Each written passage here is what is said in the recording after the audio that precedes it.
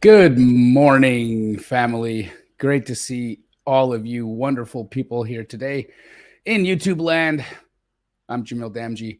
Today we're going to be doing a really long 7-hour live. Yes, I'm going to be answering any wholesale related questions, real estate related questions, tax related questions if I can answer them with what I'm doing to help myself out in my tax implications. Like we can talk about uh, wholesale deals, contracts, working with agents. If you want to talk about some direct to seller stuff, I'm absolutely happy to talk about that.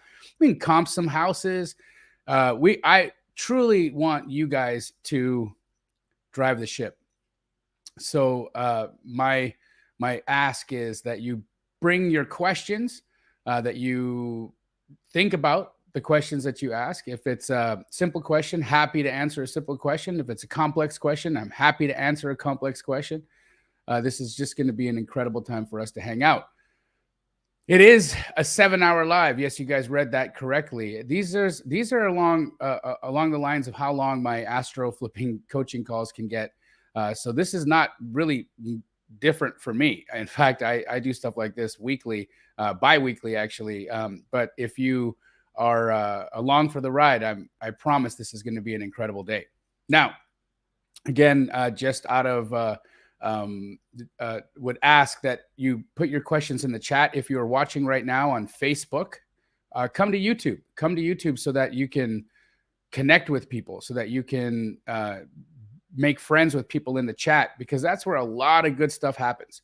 You'd be surprised at how many people will actually do a tremendous amount of business with the folks that they meet in the chat. In addition to that, guys, I'm going to be bringing some of my astro flipping community stars onto the live today.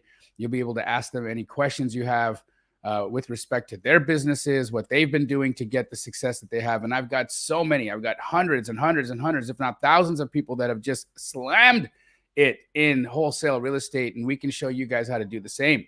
Ask any questions you like. Again, we are transparent, open book.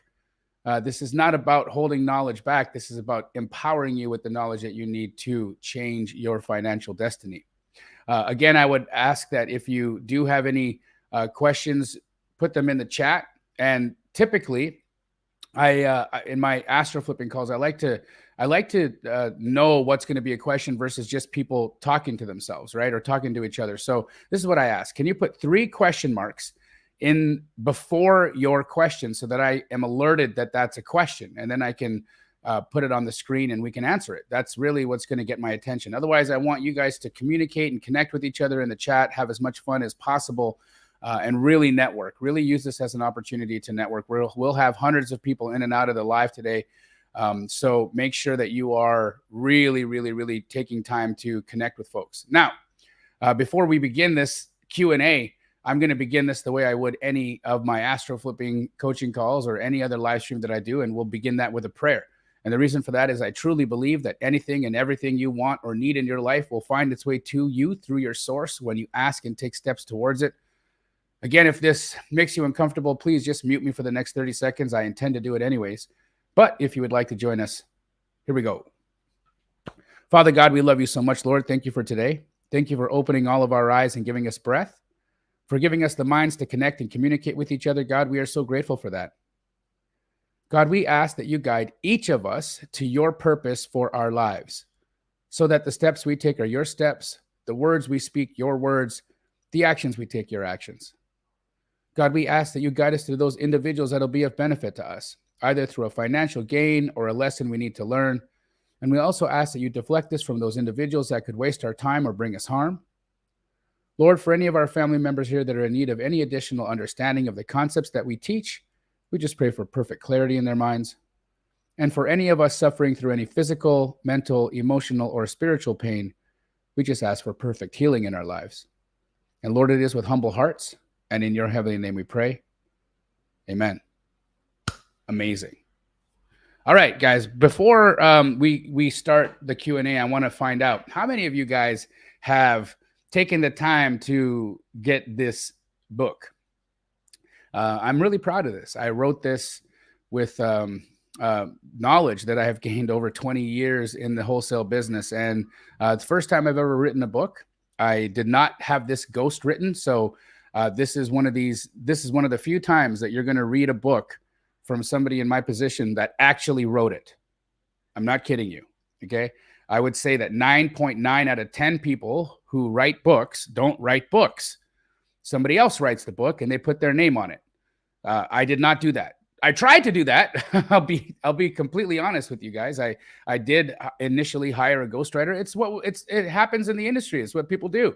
But I'm busy, right? And it sucked. It absolutely was trash. The ghostwritten book I would have not even wiped my butt with it. And I realized, and this person was very expensive, thousands and $50,000 straight up. That's what they were charging to ghostwrite a book, $50,000. And I paid it, and I didn't get a refund. I couldn't even get a refund. It was terrible, absolute BS. So I just said, you know what? I'm not going to put this out into the world. I'm going to take months off and write this book myself, which is exactly what I did.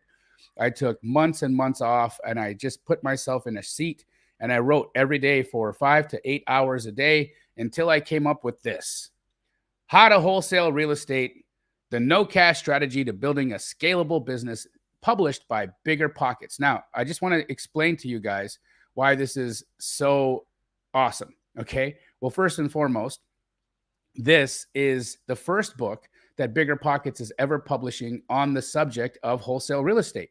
It may only be the last one they ever do, unless I write another book.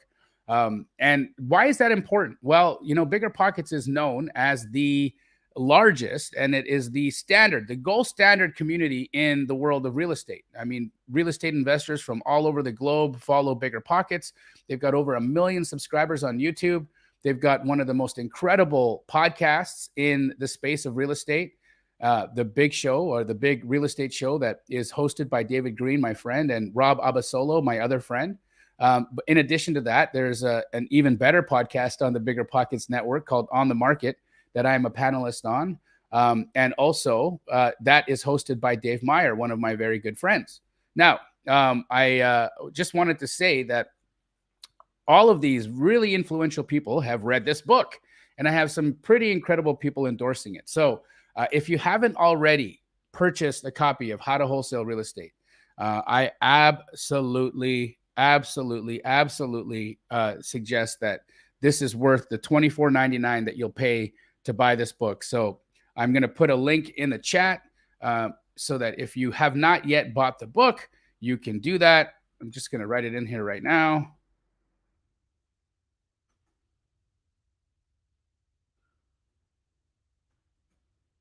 Just so you guys understand, this is what I'm celebrating today. This is the reason why we are on this live, is because I'm celebrating the release of this book. So again, it would mean the world to me if you picked it up. Show BiggerPockets why they made the right decision in hiring me to write the wholesale book for BiggerPockets. Now, in addition to that, guys, if any of you are wholesaling, I want you to understand that I have also been named the subject matter expert for wholesale by BiggerPockets.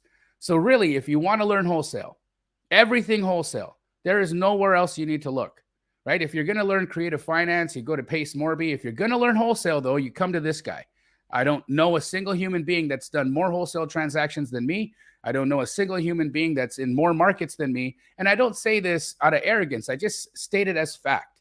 When it comes to wholesale, I have perfected the art, and I'm happy to teach it to you guys, and you will gain the knowledge that you want in the pages of this book that have taken me over 20 years to compile. Think about that, right? This is why books are so special, because you can take my 20 plus years of real estate knowledge and you can read them in a matter of hours in this book. Think of that. You can take all my experience, you can take all of my knowledge, you can take all my ups and all my downs, and you can make them yours, right? Learn from me, learn from my best practices, avoid my pitfalls and mistakes. Why make the same mistakes twice? Why not learn from people who have already walked the path that you're on and learn from them? So again, I just highly recommend you purchase this book. It's worth it. It's one of the most inexpensive investments that you can make in your business, in your mind, is your knowledge. All right. Now, again, I want you guys to be asking questions in the chat. 3 question marks will get my attention to let me know this is a question you want me to answer. and I'm happy to do so. So if you guys want to ask wholesale questions, happy to talk about it. You want to talk contracts, happy to talk about it. You want to comp, happy to comp for you. I will be using Privy as my comping tool during this live stream. So if you don't already have Privy, I absolutely suggest you guys look into this tool. And I'll just put a web address in the chat for you as well.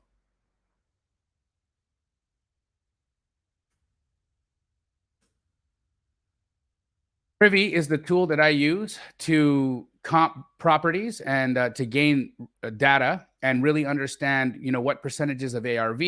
There's so much information that you can gain from Privy. And if you don't already have it, just go to www.runprivy.com and use code Jamil. Actually, is it? I don't think it's code Jamil. I think it's DAMG5. Use code DAMG5.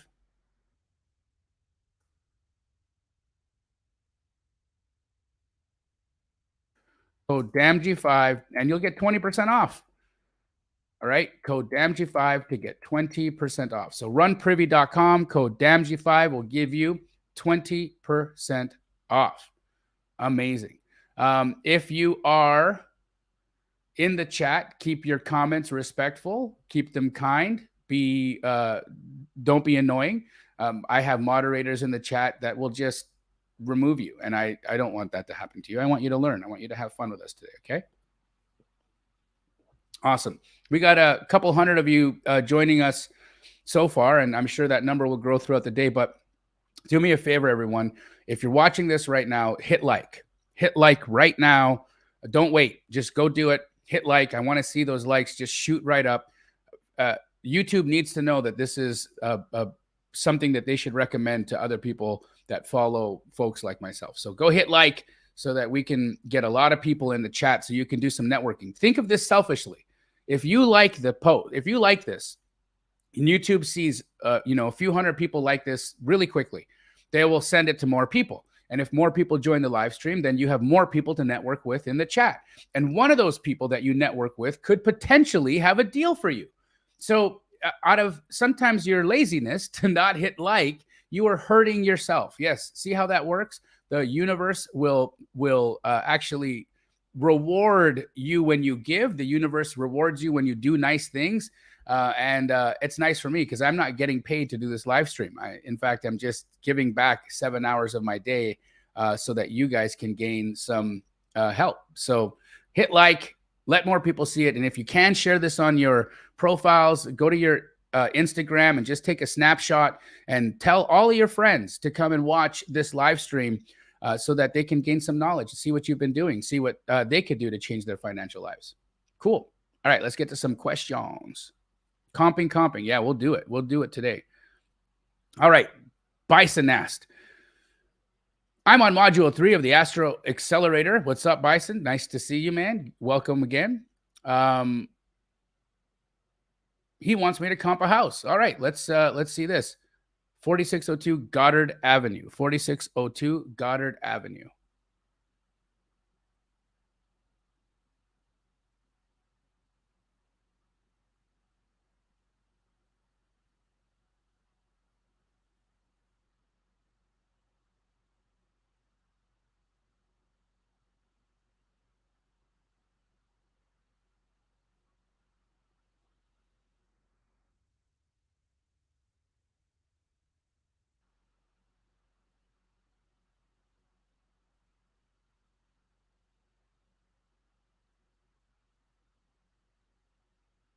All right, just going to Privy to pull this up.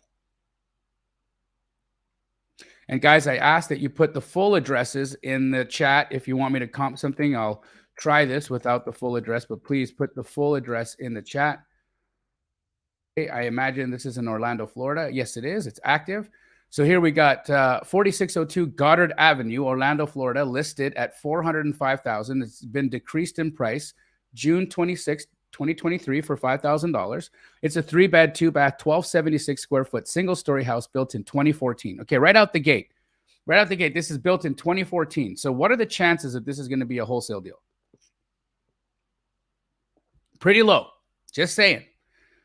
Just saying, because it's brand new.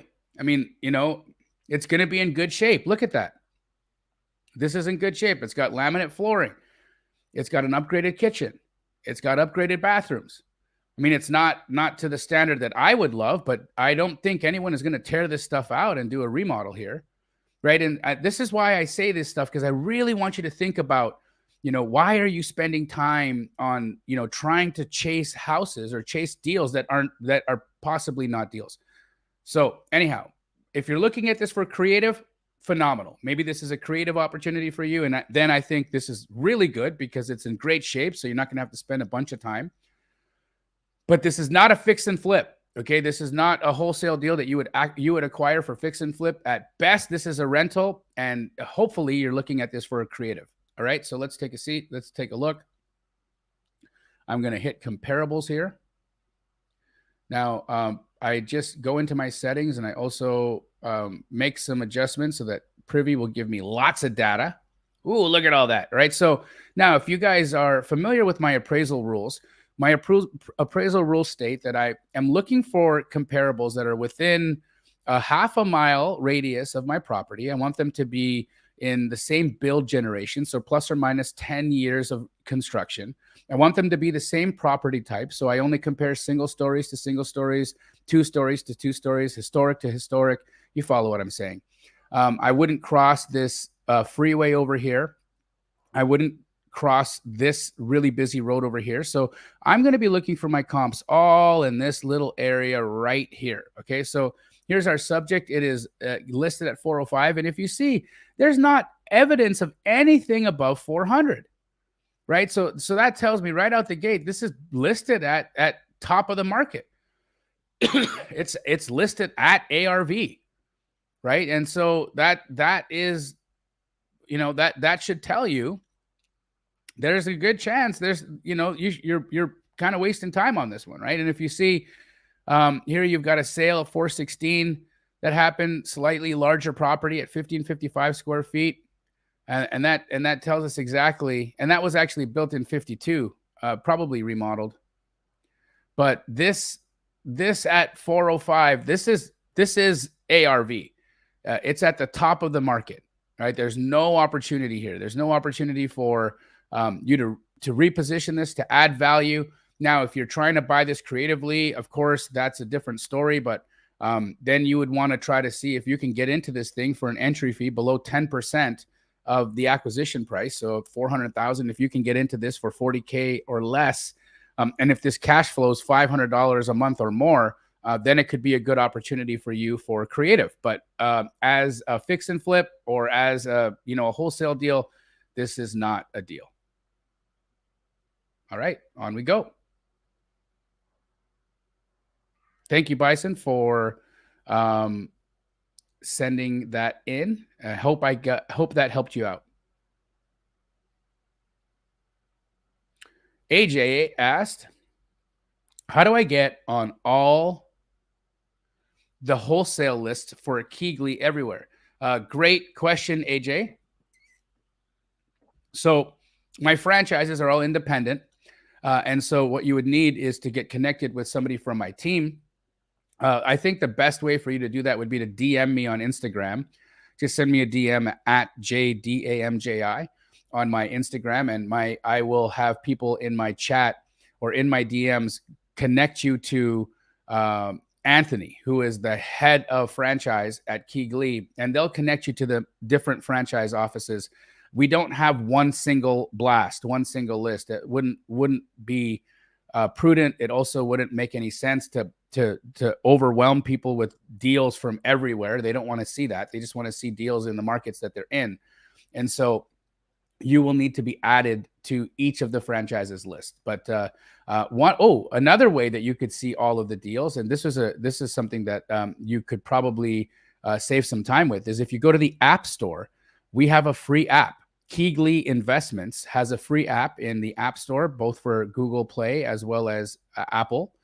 And you can download that app. And my app has all of our deals, franchises included, on it. So, AJ, that would be a great place for you to see our deals.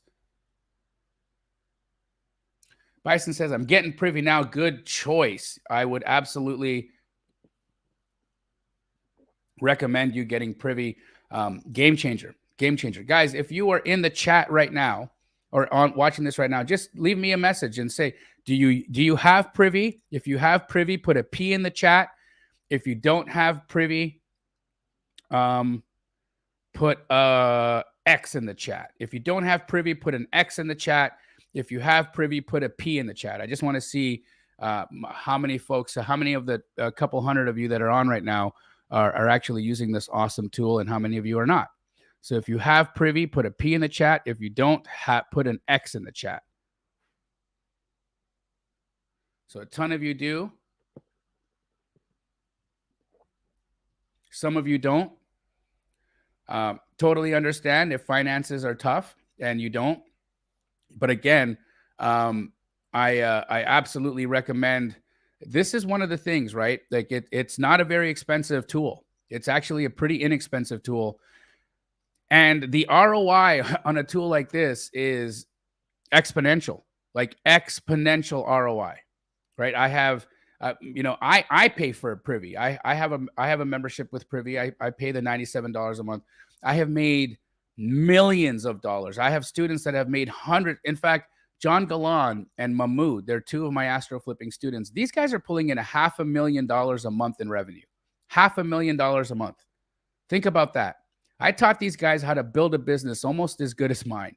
Almost as good as mine. $500,000 a month. And you want to know what tool they use?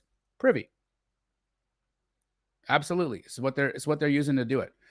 So I highly recommend it. There's only a few of you guys right now that are not using it, but I very, very much recommend that all the people who wrote X in there, I think you're making an error. You really are. You should check it out. And I'm going to be continuing to use it throughout the day so you can see. Actually, I want to show you guys a pretty neat thing, right? So let's just go to Phoenix, Arizona. I want to show you how cool, because if you guys are aware that Phoenix, if you're aware right now, we are in not a national housing market. We are in a regional housing market. What does that mean?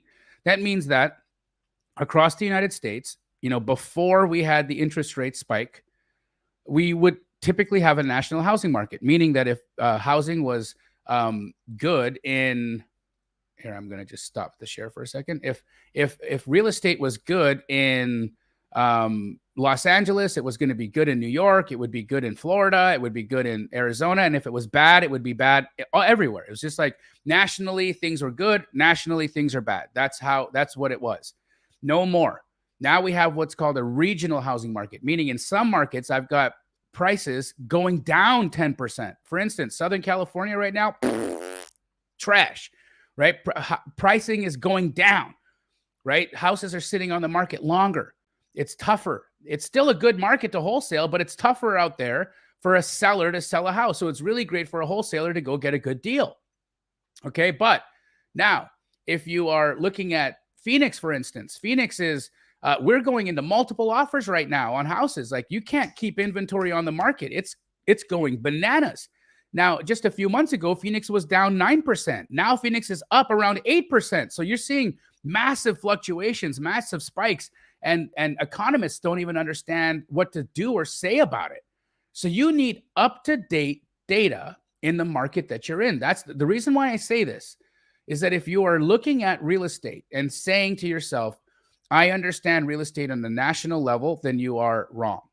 You have to understand it in your market. You have to understand the activity happening where you are investing, where you are doing outreach, where you are spending time, where you are spending money. So because I spend my time and my money in Phoenix, Arizona, I'm going to show you some pretty cool things that I've seen in Phoenix, Arizona, right? What we've been able to do. So, hey, Daisy, congratulations. Good for you. You have Privy. Okay, so let's just go and I'll show you guys something.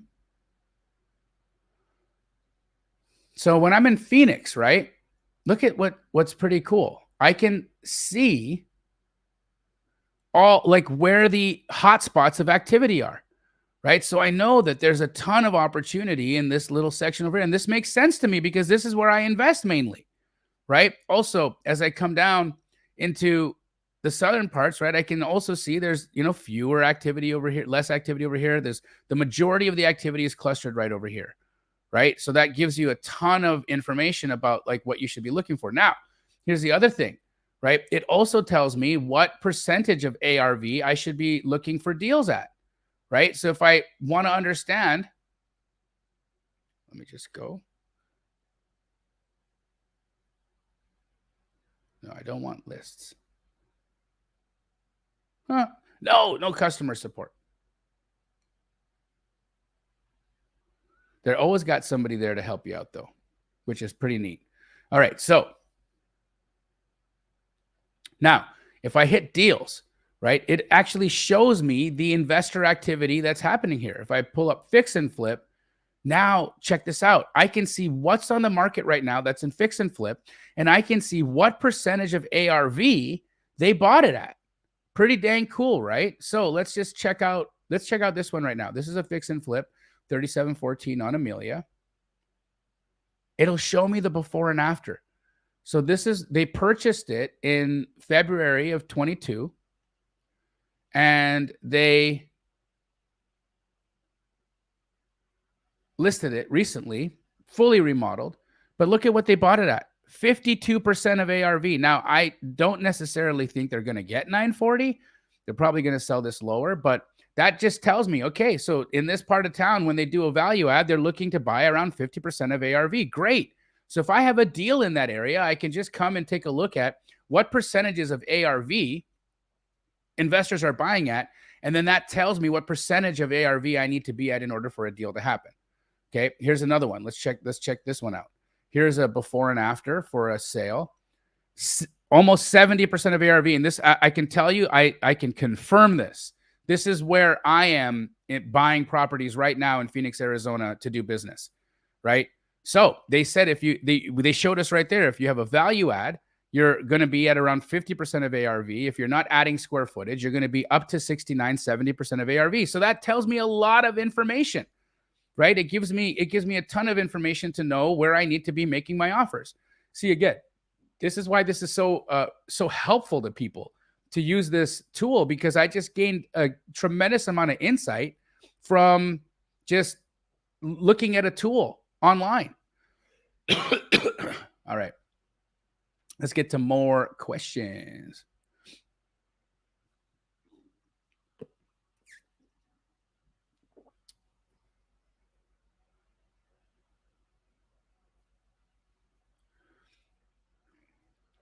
And actually feel free to put your question in a couple of times, guys. If I don't get to it right away, I won't consider it spamming. I really want to be able to not miss your question. So feel free to ask your question a couple of times.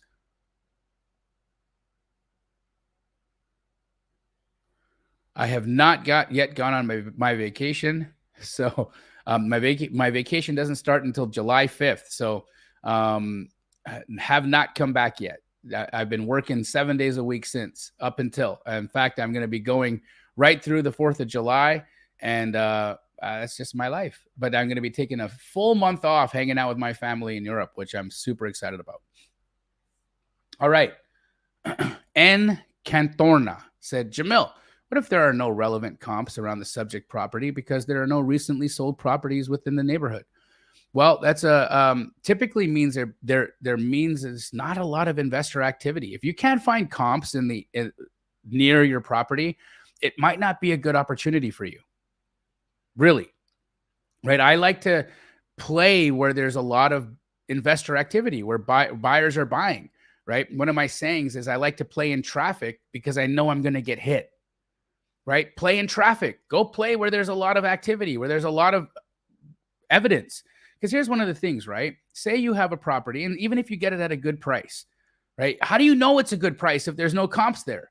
And how will your buyers know that it's a good price if there's no comps there? See, it makes the deal much more difficult to sell because there's no evidence to prove value.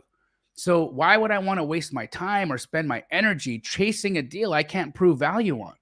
So this is the reason why I just say if you can't find relevant comps in the area surrounding where your subject property is, that might be a good indication that you shouldn't be doing that deal. They should be, continuing to look for other opportunities. So that's how I would answer that. Now, if you have a property and you want me to take a look at it, I'm happy to pull it up and give you my advice. So just put an address in the chat and we can get into that. But That's my my opinion right out the gate.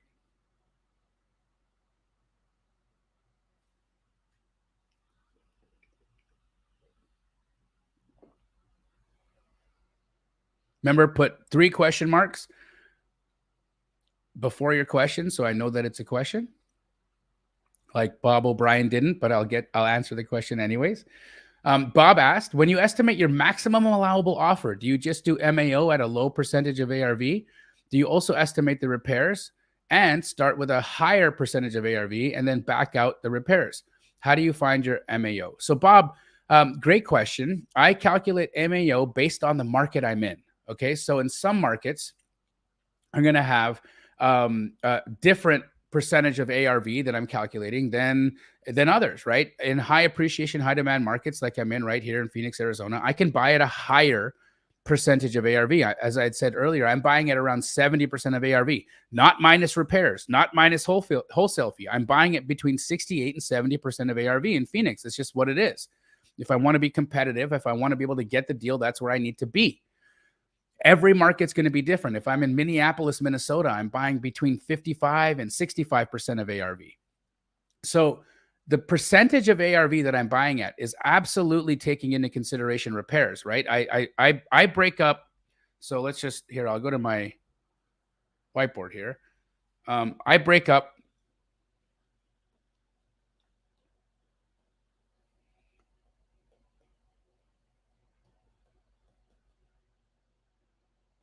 into 2 places, right? One is cosmetic, full gut. Okay. Now, let's just use Phoenix, for example. In Phoenix, for cosmetic remodels, I'm buying at 70% of ARV. For full guts, I'm buying at 50% of ARV. Typically, the difference between cosmetic and full gut is about 20%. That's the delta.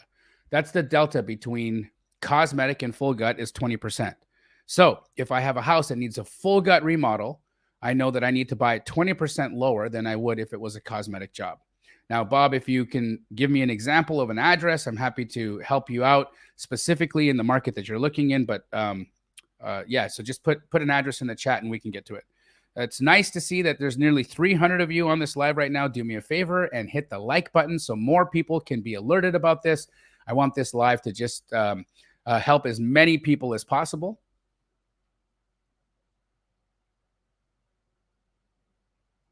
Mona Hale said, if I purchase Privy on a monthly basis for now because I'm on a budget, can I switch to annual and get the prorated for what I've already paid later? So you won't get refunded back, Mona, for what you've paid.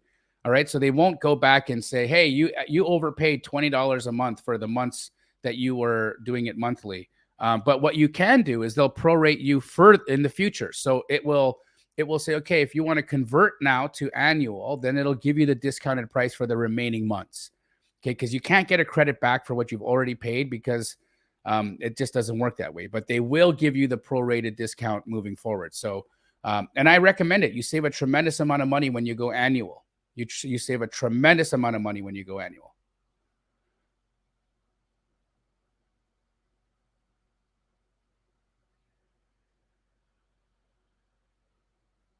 Three weeks into your journey, absolutely. And hey, I just want you to know, I wasn't trying to give you any grief about that deal. I just want the reason I talk through it, right? Why I say what I'm thinking when I'm looking at a house is so that you can think about stuff like that. I want you to think how I think. When you look at a house, what would Jamil think about this house immediately? It helps you if you can put yourself in the mind of somebody who's seen and done thousands of deals, then it'll help you understand, where should I be putting my focus? What kind of deal should I actually potentially get versus leave behind, right? So that's the only reason why I was saying what I was saying. Not at all to give you a hard time, Bison. I absolutely appreciate you and love you so much. And I really appreciate you giving us a house to take a look at. But I want you to understand what I'm thinking when I see a deal like that. What's up, Marcelo? Love you, bro. Thank you, Sal. Again, if you don't have a copy of this, How to Wholesale Real Estate. It's my Bigger Pockets book. You can find it at biggerpockets.com/wholesale book. And you can use code Jamil. I believe it'll still work today for 10% off. But yes, my book just formally launched yesterday. I'm really proud of this. It's pretty neat. And it's got everything I've learned in 20 years in wholesale, all in 200 pages. So imagine that, my 20 years of life in 200 pages. When you think about it like that, that's pretty depressing. Oh my gosh, look, my buddy is here. Hey, Mahmood. Hey, what's up, Jamil? Just wanted to hop on, show you some love, say congrats on the book, man, and just say I'm very proud. Love you, man. I've got some good old friends over here. Oh, wow. Hi, Sarah. We've got Tyler over here. Tyler, we got Sean. What up, We got man? Oh man, look at this. Yo, you got a Astro house going over there. Jamil. Yep, yep. How you doing, fam? Good. On the Astro Blaster. Yeah, so Amazing. we're in Tampa doing like a little Astro kind of Tampa Astro group retreat session over here, 4 days. So yeah, man, whole gang's here. Where are you guys staying? We're staying at Airbnb in central Tampa. So yeah. Amazing. What, Mahmood? Tell me right now what you're working on. Like, what are you guys in your? Is it because this is not just your company, Snapflip? This is other Astro members as well that I see in the that you're hanging out with. So, what are you guys focusing on right now? Focusing on basically two angles, trying to improve kind of a hive mind approach to agent negotiation. So we're taking everybody's best negotiation tactics with agents in the Tampa area and consolidating that. We're taking our market maps for the Tampa area, consolidating that together as well, and also trying to improve the way that we're doing wholesaler outreach. So we're going to go to some meetups this weekend, try to meet as many awesome Tampa people as possible. And we're really just trying to really magnify and get a wider reach out here to kind of help as many people as possible.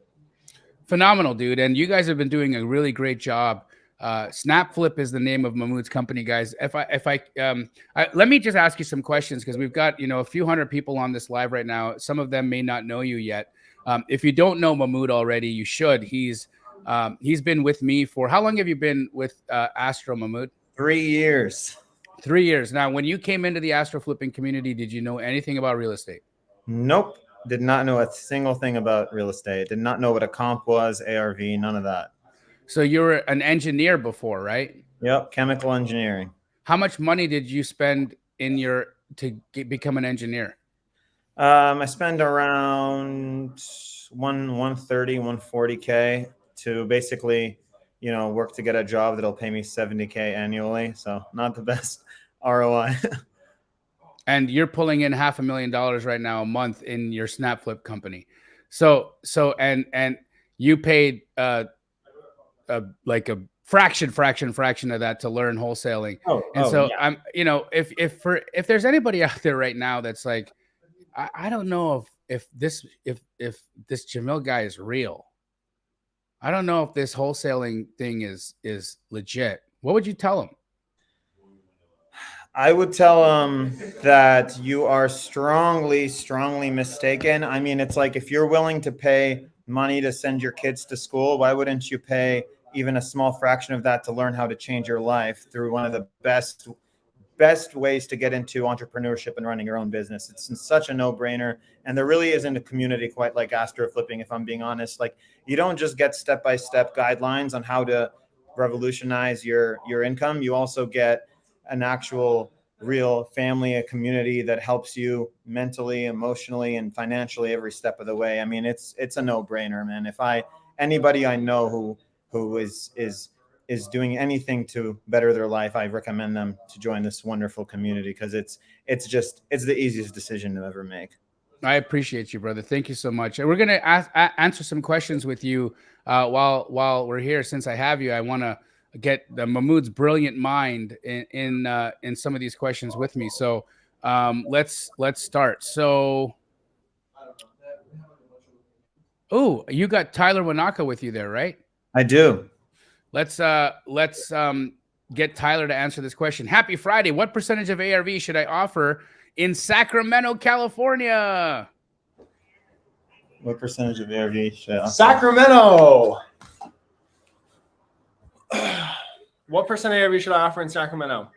You're going to be at 67 to 72% of ARV. If it's a cosmetic property, you can probably get about 70, depending on the area. If you're in like Del Paso Heights, you probably need to be at like 65%. If it's a super nice area, super nice, desirable spot, you could probably get up to 75.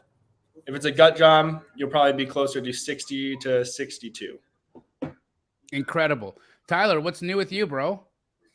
A lot, dude. Me and Jonah merged. We are now partners. So I've been dealing with that and just kind of facilitating a smooth partnership and making sure that nothing falls apart as we do it. And it's gone smooth. It's gone very smooth. We're already set up for a $66,000 a month. And we've only been partnered up together for 30 days. Amazing. What were you doing before I taught you how to wholesale? Playing video games. I love asking him that question because I remember he sent me a message once and he's like, bro, I just got to say, like, I don't know what this community did, but it changed my life because before I joined it, I was sitting in my house all day long playing video games and my parents were just like, what's this guy doing? And now all of a sudden I make like $30,000-$40,000 a month and my entire existence has changed. And this is incredible, right? Like did you go to college, Tyler? Not at all. I think that was probably a good choice. Yeah, 100%. My dad wanted me to, or he was like, go to college or get a job and start paying some bills. So then I moved with my mom because she didn't. Oh, wow. So your dad said, start paying bills. And he's like, later, Dad, I'm going to go move in with Mom. Yeah. And then she let me play video games until I figured out what I wanted to do. Eventually, she was like, all right, I think you got to start like making some money. So I figured it out. Amazing. Tyler, do we do any cold calling in the way that I teach wholesale? Say that again. Do we do any direct to seller cold calling for the most part? No. So as an Astro Flipper, do you have to worry about the do not call registry? No. Holy crap. John Galan's there too? We're all here. We got the killers. Damn, dude. Nice to see you, brother. You too, bro. How you doing? Amazing. So Zanir said, hey, what's the do not call registry and is it important to keep in mind? So Zanir, sure. If you're going to go direct to seller, meaning you're going to go get some lists and skip trace those lists and then cold call people in the middle of dinner. Yes, absolutely. You're going to need to worry about the do not call registry because if you call somebody who has put their, think of it this way, right? The kind of person who takes the time out of their day to go onto a website to put their name and phone number on a do not call registry has a lot of time on their hands. Okay. They've also got enough time on their hands that when you violate that, okay, they feel so strongly about their phone ringing from people who are not their family and friends. They feel so strongly about it that they're preemptively setting up a trap for you. So if you call them, they're like, got him. There are people who religiously do that to try to make a living just so they can make money off of the people that they try to sue. They do make a living off it. Typically what happens is they've got these attorneys on retainer and they'll pay their attorney $100 to send out a demand letter, right? So what happens is you get sent a demand letter saying, hey, you're going to be sued for violating the do not call registry. And then they say that you being sued can cost you tens of thousands of dollars, also thousands in legal. We will settle this for $3,000. And I always advise people, if that letter comes into and finds its way to you, pay the $3,000 because it's going to cost you way more money. You did? Yep. That's what you do. It's extortion. And you're going to have to pay. You got to pay the mafia when that happens. Legit. Right. So what happened to you, Tyler? How did you get sued? Let's talk about it. Well, you remember when I tried doing too many things and I tried the whole direct to seller thing. Yep. It was then. I didn't even know there was a DNC list. First of all, I learned about that very quick. And yeah, so I ran across one of those guys and he he put me on blast, and so I had to pay it off because I was like, I think I was like 20 or 19. I didn't want to go to court. No, so I had no I remember this now that you talk about it, but it escapes me because I forgot about it, right? So walk me through that. So what happened? You bought a list, right? I bought a list. Yep. And you skip traced it. Mm-hmm. And so that list didn't have the do not call list scrubbed on it. So it included everybody's phone numbers. Right. Okay, then what happened? I didn't scrub it at all. So I just text blasted. I either text blasted or I was cold calling. I don't even remember. And I just remember the guy was like acting like he was interested in selling, and he led me on. And then right as soon as he could, he put me in a spot where he was calling me out saying I did, illegal stuff, and I was calling the DNC list and all this stuff. And then I looked him up. He was like, "Look me up, blah blah blah," because I guess this is one of these guys that just does it for a living. Yep. I saw all these open cases. I'm like, "Oh shoot!" and then he essentially told me I could either pay it off for $3,500 or I'm going to court. And I was like, "All right, here's the money." Insane, right? Mm-hmm. Like how flippin' crummy is that? That's what that person's job is. That's that person's job. So Zanir, yes, you should keep it in mind. You should think about it. In fact, this is the reason why, one of the reasons why I think agent outreach will absolutely crush direct to seller day after day after day, because you build relationships with people. There is not a single real estate agent that's on the DNC, on the do not call list. You know why? Because they're in business to be called. Their job is for you to call them. So you don't have to worry about any DNC. You don't have to worry about getting sued. You don't have to worry about anything. And in fact, when you do a deal with an agent and it goes well, guess what? You get to do another one and another one and another one. Tyler, have you done multiple deals with single agents before? Yeah, 100%. What's the max that you've been able to do with one agent? Well, I didn't do a whole lot of agent outreach before I merged with Jonah. So the max I did with a single agent was 3. But most of them were micro flip deals.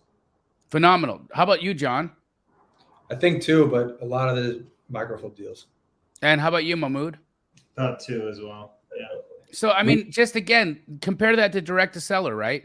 I've never done multiple deals with one homeowner before, ever. And today, just as of today, I just completed my 390th deal with Monique Walker. Holy Wow. Oh my goodness. You can have a party. One agent. Wow. One agent. I'm 10 deals away from 400 deals with one lady. You got to have a party. Yeah. You guys should But you know what? Like, with the way we work together is so efficient. Like, we were laughing the other day, right? Because Monique and I will text every day, and yet she never says good morning. Ever. It's just address. I respond with a price. Address, price. Address, price. Like, it's no nonsense. All we do is just talk money. I love it. So if I said to Monique, "Hey, you want to have a party?" You want to know what she'd say? No. I don't got time for parties, Jay. Just addresses. Just addresses. You've done more deals with one agent than some people have done in like 8 years of in their entire careers. I know. It's insane. Look, there's a bunch of people in here who don't use Privy. What do you guys think of that? I think that's they probably don't know what it is if they don't use it. You can't know about Privy and not use Privy. It's just not how that's not how it works. Do you think that it's that Privy is one of those softwares that is like necessary for a real estate investor? Well, yeah, if you want to do deals, it's like using the internet, but like not using Google. It's like, what are you doing? You know, are you using Bing? Like anything other than Privy is like using Bing. Oh my God, dude, that's so good. So Corey Carbo, why are you using Bing? No, what's another search engine? DuckDuckGo, Yahoo. Noel Challenger, are you a Yahoo? I'm just playing. Farheen, why aren't you privy to Privy? Okay, I'm just being dumb. Let's keep it going. what's the name of my app? Yes, it's Keegley Investments. It's on the App Store, so go and check it out. Tim Keegan says, Privy is great and keeps getting better. I would absolutely agree with that. Absolutely agree with that. Well, you can do anything on it too. Like you can comp all your deals, you can source all your properties, you can do all your market research, you can find all your buyers. There's not really anything that you can't do on Privy. Can you find a girlfriend on Privy? An agent. An agent, yeah. If you're good at spinning game at agents, I think you're good. Yeah. You could also find buyers. Like if you like them rich, you could go. Yeah. You can find the sugar mama or sugar daddy. So Mr. Rick said, I have Privy, have 2 buyer's agents and 3 seller's agents, looked at 3 properties. Do I now send the information I have about these 3 properties to the buyer agent with no assurance? Sounds like you're mixing up a few things here. Okay. So first and foremost, I don't believe in using buyer's agents. Do you guys use a buyer's agent? No. What's a buyer's agent? Right. Okay. So why do I say not to use a buyer's agent? You don't use a buyer's agent because they insert friction into your deal. Okay. Always go directly to the listing agent when you're doing an on-market deal or working with a real estate agent. Always work with the listing agent. Don't work with buyer's agents. You're just adding more fluff. You're adding more people into the mix, and it's not helpful. Okay. So now, do I send information I have about these properties to buyer agents? No. You go directly to the listing agent and you work with the listing agent. That's how you do that. Don't put a buyer's agent into your deal. In fact, what's one of the benefits, guys? I'm going to go down the 3 of you. What's one of the benefits for working directly with a listing agent? Tyler. The listing agent's more incentivized to work with you because they're going to make more money. Phenomenal. Double the commission. They're going to make double the commission. John, what's another reason why you want to work with the listing agent? They're talking directly to the seller. So anything you revert back to them, it's not a game of telephone. Nothing gets miscommunicated, and they know exactly what the seller wants. And you just limit the amount of communication between you and the person making the decisions on the house. 100%. Mahmoud, what's another reason? If you're on the wire for like splits and profits and stuff, you don't have to have 2 payment structure discussions with 2 different people. You can kind of keep it simplicity. So you can keep it really simple if you're just going directly to the listing agent. I love it. And here's another thing, guys. Listing agents are listing agents, meaning that they talk to more sellers. They put more deals on the market. And if you're dealing with listing agents, people who specialize in that, buyer's agents specialize in driving Miss Daisy. Listing agents specialize in putting properties on the MLS. I want to make relationships with listing agents, not so many buyer's agents. Get it? And I think that's one of the key ones for me because look, there's a line that agents draw. And I'll tell you, like brand new agents, why do you think brand new agents come out the gate acting as buyer agents? Because they have no clients, they have no leads, they have no sellers, they don't have anything. So they got to spend all day in an open house collecting buyers so that they can drive them around all weekend long, buy them lunch, and do all the things so that they can maybe make a commission. They work dang hard to just get 3%, but I'll tell you what, they don't have any houses for you to buy. So make your relationships with the listing agents. I promise it'll serve you well. And they send you a lot of wholesaler deals. Absolutely. Mr. Tillman said, can you comp 719 West Temple, Houston, Texas? Let's comp this one together, guys, and you guys can tell me what you guys think of it. 719 West Temple, Houston, Texas. Here, I'll pull it up. Can you see my screen? No. Not yet.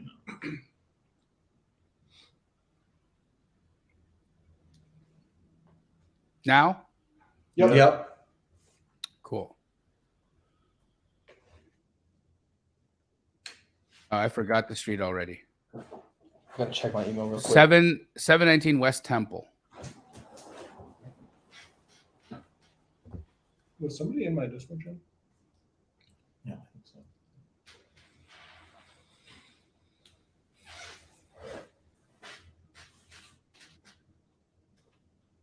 I don't seem to find that. 719 West Temple doesn't appear to be searchable on Privy. So I'll check batch and see if that's if it's any different there. Can you see my Google sheet right now? No. You see. Just your Privy We screen. just see your Privy. Yeah.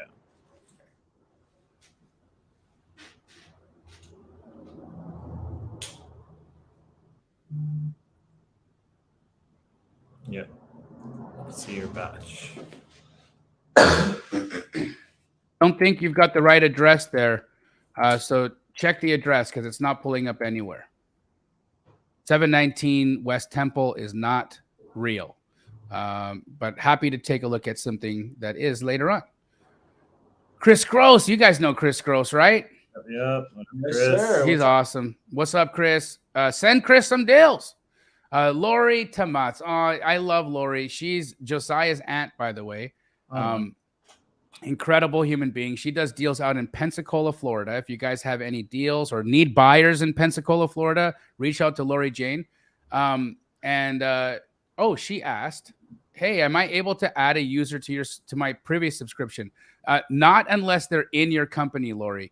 And typically, I believe Privy started to track IP addresses just to make sure that people aren't giving out their using their passwords and emails to others, and just because that's it's bad for business on their end, and that's not the appropriate way that they want it to be used. So I think if it's somebody in your team, then you can add them as a user. If it's somebody not on your team, then I don't believe you can. And maybe I can ask Emily if she knows any more about that. Emily, look at you're on the internet right now. Hi. Hey guys, what's up? I was waiting for Emily to pick her nose, but she didn't put her finger in her nose the entire time. I was just waiting here. I was just like, when I can catch her, I was going to put her on the stream. Look how red she is, guys. I did that before I got on. Okay. No. Can you add users to your Privy subscription? No. Sorry. Okay. Andy asked, on Privy, is there a way to find out how much closing help was needed to get a house closed? Is there a way to tell how long a house was on the market before it sold? Well, you can see days on market. I don't think necessarily it'll show you how much help was needed in getting the deal sold or to get the deal done. But Andy, I can tell you this. Every deal requires some finesse, requires somebody to get involved in the transaction process, because look, buyers, even though they put non-refundable earnest money down, even though that happens, what buyers will neglect to do sometimes is remember to get their loan in place, or remember that they're even closing on a property. Buyers just space out because they're in the middle of their business. They're in the middle of their lives. And so you need somebody who's checking in on a deal, talking to title, talking to your buyers, making sure that the hard money loan is in place, making sure that that they're ready to close on the appropriate day, that they've scheduled signing. Right? That the sellers have scheduled signing. Like, all these are so important to think about. I'm going to ask you, Tyler Mahmood, what are some things that have popped up in the middle of a closing that have like derailed or caused you to extend your deal or extend closing, or made it hard to close on time? Incorrect foreclosure. This is okay, what happened there? Things in the neck of a deal. We were a week from closing, and then we found out that the property was foreclosed on in 2008, and the attorney that recorded the foreclosure put the wrong parcel number on the deed. So instead of it being like 01, it was 10. So the seller didn't actually have a deed to sell, so they couldn't actually sell the property. And it was a week before closing, and the way to fix that was really we had to find the old seller and file a corrective deed and an affidavit, but the seller didn't want to do that. They wanted to do a quiet title suit at their title company, and their title company would have been the only title company in Florida that would be able to insure title. So every single transaction after that would have had to been at that title company, and it would have just kept passing the problem down the line. So the only way to solve that was the affidavit. They didn't want to do that. They were forcing me to either cancel or go through that. And thank God my title company was giving me my rights and telling me what I had to do and speaking to their attorney. So I had to hire an attorney, which cost me like $1,200 to find the old seller and then mail him an affidavit and a corrective deed. And if it comes to it, we would have had to pay him. But luckily, I just kept the good energy and said it's going to happen smoothly. The guy's name was like John Smith. It was like something like so basic. And they were like, you're never going to find him. I'm like, yes, you are. Yes, we are. Found him a week later, and the guy just signed the corrective deed, sent it over. We made about $28,000 on it, and then I paid the attorney $1,200. Pretty good ROI there. But now we're in a double probate situation. This is one of the deals I'm doing with Brad Holkman. I locked it up in December, beginning of December. We assigned it 2 days after. Originally, we were supposed to close it in like February. Probate cleared. We were about. Is this the one that Dolmar's buying? Yeah. Okay. So it's yeah. So it cleared, right? Probate was good. We're about a week away. Then that beneficiary died, and they did and then the way they the quit claim deed, they did it incorrectly. So now we had to go through a second probate, and we're finally closing that deal July 6th. That was like a 7-month escrow. So guys, just so you know, like you do have to work even though you got a deal under contract and even though you sold it, you got to stay in the deal. You got to check in with title. You got to check in with your buyers. You got to check in. Just like Emily just checked out, you need to check in because these things they're important for you to make sure you stay on top of, because your deal, if you're not there, like watching everything go down, you might miss something and then your deal expires or it doesn't work. And then what do you do? Yeah. Now you lose the money. Now you lose the opportunity. Right. Oh, so really important. Hire an experienced TC and you can pay them per transaction, $400 a transaction. It's so worth it. You don't have to do anything. Oh, this is a good question or a comment. I'd like to help her out. Pamela uses Privy, but she's still being told by agents that her offers are too low. She needs help with comping. What would you guys say if she's being told that her offers are too low? Maybe she has the wrong percentage of ARV for her market. Maybe she's overestimating repair costs. Maybe she's not being competitive enough and increasing her offers. Guys, I have seen across the major markets in the United States over the last 30 days, I've had to increase my offers in every single one. Are you guys seeing the exact same thing? Yeah, and what I would say to Pamela is that's likely because you need to get better at underwriting your properties, because I mean, a lot of times submitting your offer or formulating it is kind of like throwing like a dart at a target. You might not always hit the bullseye, but you want to get close. Like if you offer just a little bit low, your offer is not gonna, you might get outbid. But if you offer too high, then you're gonna get it accepted, but you might end up canceling it. So just figure out how to like understand like the dollar per square footage of repairs in your market, understand how to do the repair costs. I think closing costs along with holding costs and stuff in a lot of markets is around 10% of the ARV. Many cases, buyers will be comfortable purchasing a house if they're making 10% of ARV. And just being able to do what I like to do is I'll do ARV minus closing costs, minus repairs, minus buyer profit. And then that gets me kind of like a decent ballpark from where I can go like 10K lower and to include my assignment fee. And then we just offer like that. Because yeah, you're right. Like if you have a tiny house that's in a great area with light work, it's going to be different, lockup price than a large house with, full gut in like a very, developing neighborhood. So, I mean, if you just focus on kind of understanding how to calculate closing costs, buyer profit, and repairs in your market, you can get a pretty accurate number. That's at least the strategy that I use. But Pamela, if you're ahead, John, stick to the flatter percent, because you're going to overthink every offer if you start factoring everything else. But as you're going through and making those offers and learning from buyers, you can start figuring out those other. It comes with experience. In the beginning, don't overthink. Just make your offers. Use a flat percentage in the beginning, and as you get more experience and talk to more people, that's when you can start really hammering down your offers. Pamela, I would also say it's a good idea for you to tell people in the chat where you're working, because I've got hundreds of Astro Flipping community members that would love to help you. So just let people know where you are. And guys, if you're in Pamela's market, jump on and help Pamela. Okay. I want everybody to help Pamela today. Help Pamela. Okay. I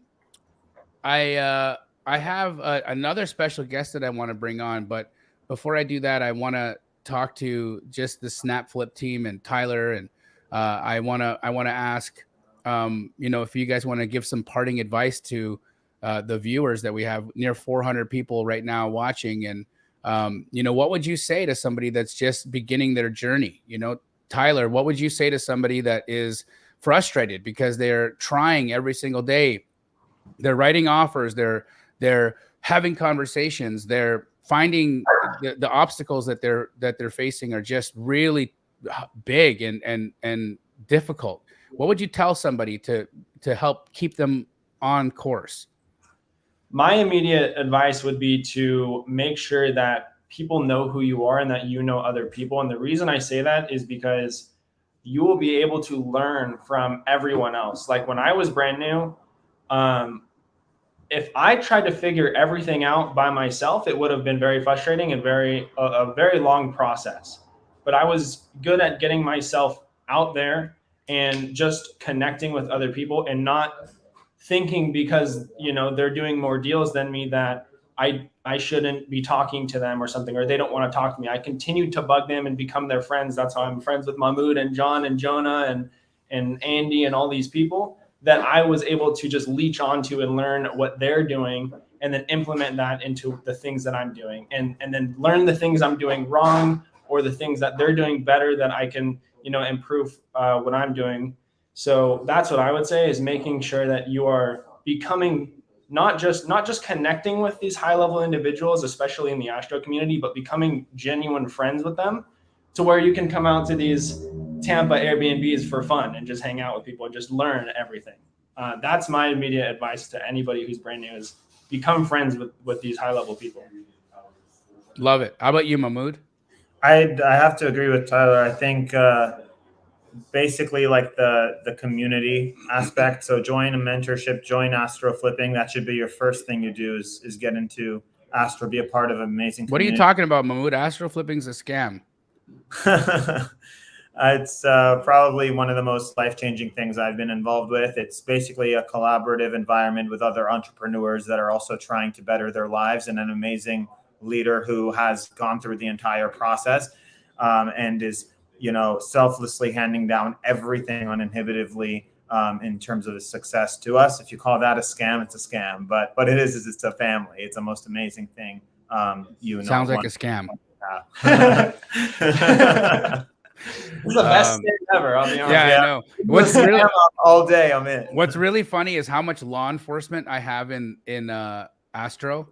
Like we've got so many. I've got Marcelo Sheriff. He's a U.S. Marshal, right? I've got Jason D'Amico, a police officer. Matthew Justice's dad is chief of police, right? I've got so much law enforcement in the Astro community as it's just as and if this was a scam, okay, if it was a scam, I would have been arrested a long time ago. I got way too many cops in there for me to be able to get away with scamming people. You know what I mean? We would not be sitting here genuinely saying what we're saying. This is not paid advertisement. This is y'all just hanging out. Real, and I was just chilling, and I'm here. You didn't plan this, so. Guys, I love you both very much. You're incredible leaders and you're doing a really good job in the community and just want to congratulate you guys on your success. Congrats, Tyler, on the $60,000+ you guys have in escrow. Tell Jonah I'm proud of him as well. Actually, what I would say is I think Jonah has been invited to community camp. You should probably try to come on as this +1. Hey, Montana. Okay. All right, guys, I love you.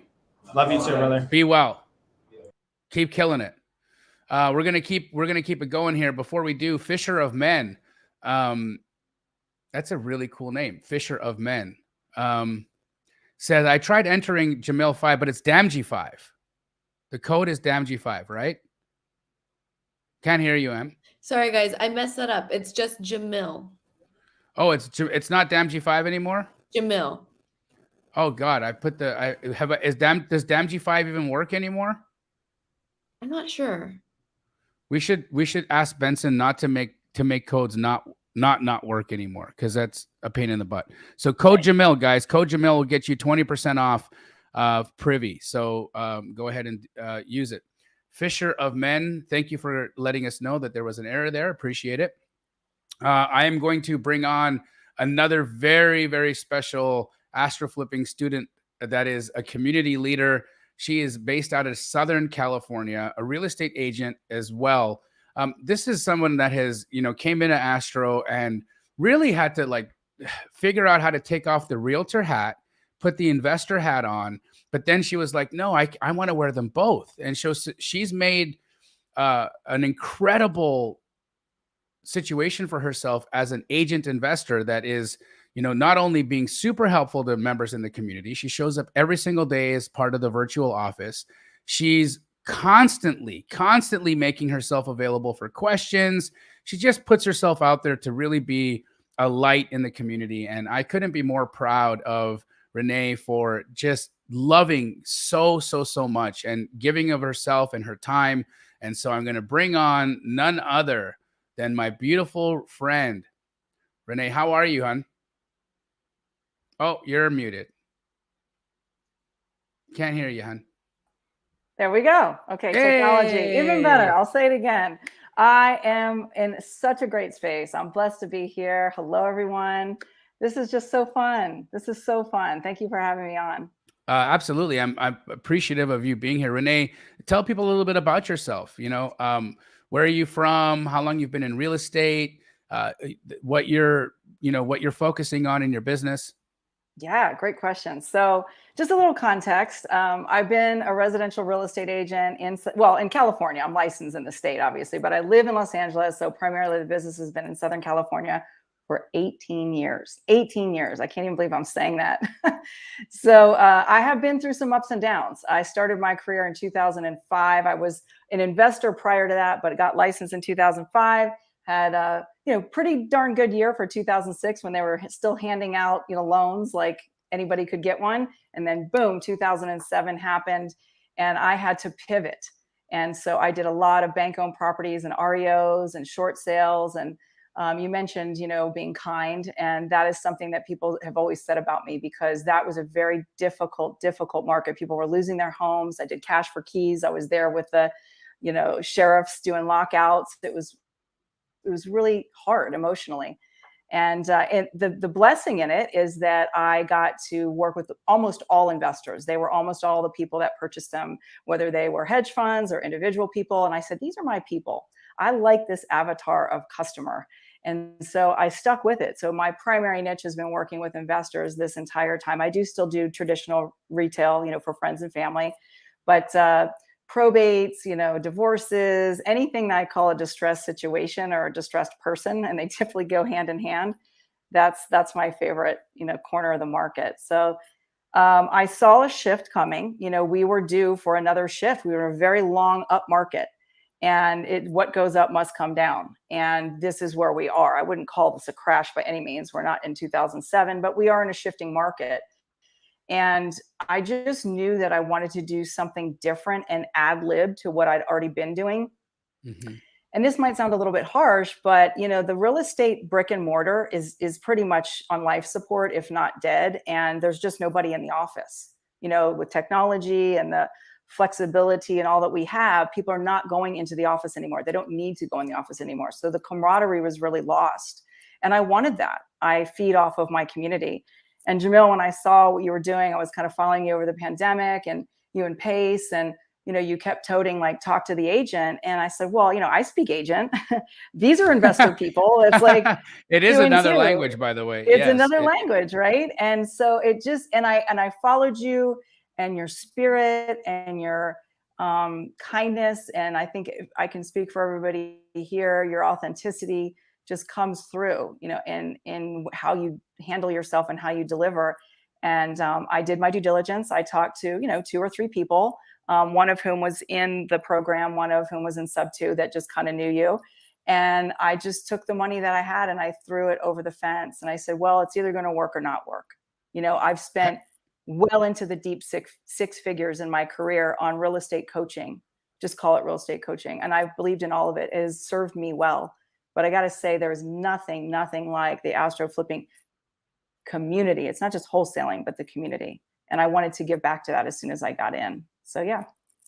Thank you, Renee. I really appreciate You're it. And you're, again, like I had said earlier, just a shining example of what it looks like to lead with integrity, lead with your heart, and be available, make yourself available for others to learn from you, to grow from you, and to take from your experience so that they can gain knowledge and insights so that their offers and their business can be more impactful. And you do that. You show up every single day.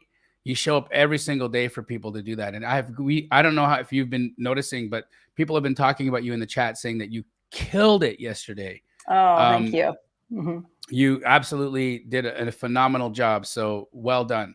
We're going to get back into the Q&A here. Mr. Rick said, what will happen if, he was talking earlier about being worried about, he has a buyer's agent and a listing agent, and buyer's agents are sending him properties. And now he wants to use the buyer's agent to potentially go make an offer to the listing agent. And I explained to Rick, I don't typically teach that. And what I show people, or what I tell people to do, is it's really advantageous to go directly to the listing agent, because they're closer to the seller. You can doubly incentivize the listing agent to help be your advocate by making double the commission.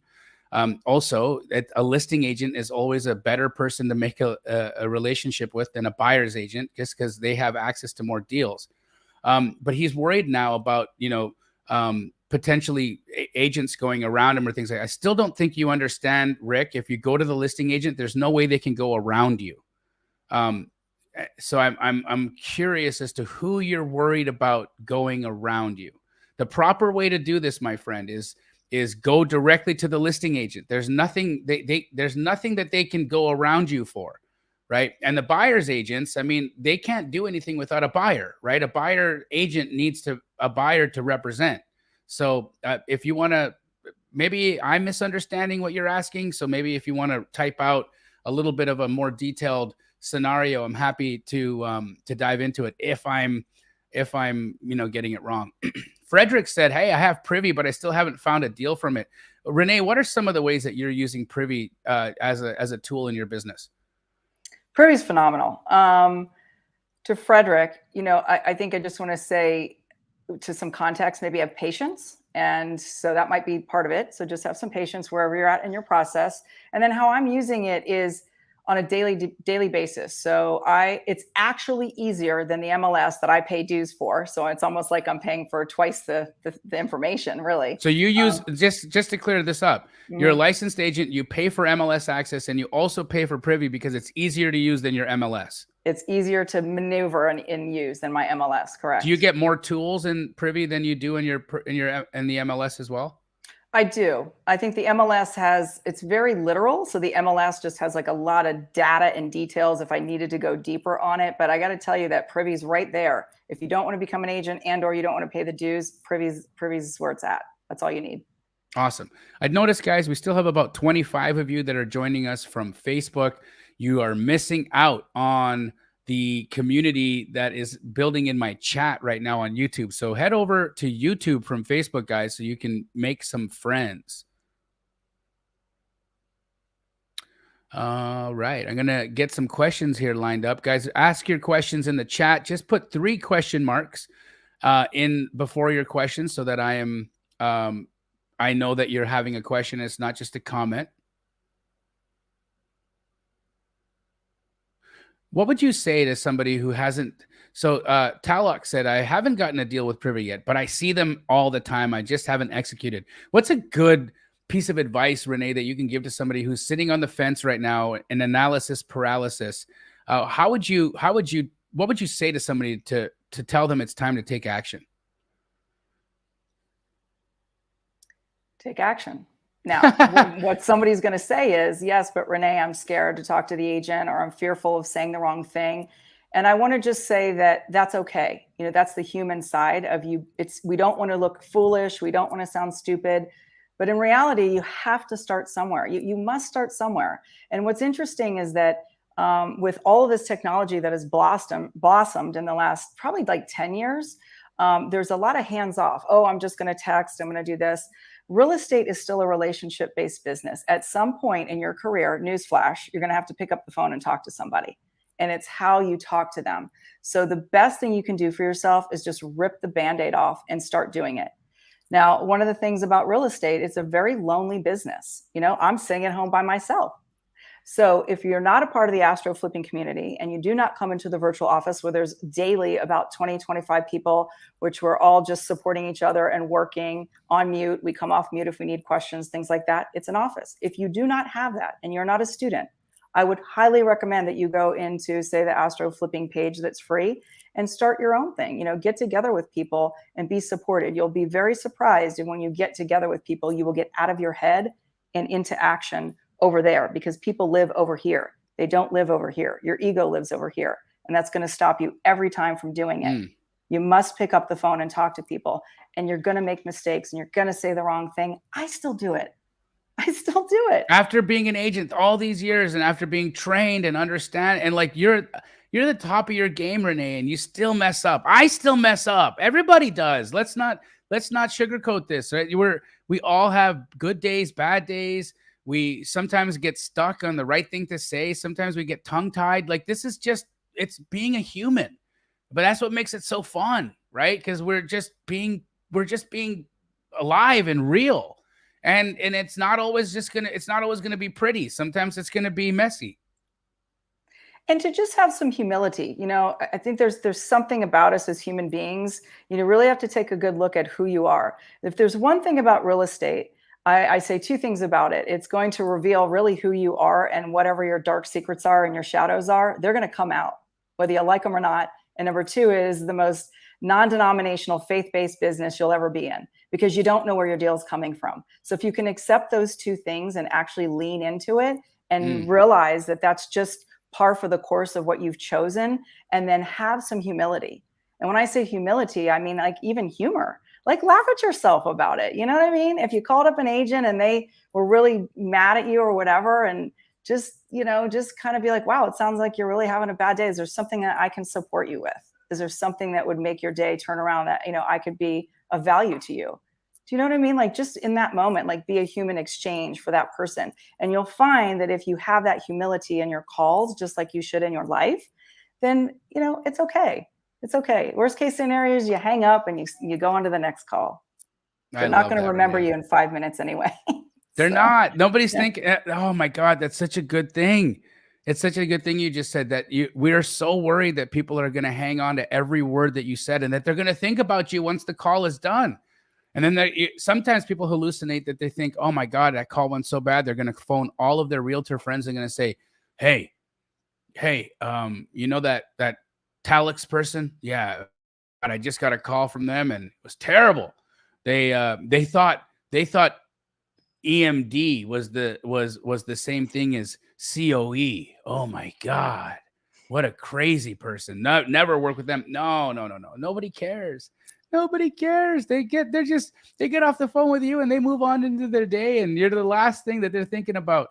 I think the reason why everyone is so fearful too is that, like, you think about yourself a lot in the day, of course, right? You're looking at yourself, thinking about yourself. And that's real. But thank you, baby. From? Oh, wonderful. Yeah. Look, I just got a coffee sent to me by Brad Holzman. Brad, thank you. Huh? Yeah, yes. Well, incredible. Thank you so much for the coffee. And my favorite kind too, a soy flat white. He knows me. How cool is that? Thank you, Brad. I'm going to be drinking this you guys are going to watch this 7-hour live. This coffee will last me the entire time. That's gross, I know, but it's what I do. So Cyrus asks, hi, Jamil. If you were a real estate broker in a new state, number one, what would you do for business given the shifting market dynamics? And two, how would you provide unique value to your clients? Thanks. Cyrus, love the questions. Number one, what would I do for business? So first and foremost, since you're a real estate broker, so that means you're a licensed agent. What I would do if I was a licensed agent in a new market, I would find out, I'd go and collect a handful of buyers, right? So I would go to the MLS and I would see what LLCs just recently listed a flip property that appear to be flips because there's no clothes in the closet. I would then, go to Privy, and I would start scraping Privy for buyers. I have so much training on how to find buyers on Privy, guys, that it's like I could find 50 buyers in 30 minutes. Okay. I would skip trace those all at opencorporates.com. So I'd get their phone numbers and I would call every one of those buyers and I'd say, hey, I'm Jamil. I noticed that you're a cash buyer in whatever market. Let's just call it San Diego. You're a fix and flipper in San Diego. And I'm a brand new agent, but I'm really hungry. So I'm out there right now looking for fixer-uppers for you. I noticed that you are buying them. Are you looking for one right now? If I sent you a good deal, would you be in the position to purchase something? And I would find out who was ready to make a deal. Okay. Then I would start calling other realtors and I would say, hey, I'm Jamil. I'm a licensed agent with Keller Williams or whatever brokerage I am. This is Jamil from Keller Williams. I have clients right now that are desperately looking for anything in original condition or with needing a tremendous amount of work that you haven't listed yet. So do you have anything I can take a look at or show my client right now that's about to be listed? And I would have 50 of those conversations in a day. Cyrus, I'm telling you, what I just taught you how to do was to line up your buyers and then start connecting with other realtors, because realtors love talking to other realtors. Absolutely. And I could bet you that by the end of the week, Cyrus, by the end of the week, I'll have found a deal and I'll have placed that deal with a buyer and I'll have made $10,000. That's how I'm so confident in my ability to make money no matter what's happening in my life, given the knowledge and skills that I have. You can take me and put me in any city. Just give me a cell phone and I'll have 10 grand in a week. In a week, without a doubt. Number two, how would I provide unique value to my clients? Renee, I'm going to pass this question on to you because you're a licensed agent and I know that you provide unique value to your clients. So what are some of the ways that you provide a unique value to them? It's a little bit of a loaded question, but I'll answer it, through my lens, right? Because I don't know if you're talking about just regular buyers or investor buyers. So let's pretend let's assume investor buyers. Okay, investor buyers. So really, all an investor buyer wants is a good deal, right? But I think you got to distinguish who is your actual buyer. So a lot of times in here we talk about wholesaling, and typically that's at a deeper discount for a fix and flip. Don't leave money on the table with a buy and hold buyer. Maybe the fix and flip buyer does want to buy and hold something for their portfolio. So you want to really, get into a conversation with them. What is important about them? Not just sitting on the sidelines about, yeah, if it makes sense, if it pencils out, I'll buy it. That's a little reactionary. Get into the depth of what is it that they're out to create. Is it just that they are a fix and flipper, or are they a little bit more breadth to what they're doing? And then to that, you want to bring them something that's actually going to make sense for that person. I know it's a popular, trend to just press a button and out goes, 5,000 emails. I'm of the school of it really matters that you're actually delivering to the person that wants the information. So make sure that you know that, right? You know what they want. I don't want things in 45 minutes away from here. I don't want things in Lancaster, Palmdale. I only want things in Santa Monica, something like that, right? Because you guys know those areas. So I'm not going to send the guy in Santa Monica the stuff in Palmdale because he doesn't want it. Right. So be clear about your list. It takes a little bit of extra time, but it's upfront, but it will serve you in the back end. And then the double side to that, I'll add this on, is Cyrus, if you are talking about say regular buyers, if any of you are agents on here, you can always provide value to those buyers by asking them, are you building out your real estate portfolio? You bought this one house from me. What are you looking to do to create wealth for yourself? And so you can make those people your buyers, if you will. They may only buy one other thing from you. They're not technically investors, but don't step over that. They may want to buy another property in the same town or down the street, or a duplex for some cash flow, something like that. So everybody is a buyer, not just an investor, wholesaler disposition. That's a little narrow thinking. I love that. And I just want to add to that, when Renee talked about really understanding, treat your buyers and treat the deals that you give them as an opportunity to curate those opportunities, right? What do I mean by curate? When she was saying, hey, don't send your buyer in Santa Monica stuff in Palmdale, right? That's curation, right? When you're putting together something that you think and it shows that you learned, that you listened, that you paid attention, right? And then you give them what they want. There's nothing better to that buyer. They feel so validated, they feel heard, and they feel like you're a part of their business. They feel like you're somebody who cares about their success. Right. And it's much the same with your significant others in life, right? If you pay attention to what they want, the things that they like, the things that they dislike, and then when it comes time for an anniversary or a birthday and you show up with something that shows that you listen to them, right? Just how much more appreciated are you? How much more is that gift appreciated, right? And I really look at submitting a deal to a buyer as a gift, because look, I give a deal to a buyer and that buyer goes and knocks it out of the park and makes $100,000. If somebody gave you $100,000 gift, right? If somebody gave you an opportunity to make $100,000, Renee, would you consider that a gift? Absolutely. So I think every time that we deliver opportunities to our buyers, we're presenting them with gifts. So it's really important to think about what they like. Just my thoughts. On we go. Eric Lynch said, as a new micro flipper, he's training in the Astro community. How you doing, Eric? Nice to see you. What do you recommend I practice in preparation for getting in contact with some AC and dispo wholesalers? Great question. So Renee, I know that you have worked with some wholesalers, and what are some of the things that you prepare for in talking with wholesalers? I like to do a little bit of preliminary homework. Don't go down a rabbit hole on this, but see what it is that, if you can, see what other deals that they've purchased. A lot of times in Facebook groups and things like that, they might say, oh, I like to buy here, or I just did a deal there. So get a little bit, like it's almost to the last, comment that we had. Get a little bit of background, a little bit of an idea who this person is, and come at it more from a relationship. You want to create a relationship. A lot of this, probably like life, but a lot of this business is kind of like dating. I think we just the perceived intention is like, we're going to come at somebody and just give them, a gift. And that means we're like, give them the ring. We want to marry this person. Why don't you just start a conversation? It's like, hey, I saw that you were interested in this. I want to partner, with you, or bring you some properties that I get. Tell me more of where you're buying. Tell me more. Are you on the acquisition side or the disposition side? And just start a conversation. I don't know if that really answered the question, but I'm just really into, asking people questions so they can answer me rather than me giving people advice on what to do. Love that, Renee. So to add to that, if I'm thinking about preparing to talk to an AC wholesaler, right? An AC wholesaler doesn't want to talk necessarily to another AC wholesaler. They want to talk to somebody who's a specialist in dispositions.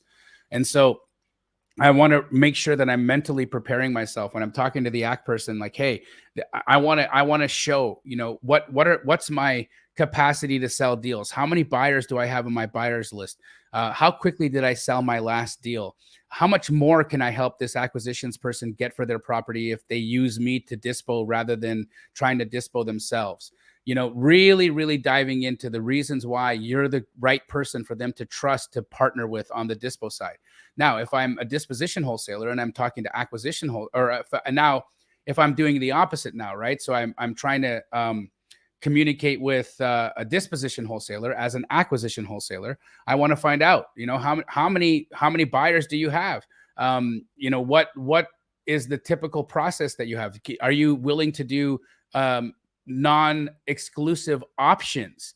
Meaning, am I able to go and try to sell my deal in addition to you trying to sell my deal, right? Really just trying to understand the flexibility that this person is going to provide. What kind of splits are you guys working on? And so I would really dive into that. But Eric, here's the key, okay? But before any of this, understand value. Because if you're talking to AC wholesalers, 9 out of every 10 deals that you're going to look at are going to be completely wrong. Okay, like the AC wholesaler has no idea what's ARV. They're not comping correctly. They're like it's sometimes really disappointing to see just how badly some guys can get it. So really, but here's the thing: I never want you to make fun or give it, because remember, these are your friends, your brothers and sisters that are trying. Right. So just because a wholesaler has a out to lunch ARV doesn't make them a bad person. It just makes them wrong about the number. Right. And so I want to provide value. I want to help them. I want to see, where did you come from on this? Maybe I got it wrong. Maybe my comp is wrong. Maybe you saw a comp that I didn't see. Right. So I really want to understand, what processes people are using. How did they come to this conclusion of value? And then I want to offer how I can help. Right. So every AC person needs help comping, needs help with buy numbers. They want to be able to, have their process be much smoother and faster through the day. So I want to be able to say, hey, look, if you're in the middle of the day and you're looking at deals and you need help, if you send me an address, I can send you a buy number within 20 minutes, right? That's really damn good. Now, if you're an AC wholesaler and somebody sends you a buy number within 20 minutes, so now you can have that conversation with your seller and get that deal locked up fairly quickly, that's really good. So responsiveness is really important as well. So Eric, I would highly recommend you focus first on understanding value, and then what are you going to bring to the table that's going to solve a problem for somebody? Thank you for the question. Oh, here's a good question. I'm not sure what you use, Renee, but do you recommend a national or a local title company? I'm assuming that's a question to me. Yep. I've used both. I think sometimes you got to watch on the local. They can tend to be a little cautious. They are a little risk averse. They don't even necessarily understand or want to understand this side of the business. They know about it, but they don't want to deal with it. They just want easy peasy, black and white buyer seller transactions. So back to, value and asking questions. What I like about local is very often they're a little easier to get a hold of sometimes than the national title reps themselves. But both are great. I've used both, and it's just a matter of personal preference. And then really, who is that local rep? Who is the person you're actually going to talk to? It's almost a little bit less about the company and more about the person that you're choosing to actually communicate with. Totally agree. And Nathan, I have a relationship with Fidelity National Title across the United States. And if you email Title Talk, TITLE talk at FNF, that's FrankNancyFrank.com. So Title Talk at FNF.com. And Dina Jones is the person who mans that email, DENA. And just say, hey, Dina, Jamil sent me, can you introduce me to an investor-friendly title company in California or in Missouri, or where she can help you out. And so I highly recommend working with Fidelity because they can do both wholesale deals. They can help you with double escrows. That means you don't need to bring money to the table. You can use your buyer's funds to close your deal. They can do creative. They're doing subject to. They do seller finance. They can help you with all of that stuff. So I would highly recommend Fidelity Title, and you could email titletalk at fnf.com for some help. All right, we're going to keep it going here. Daryl Williams wants us to comp a deal. You want to help me comp a deal here, Renee? Let's do it. All right, so we got something in Atlanta, Georgia. Let's see what we got. 3396 Park Ave.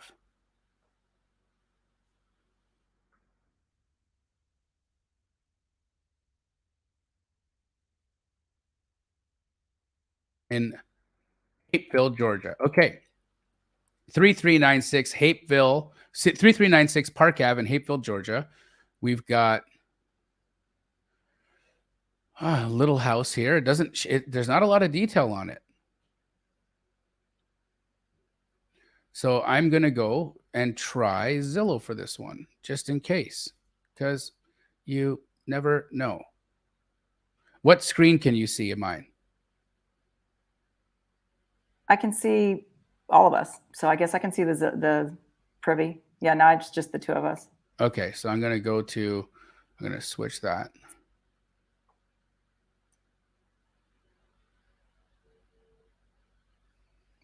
Guys, while he's doing that real quick, just make it easy on yourself. For the last question, Jamil is so generous. Just don't waste time calling 5 or 6 different, title companies and escrow and all this kind of stuff. Just go with what's being provided. Your job is to talk to people and get deals under contract. Don't worry about the vendors. So take what's being offered and just go. Go Fidelity, and you're going to get the right person. It's perfect. I appreciate that. And I think it's real. And guys, just so you know, I don't make any money referring to Fidelity Title to you. I don't get an affiliate for it. I refer them because that's who I use. That's where my relationship is. I just love them. I do a podcast with Dina Jones every week, every other Thursday, called Title Talk. But I don't have an affiliate. I don't get any money per file to help you, to show you guys to go use Fidelity. I just tell you about it because I believe in them. All right. So 3396 Park Ave, Atlanta, Georgia is a 2-bed, 1-bath. Now, right out the gate, when I look at something like this, I see, wow, this house looks as though it's been had some updates to it. They painted the outside. It's got that red door there. Oh, looking at the flooring, they've laid new flooring in here. So right out the gate, I would say this seller thinks they've got one of the most beautiful houses on the market. They think this is a remodeled property. They absolutely do. It's also been on the market for 63 days. Now it's showing under contract. Okay. So now in order for a buyer to want to buy this, you got to be selling this contract well below 180. Well below 180. A buyer is not going to look at your wholesale deal at 180, over 180, 170, even 160, even. No, it's not a big enough gap from list price, especially when something's been sitting on the market for 63 days. Now, this could be a potential owner finance because it says here owner financing available, which could change this. This could mean this doesn't need to necessarily be a fix and flip. Maybe you could look at it as a creative rental. So that's really cool to see. Now, just looking at this over here, I'm going to just change some of these parameters.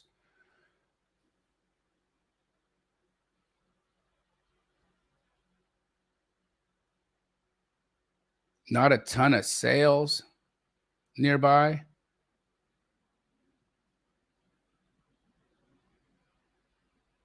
Wow, it's like right on the main road too.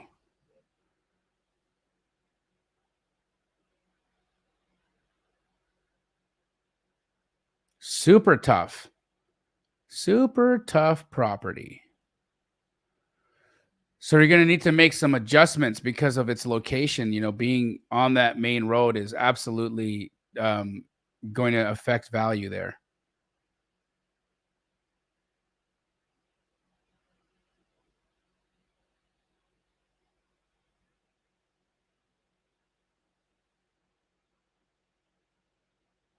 These are all multifamily nearby.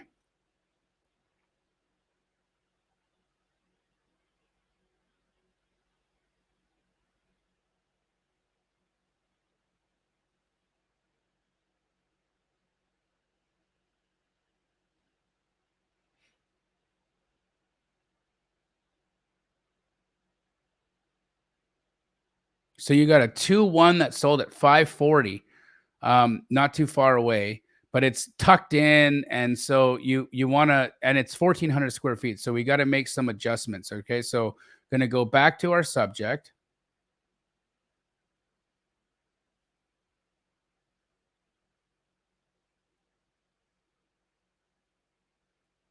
Okay, we don't know the size of our subject. It doesn't say here. Unfortunately, I don't have square footage. So let's see if I can find square footage somewhere else. So funny when real estate agents don't have all of the information on their listings. 988 square feet. Okay, and it's contingent at 180,000.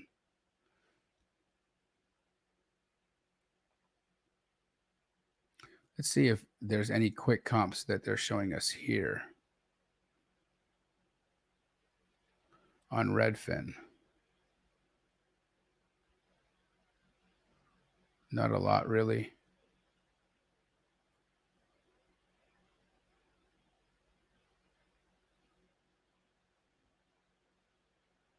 So 988 square foot. Now I can't even use that 500 comp. Just we're so far away in size.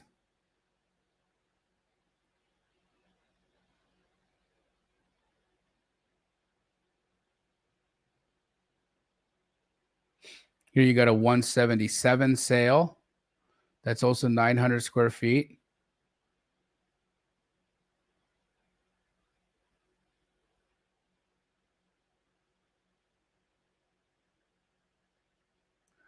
So I think I'm gonna stick with that. I'm gonna go to that 177 because I think that that's right in line with around where we are here.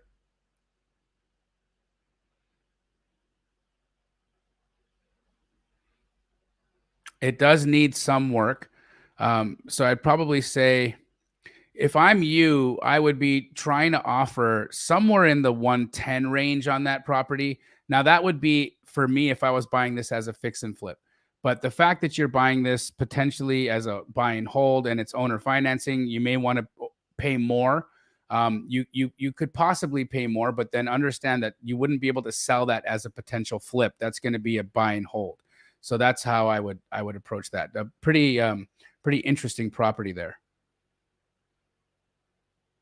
Renee, when you're looking at houses that are, on major streets or have commercial or multifamily near them, how much of a percentage are you taking off depending on, where the commercial or traffic is? I can go as steep as 25%. Really depends on how expensive, it is. But yeah. Mm-hmm. And especially because Renee's in Southern California. So the majority of the property that she's looking at is over 500K. So that's another thing to keep in mind. When you're in lower price points, you're usually taking off in the thousands. So like, for instance, if I'm on a main road, but I'm under 500K, I take off 20,000 off the value. But if I'm over 500K, I take off 20%. So there's greater effect on property value based on multifamily, commercial, and traffic for luxury property than there is for lower price points. Here we got a question. Payton said, "Hey, Jamil, I work a tight schedule, working days and nights, averaging anywhere between 70 to 80 hours per week. How would you approach the wholesale business if you're that busy, spending that much time? What would you think, Renee? How would somebody work with such a tight schedule? What would you do?" First of all, Peyton, I commend you. That's a lot of hours. And I can 100%. appreciate why you would want to transition for yourself. I don't know if you have a family, but just to chase your dream in a different way. So it hasn't gone unnoticed. I would say just in this domain, you've got to get really, really flat with yourself. You got to get clear. Said another way, how bad do you really want it?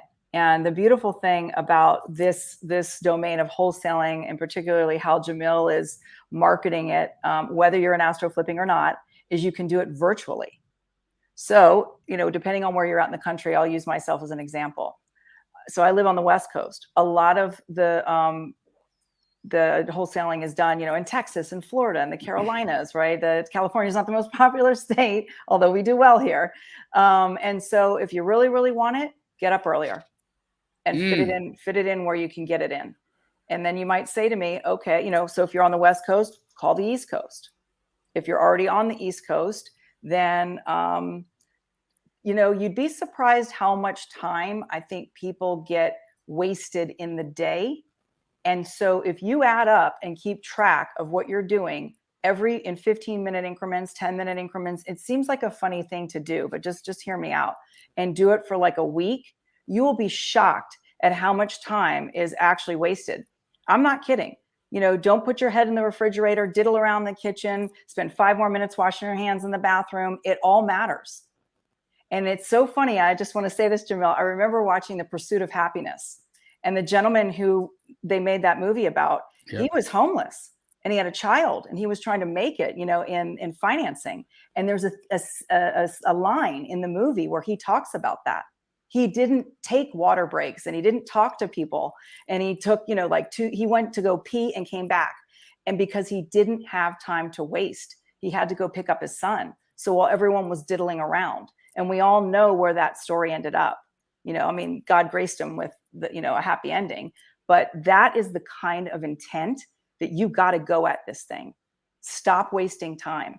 I guarantee with your 80 hours a week, you still have something. And if you have a family, you need to sit down with them and say, guys, this is what I'm up to. This is my dream. I don't know. I don't have kids, but like younger kids really need their parents, but really just kind of like, you got to rally everyone around and be like, I might be MIA for a little bit, to get this dream going, and then enroll them in it so they don't feel like they're not a part of what you're doing. But the amount of hours you're working, it's going to take that, because don't kid yourself. This is also a full-time job doing this. It takes amazing. Something. Yeah. Also, I like to leverage technology, for If I have limited time, and a lot of people have been gaining like hours of their day back using Astro Blaster to connect with agents. I know, Renee, you use it, and Yes, and it's there's brilliant. there's Mhm. there we have thousands of users on the platform now. It's incredible. But really, Peyton, if you haven't checked out Astro Blaster, I would. It's theastroblaster.com. So www.theastroblaster.com. For what it costs. Okay, it's $1,000 for what it costs.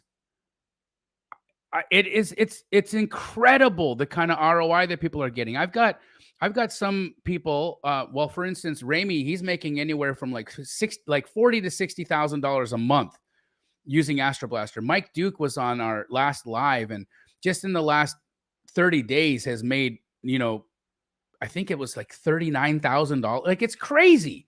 It's crazy. And these guys all have full-time jobs. These are the people, they're literally letting the Astro Blaster do the work for them through the day. So I'd highly recommend you check out like a tool. Look, you have a job, you have resources. So spend a little bit of money investing in a resource that's going to help you maximize your time. For me, that's how I would play it. Like, truly, why not try to get as much out of your day as possible, letting technology, do the work for you? That's just my opinion.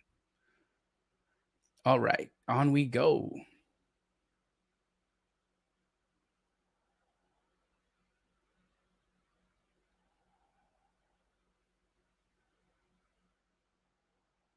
Ooh, Marlena asked, how do you comp land?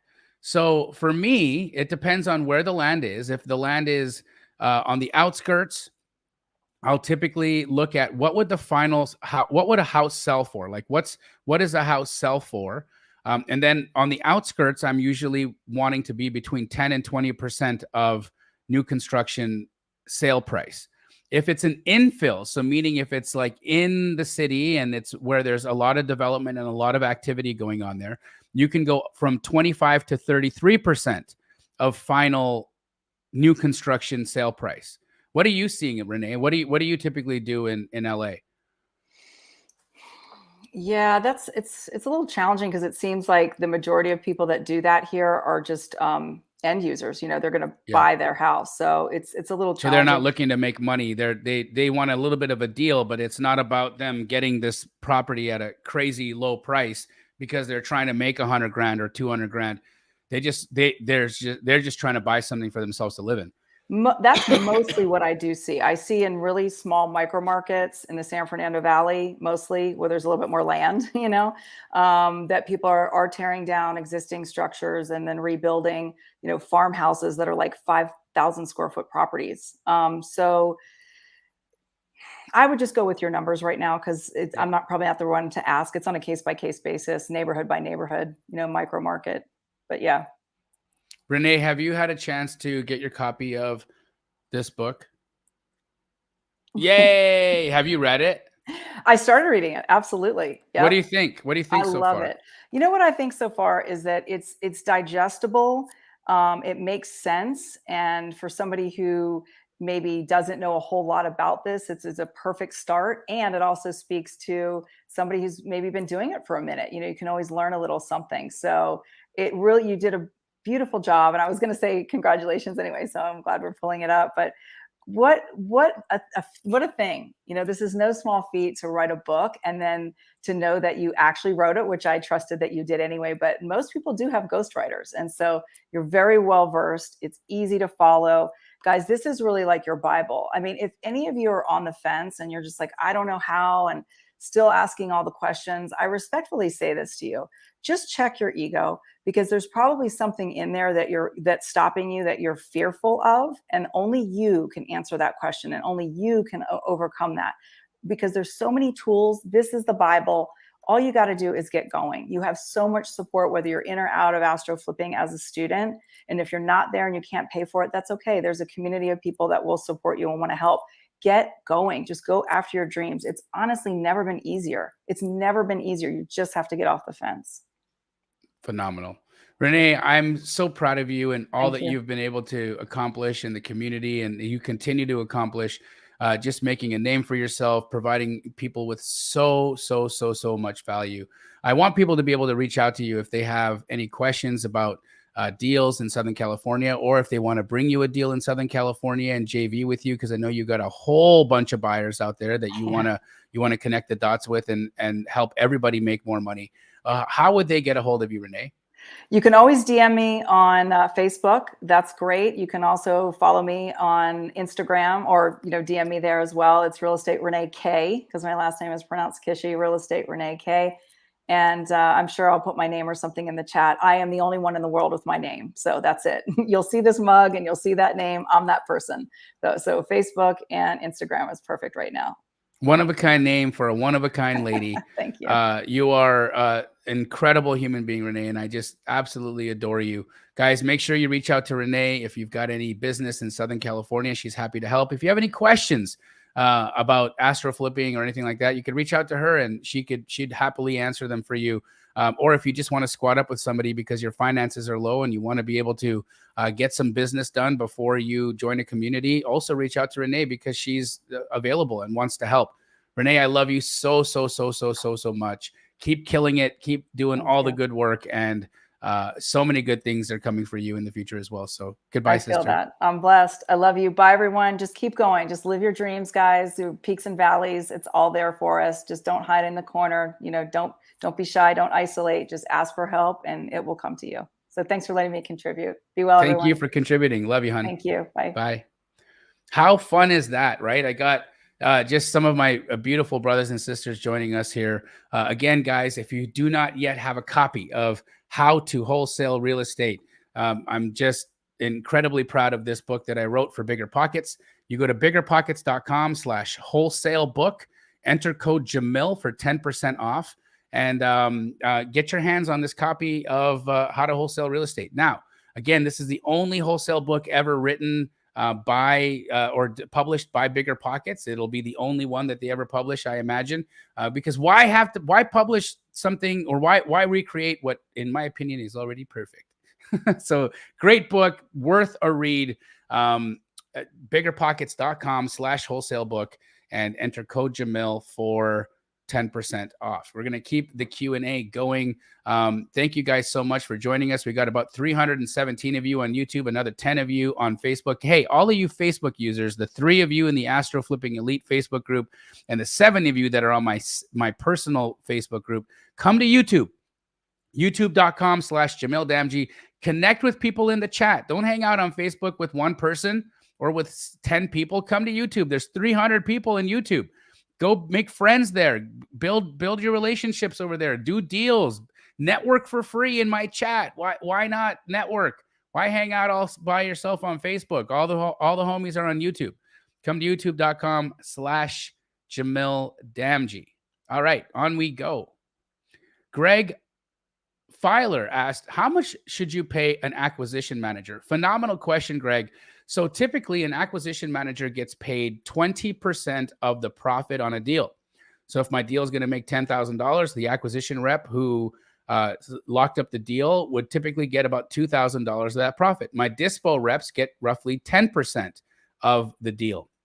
So I pay out anywhere between, or somewhere around 30% in profits as commissions to my AC and dispo reps. So 20% for your acquisition reps suffices. Now, sometimes people pay a little bit more than that, and I absolutely encourage you to pay more if you can. And I would typically have people pay more if they are doing more volume. So I would incentivize to increase the percentage that you pay based on the number of deals that they do. So if you got an AC rep who does say 5 deals. So after like 5 deals in a month, maybe you bump them from 20 to 25%. So you incentivize them to sell more so you can pay them more. See how that works? Incentivize them to sell more deals or to bring in more deals, and then you pay them more on each deal. And it just helps create incentivization. It makes people want to strive for, more business. They bring in more opportunities. And so that's how I do it. Guys, I just got a message from Benson Juarez at Privy.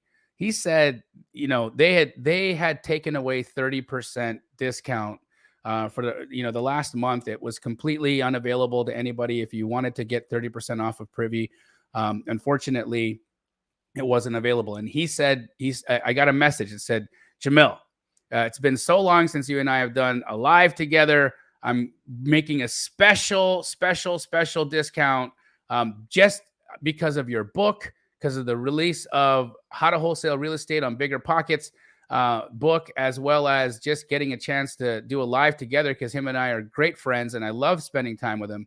He's giving us back 30% off Privy. It's just for today, just during this live. Okay, so the code will be DAMJI, DAMJI. If you want 30% off of Privy, do it now. Don't wait, because that 30% off is not going to come back.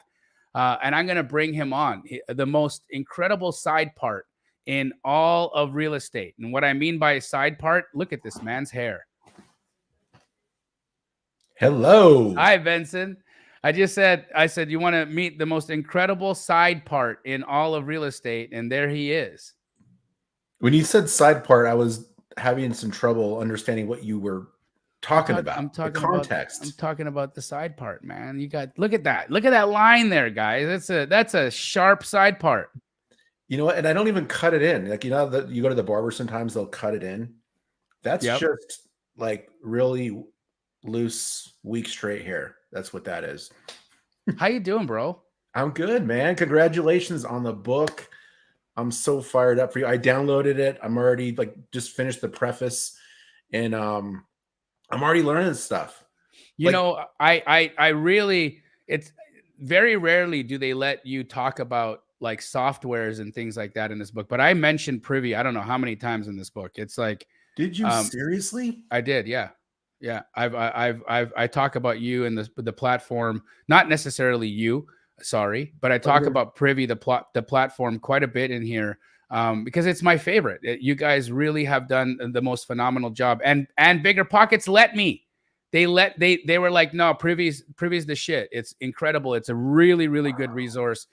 We typically don't let people share resources like that, in books, but they let me put Privy in the book. So y'all are in the book. You're immortalized in a book that will forever and ever and ever define wholesale real estate because it's from BiggerPockets. So congrats to you too for doing that. Well, thank you, man. Thank you so much for doing that. I really appreciate it. I'm excited for the book. Like, I've been in real estate for 20 years and I feel like I know some stuff.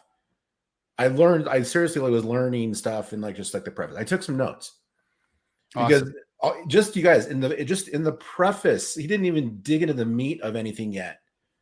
I was already learning stuff. This is a guy that's been doing it for 20 years. So if you haven't gotten that book yet, get it right now. Now, go now. Right now. Right meow. Use my affiliate link. It is Juarez, Juarez. Just joking. I wish there was, it would be pretty cool if they could do affiliates on books, but they've already, what's crazy is that I'm halfway to a Wall Street Journal bestseller. That's amazing, man. For a wholesale book. Did you even think that was possible? I remember, was it 60, 90 days ago? You were in a hole, and I'm like, what? Let's get on thing. You're like, no, man. I'm focusing on the book. Did you even think it would launch and then be halfway to New York Times bestseller in barely no time at all? One day. It's amazing, man. One day. I got to hit 6,000 sales in order to get to a Wall Street Journal bestseller. And I'm already over 3,000. I think by the end of next week, I'll hit it. And can you believe that there's a book about wholesale could potentially be a Wall Street Journal bestseller? What the frick is going on in the world right now? Well, you wrote it. Yeah, but I mean, I'm also it's this world of wholesale is so small. You know what I mean? I'm not Dave Ramsey. No, but I think that wholesale is something that attracts people from all walks of life, all economic backgrounds, all different experience levels. It's a place where people can just get started and dip their toe into the world of real estate, but also make millions. I just think it appeals to so many people. And I'm mad the negative spin that people put on wholesaling. you know, the way the media views it and the way that, you know, some large real estate influencers, you know, on the other side of the fence view it, it's a blessing. Absolutely. And honestly, I think what I'm really working hard to do is to elevate people's opinions on wholesale, right? As we become more ethical and really learn our numbers. I think the reason why people have given it, you know, just a little bit of a harder look is because wholesale is it's where people start. Yeah. And because it's where people start, they make more mistakes. And because we make more mistakes when we're first getting started, you piss some people off, and when you piss people off, they fart about it, and that's the reason why we've had some negative spin on wholesale. But it doesn't make people bad. Just because you've made a mistake doesn't make you a bad person. It just means that you made an error. Okay, and you can very easily overcome these errors. You can very easily by learning the correct way to do stuff, and you can learn that in this book, How to Wholesale Real Estate. So please go get it. Now we're going to keep going on and answering questions. I've got a special friend who wants us to run a comp. So we're going to run a comp together right now, Benson. Let's do it. Florida. In Florida. Okay, hold on a second.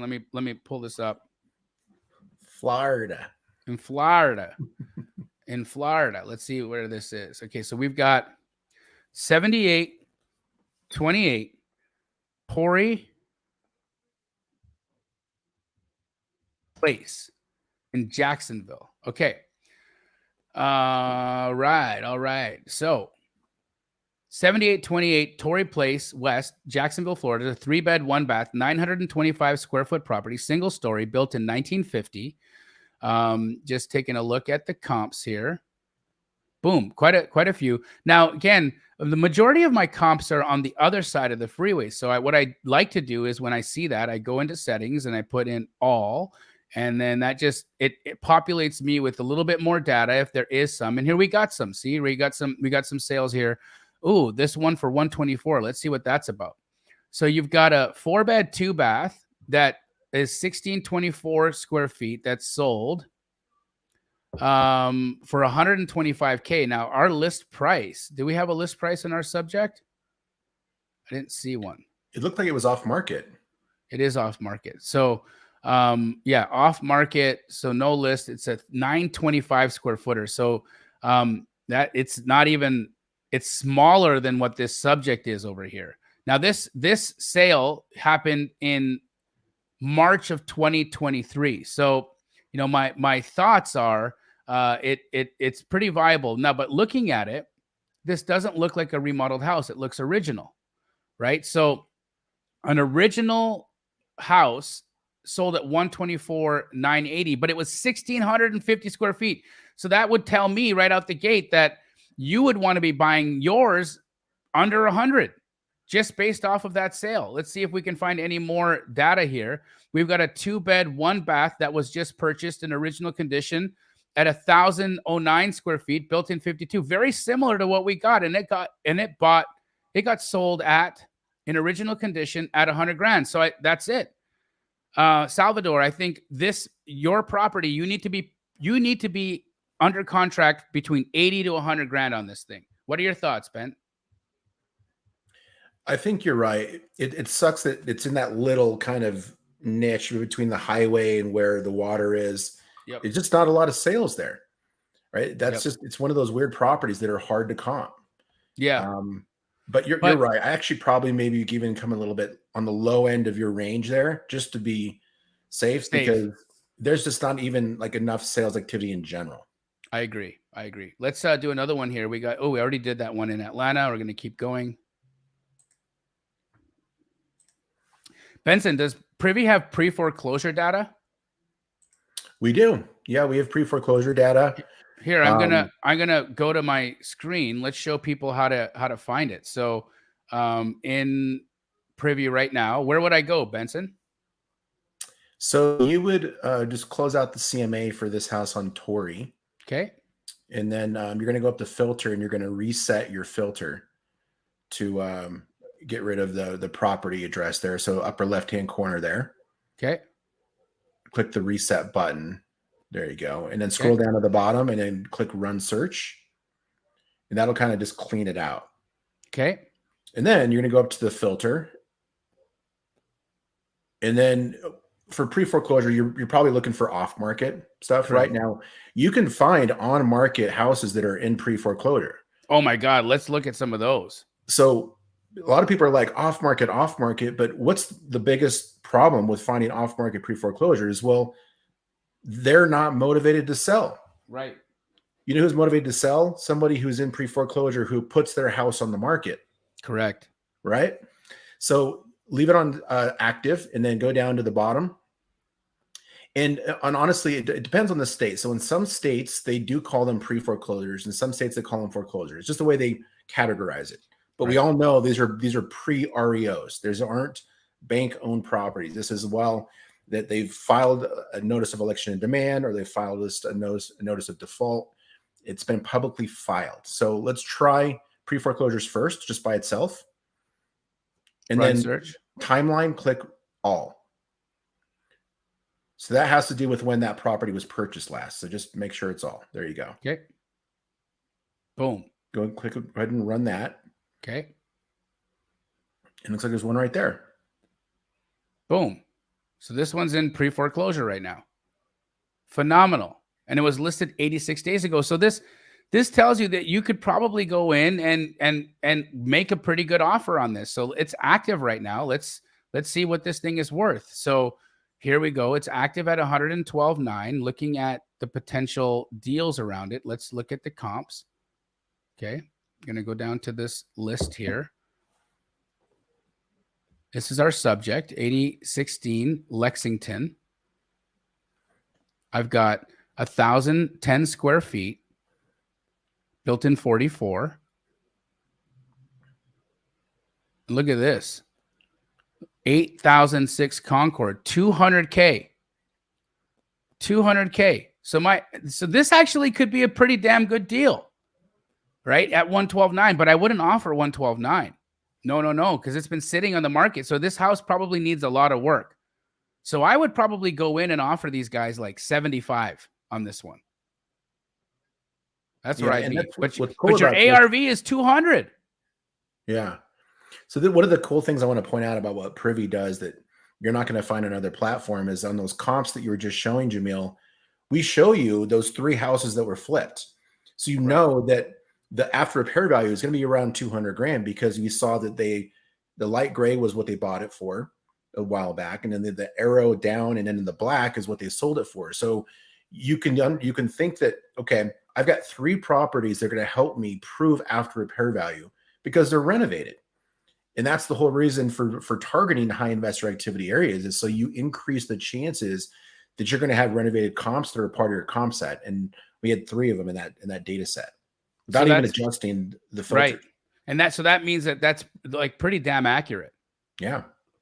Phenomenal. So guys, that one, we found a good deal on there. So somebody go get that deal. They're in pre-foreclosure. I think even at 112, it's not terrible, but if you're trying to wholesale it, make sure you get it under contract with enough of a gap so that you can add money onto it and then resell it. But even as a fix and flip, you go pick that thing up at like 80, 90K, you're probably going to make some money. Oh yeah, that one looked promising. And it was ripe for a renovation too. Like it needed it. So you can go in there and just do a full gut rehab, make that thing look brand new. And it's in a hot little area right there too. Yes, sir. Benson, are you going on holiday at all this summer? No breaks for you? No, I did block off Monday. So I'm not going to be like locked down in front of my computer on Monday, which is great. But yeah, I'll probably just spend some time with family and, get out, maybe have a beer, a hot dog or something like that. How about you? I'm actually leaving on July 5th for a month. I'm going to Europe. I haven't taken my family on a vacation since 2018. Wow. They deserve it. Yeah. I'm taking my 2 daughters, my wife. We're going to start in Italy. We're going through Rome, then Venice, Naples, and into Capri and the Amalfi Coast. And then we leave from Italy to Greece, going to Athens. And then from Athens, we'll go to Santorini and spend a few days in the White Caves out there in Santorini, Greece. And then after that, we head to London, England, and spending a few days out there, and then coming back to Kalispell, Montana, where Pace Morby, myself, and Jerry Norton are putting on community camp, which is a very special invite-only opportunity to hang out with the elite of astro flipping, sub 2, and flipping mastery, which is Jerry's community. We're also going to have Vina Jetty there, Abraham Gray. And I just talked to 2 Love is Blind celebrities. So Nancy Rodriguez and Cole Barnett are also going to come to, they're going to be at summer camp with us. And Brad Holzman from A&E. So like it's going to be stars. Oh, and have you heard of that new documentary on Netflix about human trafficking? I have not. So listen to this. This is really interesting, but I just want to make sure I got that correct. So Tim Ballard. Okay, Tim Ballard is a very special person who has been going undercover to rescue children from sex trafficking. And they've made a movie about it on Netflix called Angel. And Tim Ballard is going to be coming to summer camp as well to share his story and what he's been doing to save kids. And it's just going to be an incredible, incredible time. So guys, here's what I'm going to do. Okay. Because community camp is right now, they're auctioning off because it's full. Jerry Norton is auctioning off 1 extra seat to community camp. And you know what the starting bid is? $5,000 to come to this camp. Okay. That's starting bid. It's probably going to end at like 25, 30 grand. Right. So I'm going to give. So I asked people to put in the chat if they had Privy to put a P, if they didn't have Privy to put an X. All of you non-Privy users, okay, all the people who put an X, sign up for Privy today, and I'm going to put your name in the hat, and one of you are going to be selected to come to community camp. And that's like a tens of thousands of dollar value to hang out with Jerry Norton, Pace Morby, myself, and these incredible people from Sub 2 Astro and Flipping Mastery community in Kalispell, Montana. So one of you who don't have Privy, who sign up today, are going to get invited to come to Kalispell, Montana for community camp. But it's only for people who don't have Privy right now. So if you put X in the chat, go to runprivy.com, use code Jamil for 30%. I'm giving you 30% off and an opportunity to come to summer camp. Are you crazy? You still don't have it? Knucklehead. Anyways. Amazing. That sounds like a blast. It's going to be a blast. Truly, like nothing. There's going to be nothing like it. Brandon Dukes. Let's look at Brandon Dukes' property. We're going to do some comping. Well, the trip sounds amazing. I'm excited for you to do that. Who's watching the pup?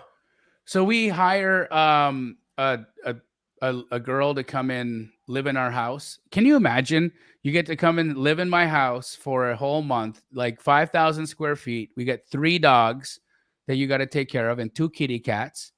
And we pay them like $5,000 for the month to come and live in my house. Pretty sweet job, right? I'll do it. Well, I didn't know that you wanted to do it. Well, I wasn't invited to Kalispell, so I might as well go take care of your dog. Oh man, I'm sorry, but you should have been invited to Kalispell, but maybe I can work on a seat for you, Benson. Well, that would be cool. Would you come? I would. Okay, I'll work on it. 1304 East Cold Spring. If you want to see Benson in Montana, say something in the chat and maybe I can make it happen. So we've got this deal in the DMV, Baltimore, Maryland. It's a 3-bed, 2-bath under contract right now at 1216 square feet, 2-story. Now, here's where I'm nervous, right? The reason I bring this stuff up, when I see a house they've obviously done some upgrades to this place. They put down laminate flooring. Okay, let's look at the kitchen. The kitchen has granite countertops in it, new shaker cabinets. That tells me that this seller renovated this property. What did I say earlier in the day about when somebody has renovated their property, they think their property is the nicest property ever, and they're not going to be very willing to sell at a discount, right? So I don't necessarily think this is going to be a good wholesale deal. Just straight up. Let's just see what the comps tell us. So here is our subject. Here is a comp. Okay, so we're 1216 square feet. This comp here, very similar. 255, 1152 square feet. So slightly smaller, same build generation. Let's look at photos of it. Full remodel. So look at this, right? So see the difference between this and our subject? Yeah. Right? Completely different scale of renovation. So 255 is the ARV. If 255 is the ARV, okay, I'm going to get the dollar per square footage here because we have a slight difference in our two sizes. So 255,000 divided by 1152 gives me 221 a square foot. Okay. So going back to our subject, which is also on a main road. So I gotta take that into consideration as well. Okay, here's our subject on a main road, 1216 square feet. So I'm going to take 221, which is 221 a square foot, multiply that by 1216. That gives me an ARV of 270. Okay. Now, this house, it's been remodeled already, not nicely, but it has had some repairs. For this to get to that level, you're still going to need to do a full cosmetic remodel, a full cosmetic job. So that means you're going to need to be at about 60%. So if I'm you, I'd be offering 160 on this. Okay, 160. So whoever has this under contract, if you don't have this at like 160, you're overpaying and you're going to have a very hard time selling this thing.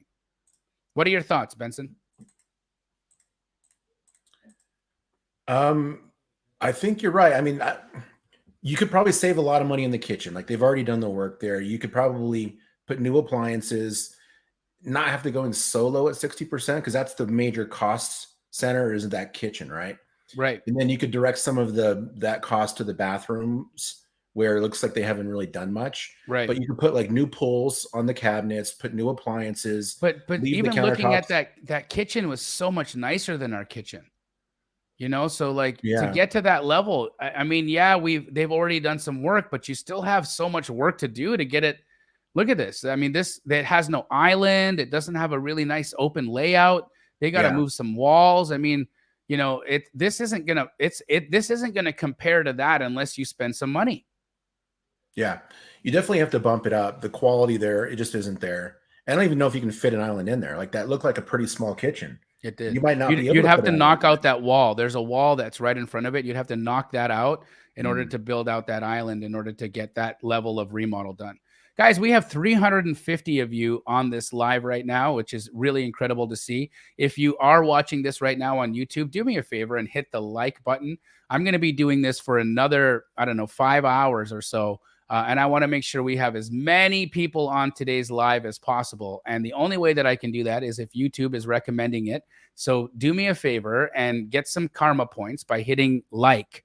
And also take a photo of Benson and I right now and snapshot it and share it in your stories and tell people, hey, Benson and Jamil are doing a striptease on YouTube and you guys should absolutely go and watch this. It's one of the most disgusting things I've ever seen. Not Benson, but maybe me. So Speaking of that, what's up with your new ads, man? What are you talking about? Your new ads. I've been seeing in my feed. They're hilarious. If you guys haven't seen them, the ones where you're in the backyard, you're in the shower. Benson, are you talking about my nudies? I don't know what to call them. I've been having a little bit of fun with my Instagram lately. Just pushing the needle a little bit and seeing what I can get away with, you know. Yeah. I am a comedian, by the way, and I can't stop myself from making people laugh. It's just a part of who I am. Now, I would say, wouldn't you prefer to learn from somebody who is going to make you laugh, though? Like, do you want to learn from somebody who makes you feel bad about yourself and gives you shit all the time? Or how about, would you like to learn from somebody who is actually lying to you and has never done and isn't doing the work that they're telling you to do. Oh yeah. There's a lot of that out there. A lot of that out there. There are so many reasons why people don't do the work they're supposed to do. And you making it fun, well, you guys, if you're not in the group, if you're not in Astro, like you got to join it because it is fun. Like he makes it fun. I remember some of the live calls that we've done, just everyone's rolling, right? Like when you're using different voices and just the stuff you say on the phone, like all that gets baked into. I don't know how much of that's in the book yet because I haven't really gotten all the way through, but I know it's in your training. And you guys, this is already a hard enough business. You got to look for reasons to make it fun. And Jamil makes this fun. Thank you, brother. I try to. I try to make it really, because look, we have very limited time on this planet. We might as well smile through it. Just my thoughts. 100%. And if we can make money while we're smiling as well, how cool is that? Just a reminder to everybody that's joining us here, Benson has blessed us with a 30% discount. And so if you go to runprivy.com and use code Jamil, that's runprivy.com, code Jamil, Jamil. Benson is giving us a special 30% discount. Yes, sir. It's DAMG is your promo code. Oh my God, I keep getting the wrong one. It's DAMG. Emily told me it was Jamil. No, she didn't. Damn it. How do I keep getting it wrong?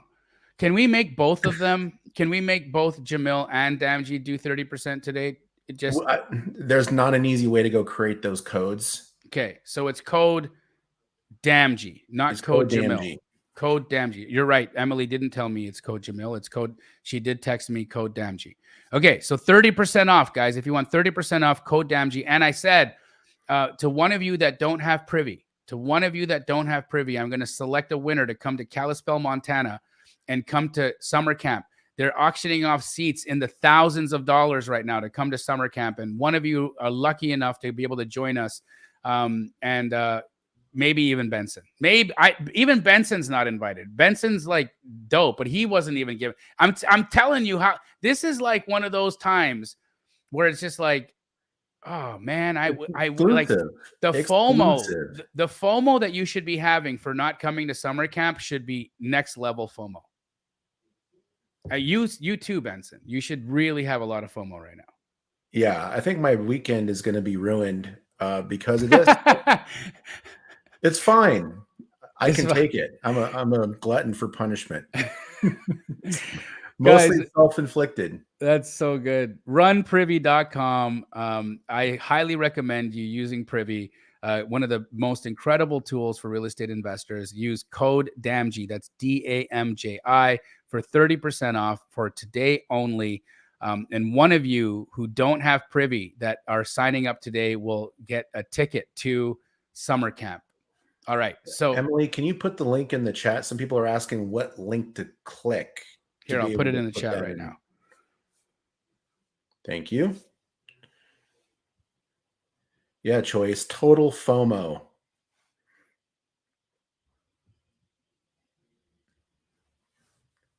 So I'm assuming that your book sales have just bumped up.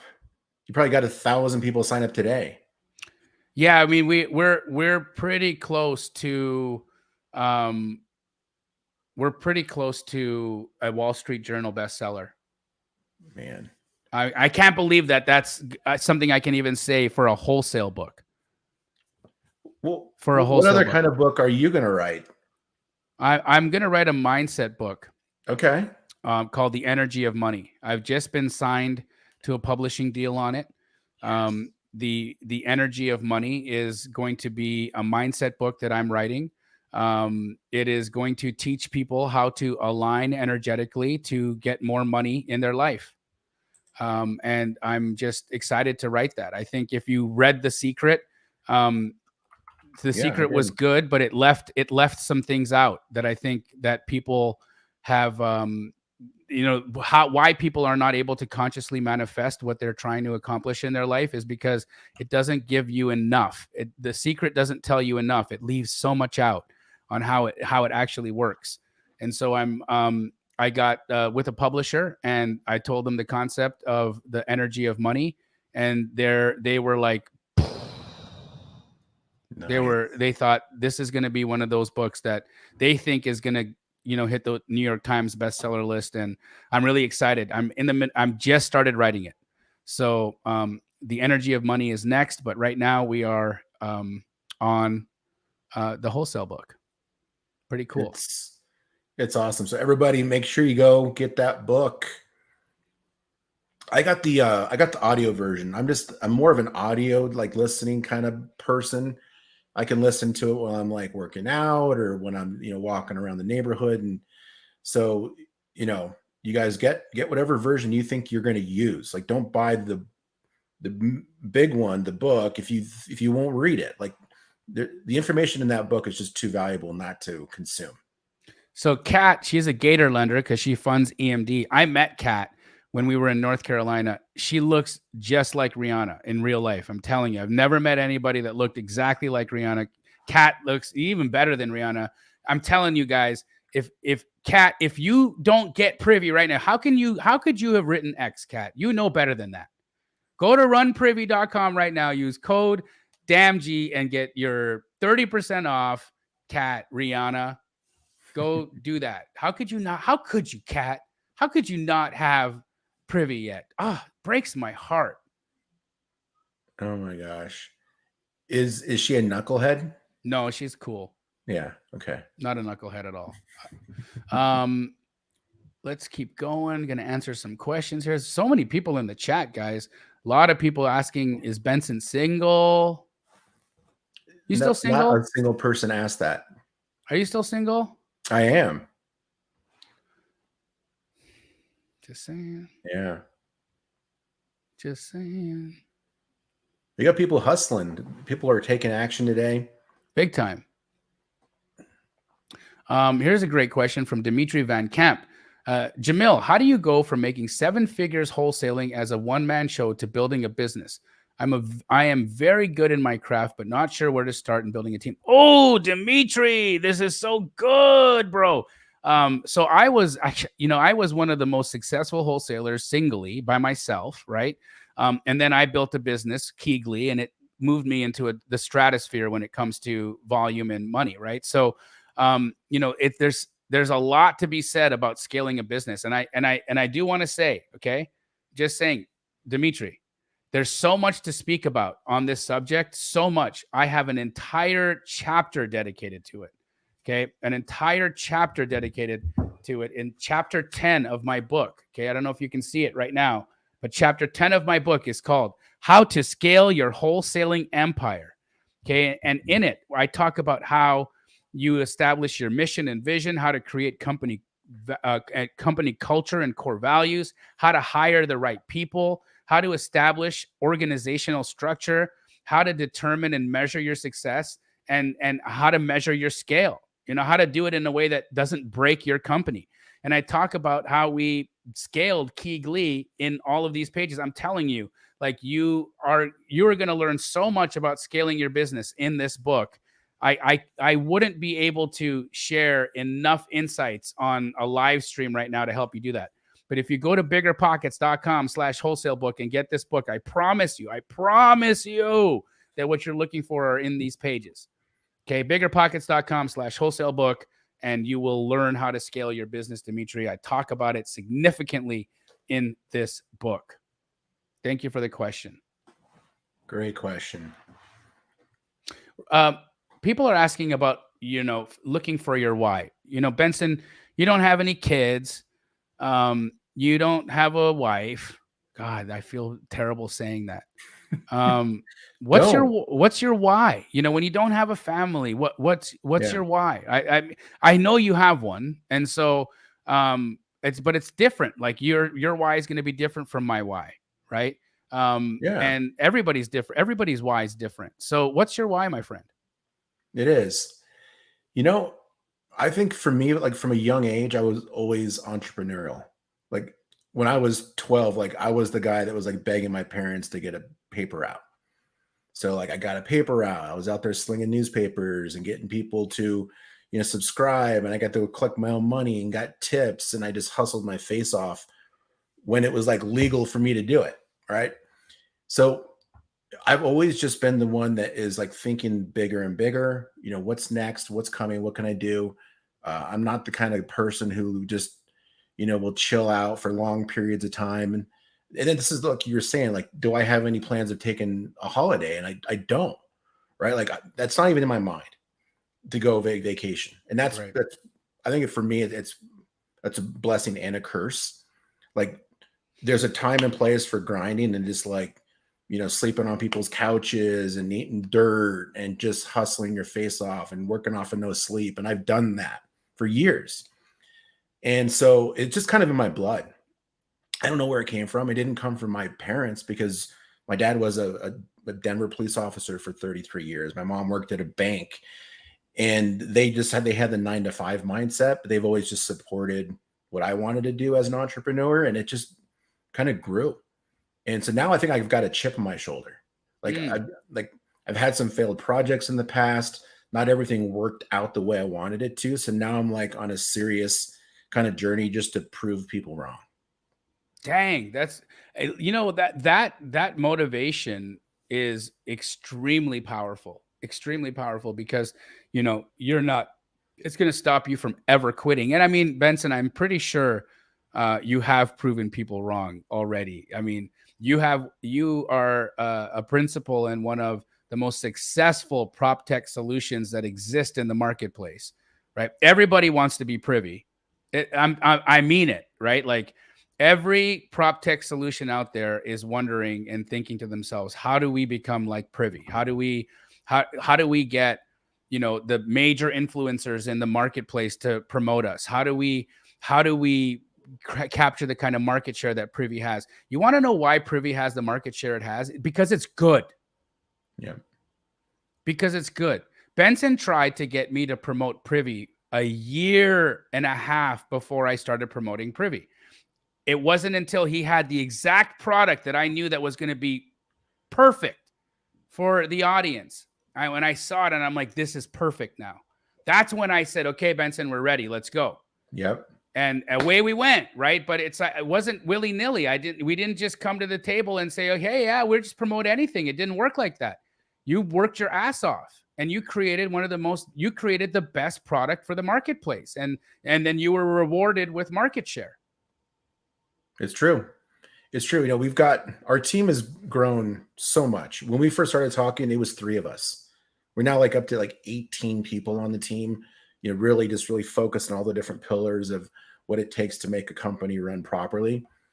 But we did grind for just so long to get to that point. And, you know, I'm happy to say that you were a big part of helping to accelerate that growth and just be part of like pushing it forward. And I'm just grateful for everything that you've done for us. And, you know, that's why I'm so happy to be part of this community. Like there are so many good people in this community. And every time I go to like an event, there's always like a side party of like Astro and Sub 2 people getting together and hanging out. And I get to go hang out with those people and meet people face to face. And I love it. So I'm just grateful to be part of the community.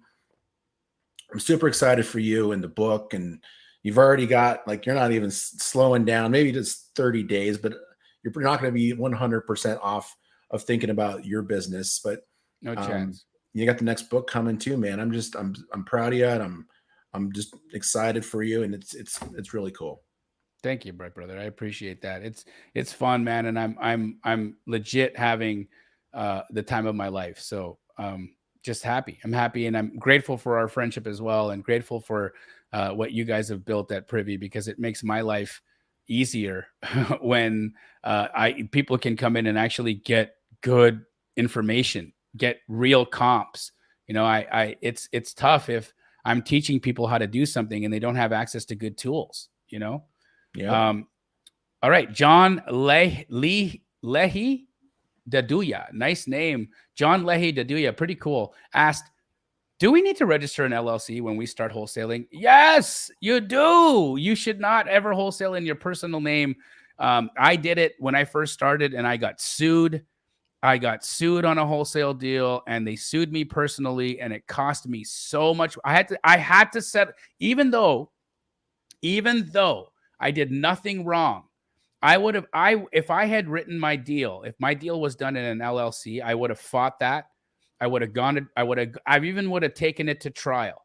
Okay. Because I was in the right. I had done nothing wrong.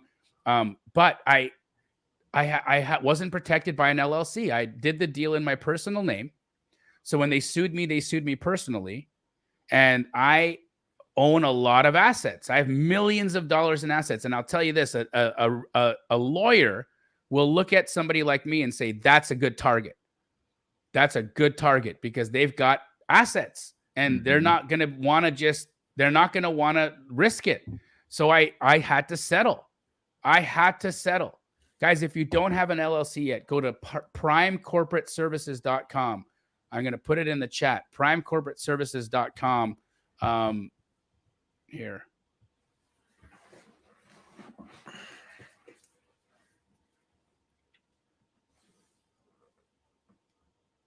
primecorporateservices.com/Jamil and set up your LLC. Like, don't sleep on that. Don't sleep on that. Please don't. Yep. Very important.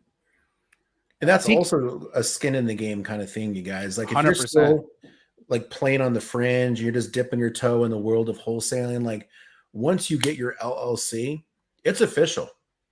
Like you're in business. And that mindset scenario will help you take action. So go invest in the things that it makes you believe that you're actually in business. Then you're going to be like, okay, I need to get my butt out of bed at a certain time.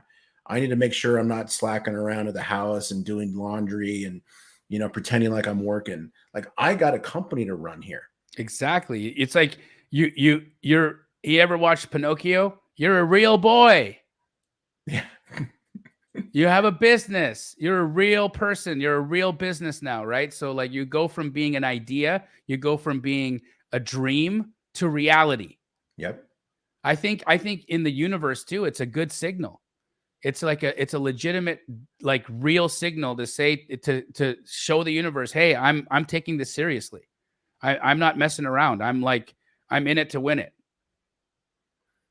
Yeah. Amy had a good thing here. She said it felt so amazing to declare it through an official designation. Right. Like, it's official. You're putting it out there. It's public record. Like you're in business. So now you got no excuses to not take action. Totally agree.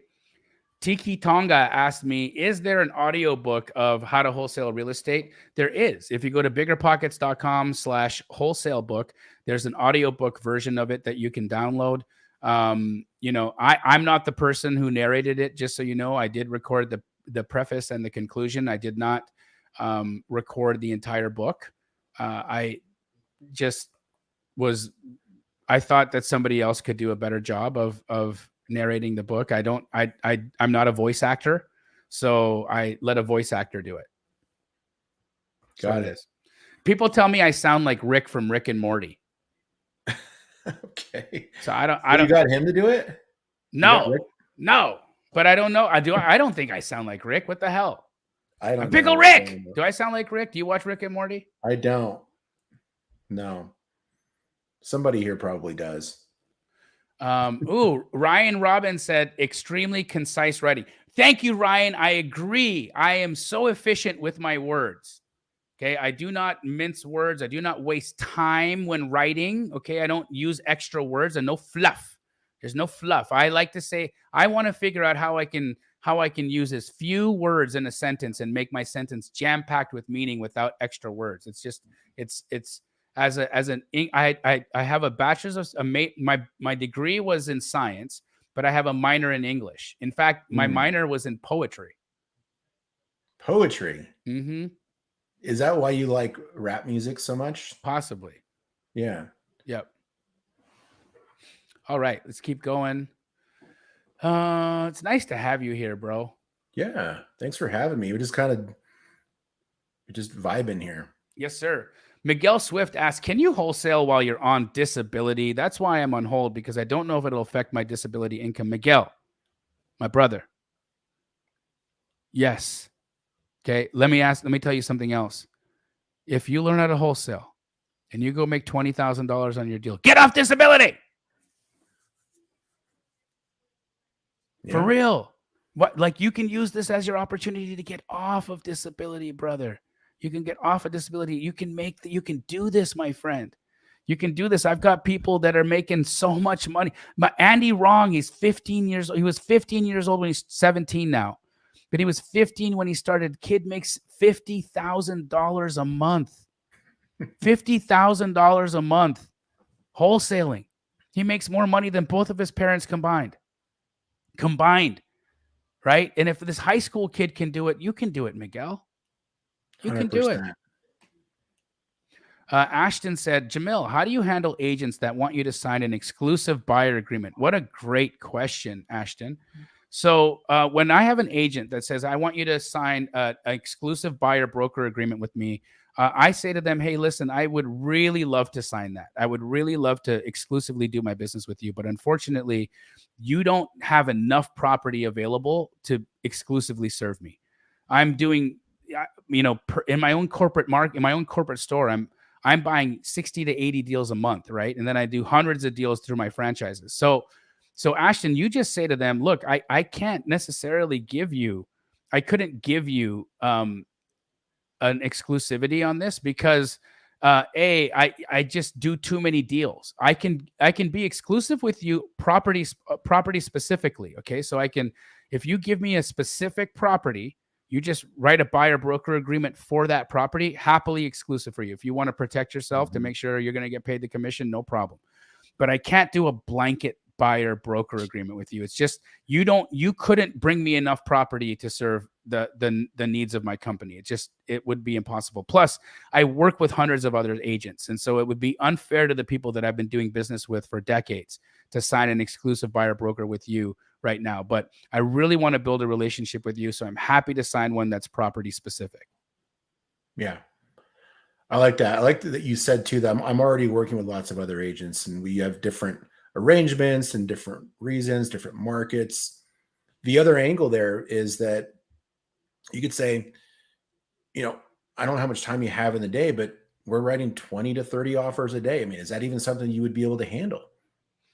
Right. But what if they 99% say yes? What if they say yes, and then all of a sudden you're a week in and they're like, I can't do this, or they don't even say I can't do this. They just start ghosting you. And now all of a sudden you've signed an exclusive buyer broker agreement with them, and it's problematic. Mm-hmm. You know what I mean? 100%. So for me, I just don't even put that option out there. I just it's not possible. It's basically, I do too much volume to be exclusive to any person. That's it. And truly, I never trust it when an agent says, oh, I could. Well, you don't know me. You don't know how much I hustle. You don't know how I could absolutely. No, you couldn't. I can't even satisfy the needs of my company. And Right. you guys see me, I work 7 days a week. I'm working, 12 to 16 hours a day in this business. I can't even satisfy the needs of my company. I have to have a whole team do it. So it's impossible. Impossible. The Perez family said, is One Stop Nutrition sponsoring me now?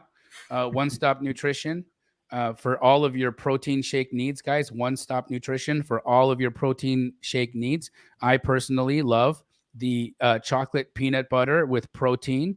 Use code Jim. No, they're not sponsoring me. I just really like it. It's yummy. Oh my God. AJ Pratt, another Privy and Astro Blaster user. He's killing it out there. All right. AJ. Ooh, Zero to Deal said, I have a confession. I'm burning my boat today. So he's deciding today there's no plan B. Congratulations. No, congratulations. I think when you burn the boats, you have no options. You have no options. You are doing this or you die. Yeah. I'm a fan of that. I'm a fan of that kind of energy. That's the energy that I put into this. I do this or I die. I'm not giving myself an option to fail. That's it. How about you, Benson? When you guys started on Privy, did you have life rafts everywhere? Did you have a way out just in case it didn't work? No, it was an all in, like all consuming, all in kind of mentality. But that's how it should be, you guys. Like, this is your business, right? This isn't you working for somebody else. And that's another thing why it's important for you to go establish your LLC. Totally agree. Totally. We've got so many people in here taking you up on this today, Benson, for the 30% off. It's you guys, again, go to runprivy.com, use code Jamil for 30% off. And one of you are going to be selected to come to Kalispell, Montana for community camp. Okay. I'm telling you, a seat to this camp is being auctioned off today in the tens of thousands of dollars.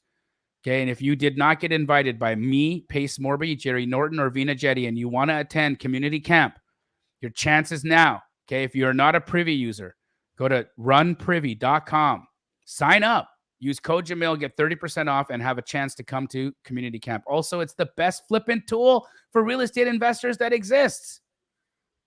What do you say, Jamil? 70% of all Astra students find their very first deal on Privy? Yes. 70%. Those are pretty 70%. good numbers. I absolutely. And I would even, I don't know what the numbers are for sub 2, but I would probably say it's probably similar. Yeah.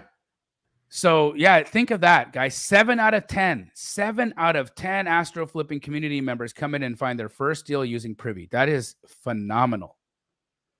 Phenomenal. Runprivy.com, code Jamil for 30% off. Code DAMG. Damn shit. Why do I keep getting it wrong? Names. You should get rid of one of those names and just be like Prince. You know, you just one name. The wholesaler formerly known as Deal. Yeah. Just call me Deal Damg. On we go. Oh, look at this guy. Derek Williams, one of my old friends from Canada. What's up, bro? Phenomenal guy. Just happy to be hanging out with him here on YouTube today. What a blessing. What a blessing. If somebody was asking, can Privy be used for off market? Absolutely. We were just showing earlier, Tamia, how to find foreclosures. So there's all different categories of properties. So we've got all the data, but you can segment it based off of what it is you're looking for and what you're good at. But absolutely, you can do off market, on market. But we're the only platform out there that has direct to MLS data on scale, which makes a huge difference in your ability to be able to analyze properties accurately and quickly. Can I play matchmaker? Are you asking for permission or are you just giving me a heads up? Giving you a heads up. So Cameroon is newly single. Oh. And she just said, how is Benson looking younger day by day? Well, that's nice, Cameron. Do you know how old I am, Jamil? 25. I actually am 49 years old. Shut the front door. I am. You're older than me? Yeah, apparently. If you didn't shave, would your beard be gray? I would definitely have gray in it. Yeah. Dang, dude. How are you looking younger day by day? I don't know if I'm looking younger, but I take care of myself to a limit. I just got back into tennis. I'm excited about that. You play pickleball? I don't play pickleball. No. Good. But Good. I don't trust people who play pickleball. Yeah. There's a big wave of people that are doing it now. It's all over the place. That's why I don't trust them. Because I feel like if you play pickleball because it became popular, not because you like pickleball. Yeah. So if you play pickleball now, that means that you're one of those people that just does what everybody else does. Thought about follower that? Yep. Of such. Yeah, I don't know. I think it would be fun. I would play it for sure. I just like playing with balls. Like, you like playing with balls? Yeah. I do. Just baseballs, tennis balls, footballs, ping pong balls. Oh gosh, I'm going to continue going here. T said, Jamil, if I need to make 10K by next week and I'm in Delaware, who do you recommend I squat up with in that right now? Well, T, you don't have to wholesale where you live. Okay. I don't know a ton of wholesalers in Delaware, to be completely honest with you. I know very few, if any. I would, though, look for markets near you that there's a ton of activity. So Benson, let's pull up a map of the United States and let's see where Delaware is. And let's actually, can we look on Privy right now and see if there what kind of actions in Delaware? Mm-hmm. Okay, so I'm gonna go to Privy, and we're just gonna see, is Delaware a good place to do business? What do you think? No, I know it's not. Delaware, Ohio? Is that right? Is that where it is? No, he's Delaware, the state, I'm assuming. Yeah, I think so. So let me do something for you here. Okay. Let's go into go to the big map. At the bottom left-hand corner, there's a globe. Go to the Privy coverage map, and that'll start us off. So it's going to be over there just east of Philadelphia. So Okay. let's use the map here. And then you're going to zoom out just a little bit. I'm not sure what you did there. No, me neither. So keep zooming out. And what I actually would ask you to do is to, oh, you did deal in Florida. I don't know what happened here. Here, I'm going to go back and do this again. Gosh, it's like watching somebody learn how to drive. Okay, where do I go? Click fix and flip at the top, because this is really what we're looking to figure out. Is Delaware worth spending any time in? Right? It's my belief that you want to go to where other people are doing deals. I agree. Right? I agree. So let's map down a little bit there, and you're going to zoom in. Just put your mouse on top of like where Delaware is about, and start to zoom in a little bit. And then we'll be able to start to compare the investor activity that's in the Delaware area to what's around it. And Delaware is close enough to 3 areas that you should consider over Delaware: Philadelphia, Baltimore, and DC. All of those areas are going to be way more fruitful for you than Delaware. So see on the map right there where I don't even see Delaware. Where it says 808, just to the east of Baltimore. Oh, there it is. Okay. Okay, so yeah, no, you don't look at that. Like, you don't want to be there. There's nothing going on over there. Yeah, zoom in a little bit more too. So those bigger clusters will break up into smaller ones. Look at those low numbers. So right. Those are a couple of things they tell you. Those are the amount of buyers that are there who are doing fix and flips. Yep. And that's also the data that you're going to use, you guys, to be able to prove after repair value. So without comps that have been flipped, you cannot prove after repair value. So you end up being in one of those situations where you're running comps on a house and none of the other houses have been renovated. So you have to use unrenovated homes to prove ARV, or try to prove ARV on another unrenovated home. Right. Do your best to avoid those situations. I agree. So I would say go to the DMV. That you will find a better opportunity there than you will wholesaling in Delaware. Yep. On we go. Oh, yeah.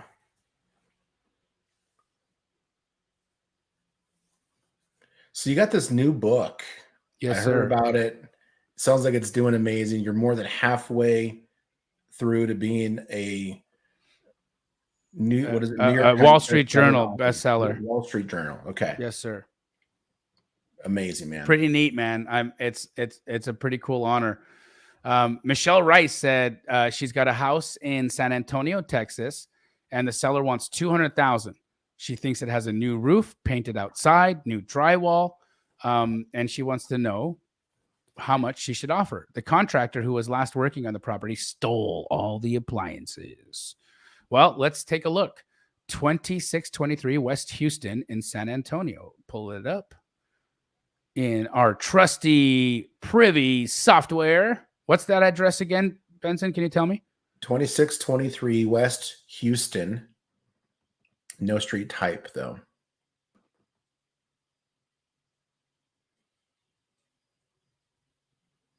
Looks like Houston Street. Yep. All right. So we got a 4-bed, 2-bath, 1456 square foot house, single story, single family property. Obviously, it looks like it could use some love. Just checking the comparables here. We're going to do a little setting change, and we're going to go to all and hit save there. So we get all the data. Where did it go? Not sure. I'm going to do it again. All, save. I don't know what happened. That's strange. It's a little glitch. Yeah, that's weird.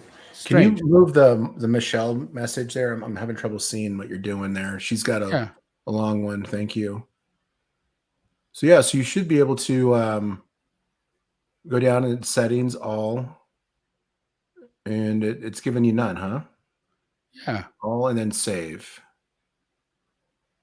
Yeah, that must be a bit of a glitch. It's a glitch. I'll just go to investor only again. No, that one won't help. Yeah. It gave us a bunch before, which was interesting, and then it took them away. Yeah, can you refresh your browser? Yeah. Sometimes if you're analyzing properties and you're going after one to the next, things get kind of backed up. But let's click settings and then all again.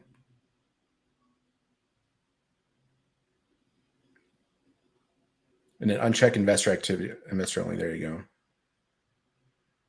Oh, that's so weird. So weird. So weird. All right. Well, let's just see what we can find on Zillow. If it's in Texas, so that's a little bit tough. Yeah. Oh, that's the wrong one.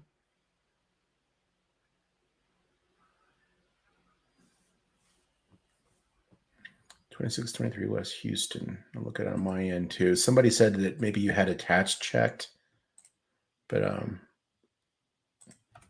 26. Bisbo. 321456 for sale by owner. Been on the market how long? 141 days. I can tell you 1000% this person is out to lunch on their price. This is not a deal. For sale by owner, people also are out of their mind with what they think their properties are worth. Let's just see what stuff is active around there, just to kind of give you an understanding of where pricing should be.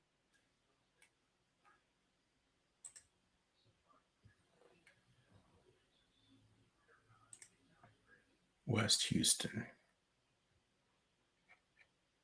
Okay, you've got, look at this. You got new construction, brand new construction selling at 210. And this guy wants to sell his crappy old house for 265 when you've got brand new builds selling up the street for 210. There's no deal here. There's no conversation with this person based off of what they're asking for on their property. This isn't even worth having a conversation about with this person. They're crazy people. On we go. Did you find the glitch? Could you pull it up on your end? It works fine on my side. I don't know what it is. With the all activity. Here, let's go to your. Can you? Yeah.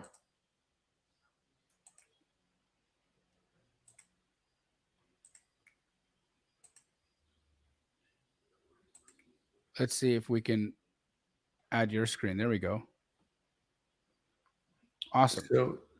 So yeah. So here's the property. If we come down to the comparables here. Ours is 1,456 square feet. If we sort by square footage and get a little bit down here, the highest price of a property that was flipped went for 246. And that's ARV. That's ARV. And they're selling this garbage at 265. The only other thing that we've got one more bedroom on the subject property, so that might increase this a little bit, but we have one fewer bathroom. So it's nominal change at all because of the change in the bedrooms and bathrooms. It's just slightly larger. So ours would have a little bit of a downturn there, and theirs is a little bit older. So 246, you'd be lucky to get that on this house if you 100%. renovated it. What do you think what percentage of ARV are people offering in this part of town? Well, I don't know without doing a bunch of research, but if I went in and I pulled like the flip that these people just did, they got it for 112. So they actually got theirs at 46% of the ARV. So now, whether or not that's like a trend, I don't quite know without digging more into the data, but this might be the expectation of some flippers in this market is the 46%. that's it. 46% of ARV. So if ARV, you said ARV was what, at what price? 246. 246. So what's that percentage? 112. 112 is where you'd be? Mm-hmm. That's the number. I mean, just there's no point in overpaying here, guys. It's not to your advantage, right? So again, I think I believe this seller is completely out to lunch. It's what have you found for FSBOs, Benson? Is are for sale by owner people ever really like motivated? No, what they probably did is they went to Zillow and checked out some Zestimate, and they thought that was representative of what their house is really worth. And the Zestimate takes into consideration fix and flip houses and their averages. So that pulls up the value of unrenovated homes unrealistically, because they're just averaging stuff because they don't know if a house has been renovated or not. They just know that you got all these general sales. So they cannot factor in the unrenovated situation into the price. So that pulls it up when it shouldn't be. That house needs a complete renovation. So that's one of the unfortunate things about people who don't understand the business is they look at that Zestimate and they believe that's truth. That's it. Matt Duke says Privy is friggin' awesome. Pretty, it is. Oh yeah. Aramis asked Jamil, in your wholesale book, will there be some comedy in it? Come on now. What do you think? You think I could write a 200-page book and not make you laugh? Are there any photos in there? A couple. Yeah. Yep. Yeah. Couple pictures. I've got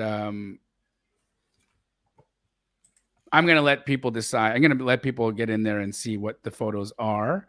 But if you go to biggerpockets.com/wholesale book, you can order my book and you can find out what pictures are in there. That's on we go. Jamil, is there a Keegley franchise in Alabama? We do not have someone in Alabama right now, but someday soon. Yes. Let's comp this one in Atlanta. All right. I'll pull it up.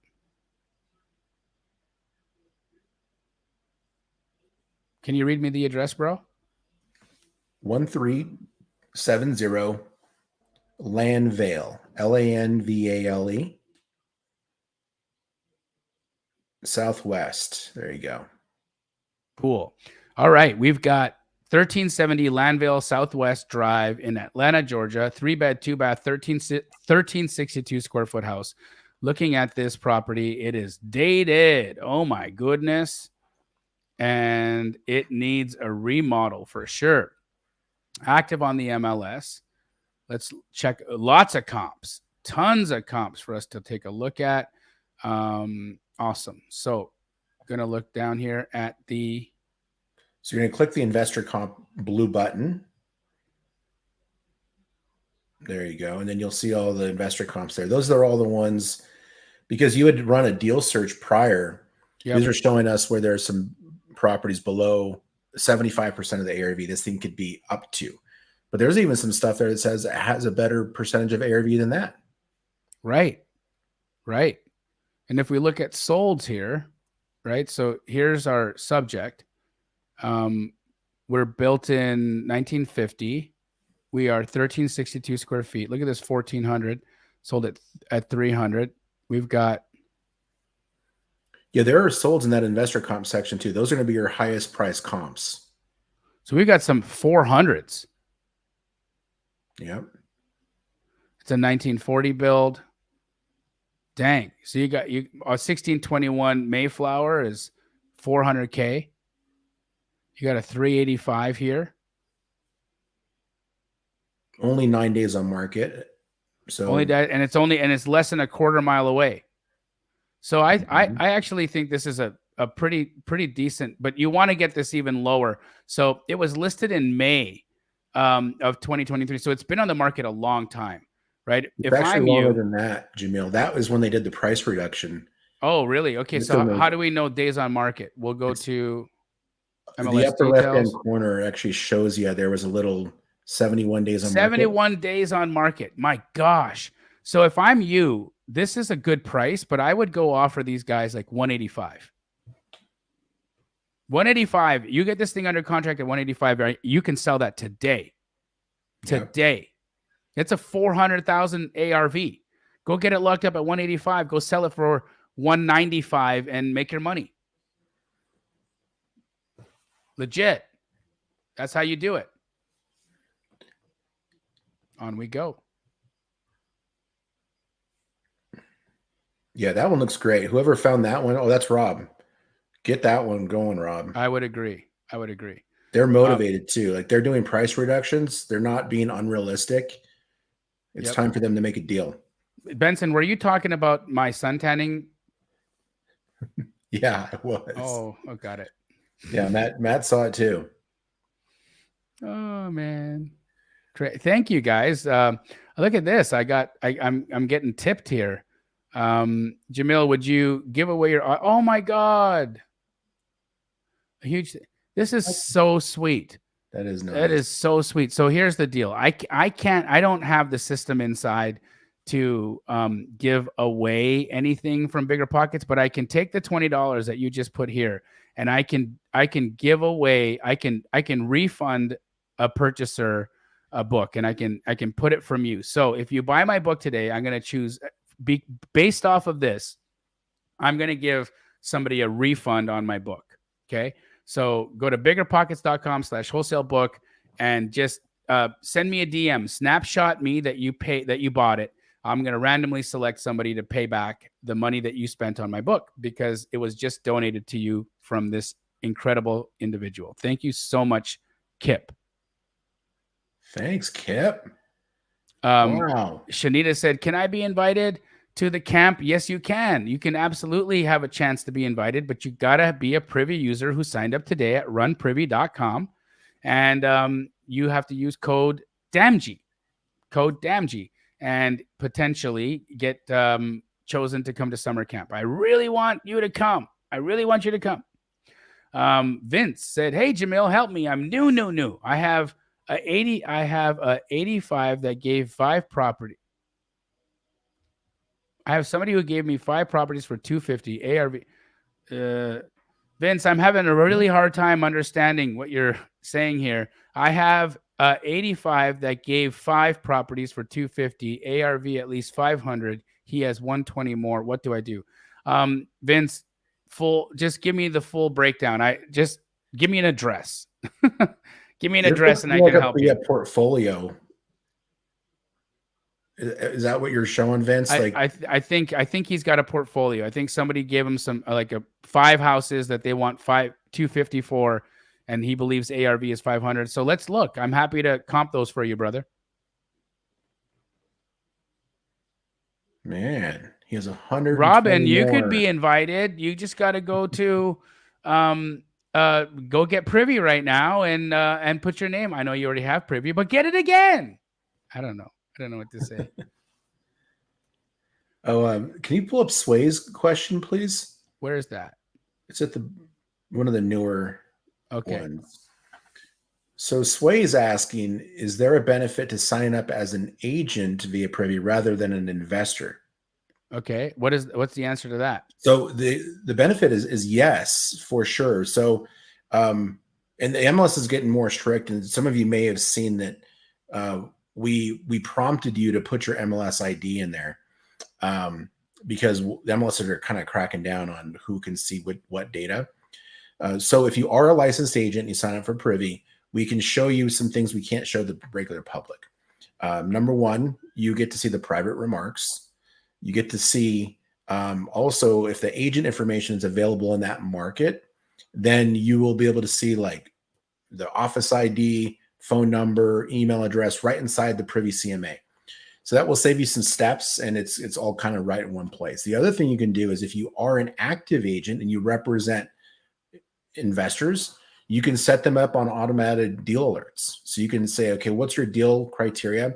And you can save a search for, I don't know, Corrine Wright. Maybe she's one of your clients.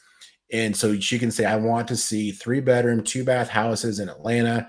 They're at 60% of the ARV. And you can set that up for her, and then she can get automated alerts that you can also see. So lots of benefit there. And in the near future, we're going to have it set up to where you're going to be able to get leads as well.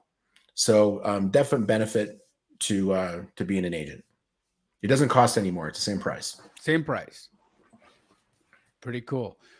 Kat, also known as Rihanna, said, I'm confused. I just signed up for Privy and I used code damning. Maybe she's meant to say damg. Was that incorrect? I think, Kat, if you did damg, that will be correct. Sorry, Kat, but I think you got it right. Yeah, it's damg. We've got them coming through on our end, so it's working. Okay.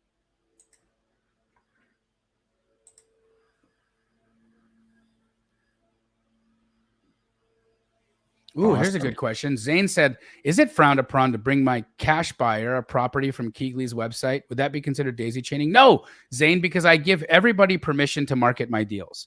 Okay. I am not one of those like psychos that's like, don't market my deals. No, those people suck. You're absolutely allowed to market my deals. You have my permission. I give all of you permission to market my deals. Any deal on Keegley you want to market, go ahead and market. You have my express permission here, verbal.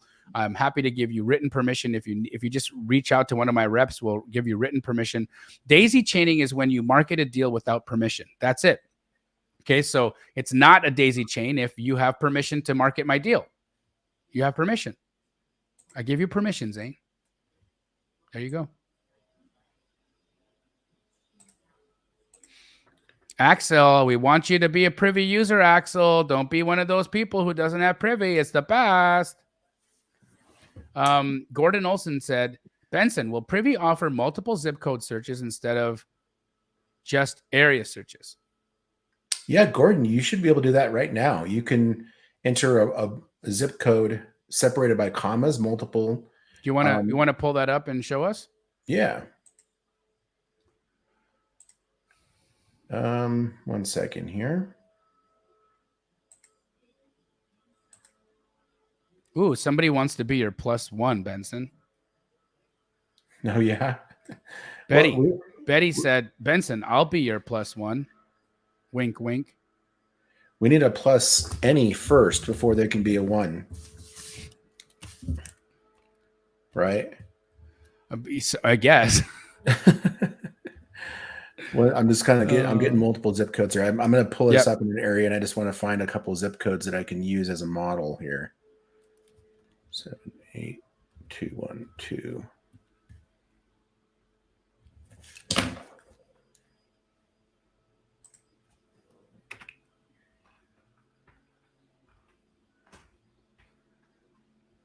What do you guys got planned out in Italy? Are you going to be doing like any zip lining, or is it like you're going to go to the Colosseum and you're going to go to see like the sites, or what do you got planned? Do I look like somebody who zip lines, Benson? I don't know, but I actually believe you would, or maybe your daughters want to. No. No.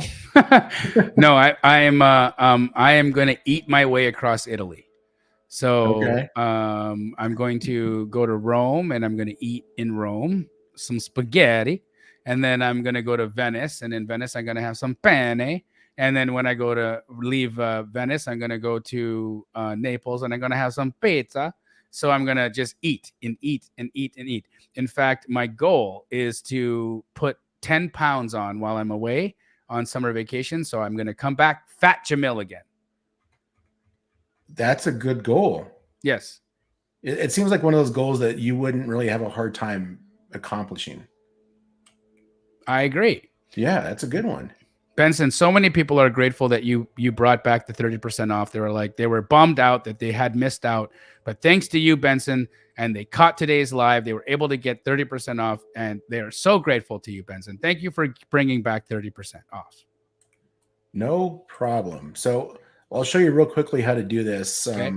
I was just trying to find some zip codes so I could properly demo it. Sure, Gordon, So, pay attention. This is for you, Gordon.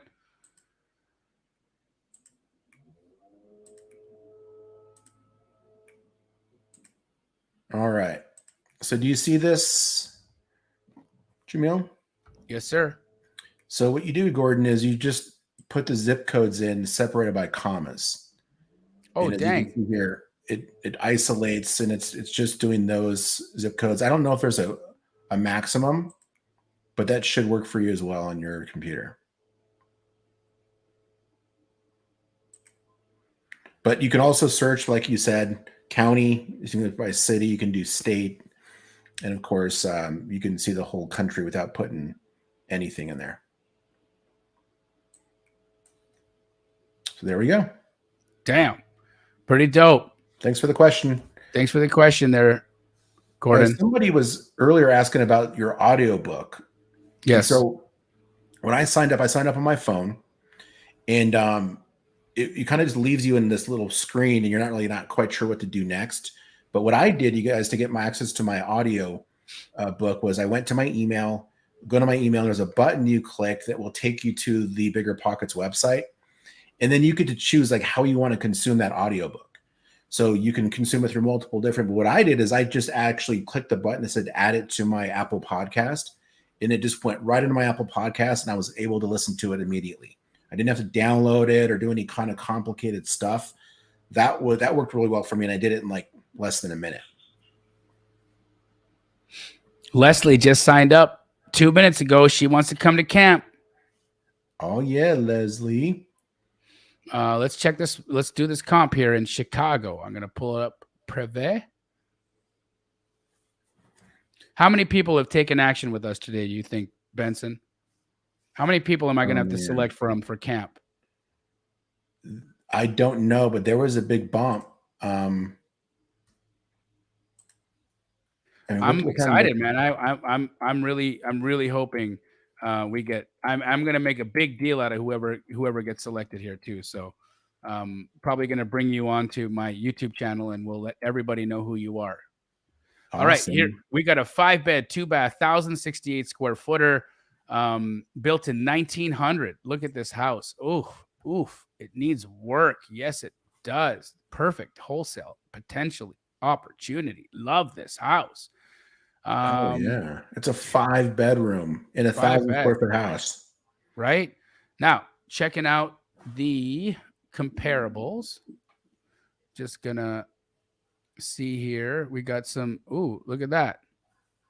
You've got a 3-1 1,100 square footer sold for $125. You got another sale at $155. What's this 245? Jamil, can you compare that brick bungalow to this frame house? Nope. I would not use the bricks. I would not use the bricks. I would use only wood frame construction like this. Mm-hmm. At 140. But this is from November of 22, so not a good sale to use. That's not going to work either. Here's a 3-1 active. Mm-hmm. So that's not one we want to use. So I think your 140 is where this thing trades at. I think that's it. I think 140 is the top here for this size. Ooh, well, let's take a look at this one. No, that's that. This is the brick one, so I don't think you can use that as well. So Could you make an adjustment on that? from block to brick, from block to wood, Yeah. 20% typically is the adjustment. Okay. But an appraiser is not going to overlook a wood and use a brick and then adjust down. They're just going to use the wood. Got it. So because there's a wood sale there, that's what they're going to stick to.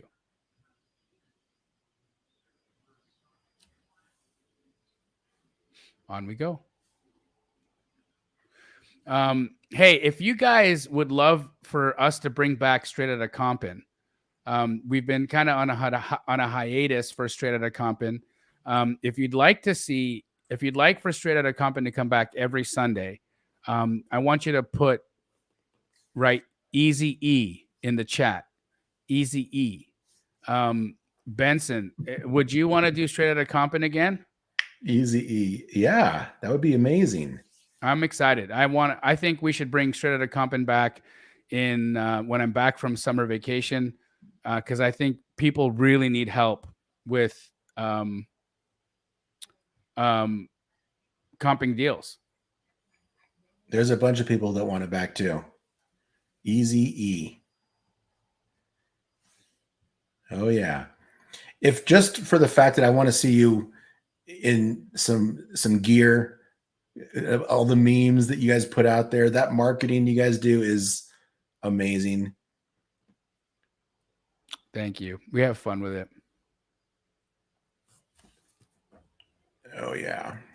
Thank you, Tony. Love you, T.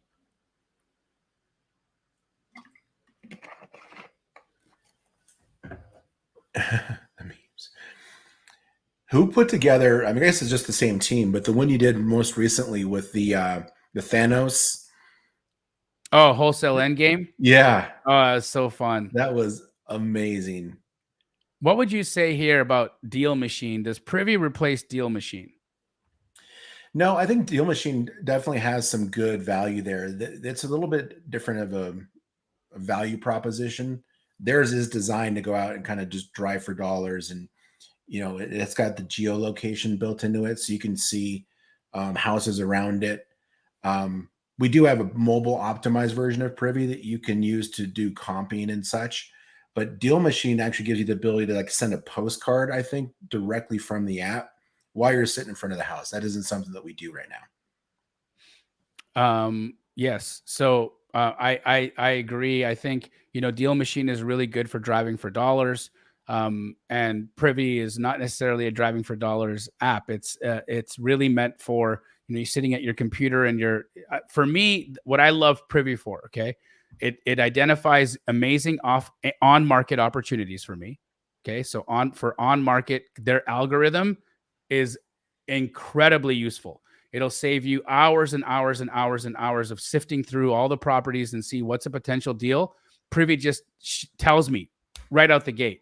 Secondly, anything new that's been listed that's a deal, Privy alerts me immediately. So I don't have to go sift through all the new listings. Privy shows me what it is. Next thing I use Privy for, comping. Oh my God, it's the best tool for comping. Next thing I use Privy for, finding buyers. Okay, it can tell me exactly. I can mine all my buyers using Privy, and I just go to open corporates then and get their phone numbers and add them to my list. The next thing I would use Privy for, okay, after finding buyers, I want to understand the data. So I want to know what percentage of ARV do I need to be buying or contracting these properties for in each market, right? It's going to be a different percentage in every market for cosmetic and full gut remodels. So Privy gives you that. It gives you the full range, and they can find that range out in like 20 seconds, right? So it gives me up-to-date market information, up-to-date market analysis. You can't get that anywhere else. Yeah. And you can pull off market lists. There's a bunch of other stuff there, but those are the use cases that I'm most familiar with. Those are the use cases that I use in my business, and I use that to make millions of dollars. And you can use Privy still does about 50 other things outside of what I just said. One of the But- things that we've used it for together that I think needs mentioning is finding those investor-friendly agents. So seeing the agents that are associated with those fix and flip properties in one place, those are the ones we call on our calls. Yep. There's a guy, Rob Hadley, who's really looking for some help. Okay, I'll get down to him right there in a moment. Mona said, I pre-ordered your book from BiggerPockets and it hasn't arrived yet. Do you know when it'll arrive? Soon. Yep. Okay. Who are we looking for? Rob Hadley. But Rob, can you put your question in the, you keep saying you want help, but you didn't put your question in there. Yeah, give us your question, Rob. Happy to help. Oh, we're supposed to do this look at this property in Chicago. So I'm going to pull this up. That's what we just did. Oh, we did it? Okay. Thank you. Mm-hmm. Lots of people want Straight Outta Compton to come back. April said she's a newbie and got Privy 2 months ago. Super helpful. Miguel just joined Privy. Congratulations. Rob, you're looking for help. All right, question, looking for help. Rob, give us your question, brother. Happy to help you. They asked, will this be available on YouTube for replay? Maybe. Mm-hmm. Maybe. Okay, here's Rob's property. It's in Vermont. Okay, let's take a look. 121 Woodcrest Circle. Okay. Rosalina, we do not have direct MLS in Connecticut yet. That's currently third-party MLS. All right, hit me up with it's 121 Woodcrest Circle. Mm-hmm. In Vermont, Milton. Got it. All right, we got a 5-bed. Oh, sorry, we got a 3-bed. It's got to be more than 1 bath. We're gonna just assume 1 bath, 3-bed, 1 bath, 1,056 square footer, built in 1974, sitting on a 20,000 square foot lot. Okay, looking at some comps here, just a few. Gonna change my settings. Maybe we can get some more.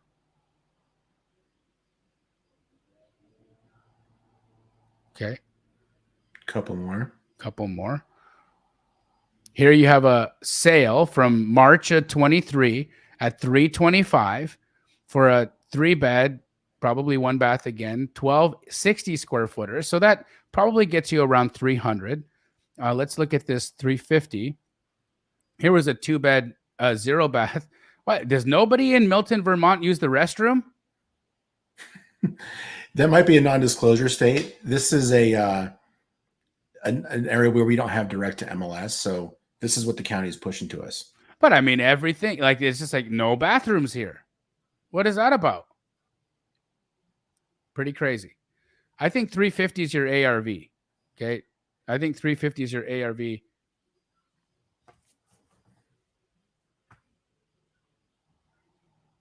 So if 350 is my ARV, you're probably in Milton, in Milton.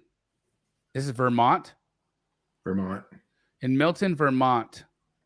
Will it tell us what percentage of ARV people are buying out here at? If we saw flips, so if you scroll down into the comps and if you see a before and after, then you could see that, but There's none there. Yeah. we don't see any flips.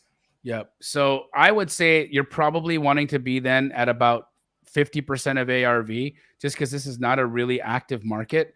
So if your ARV is 350, 50% of that, 175 is where I'd be putting my offer in.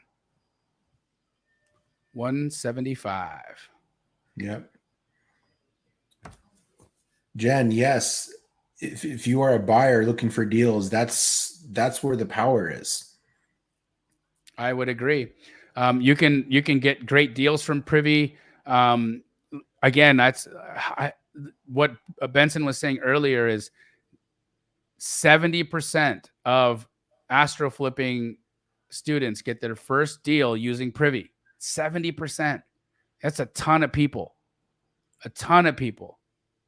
Benson, thank you so much for hanging out with me today. Yeah. I can't begin to just express how grateful I am for our friendship, how incredibly important it is what you do in this community.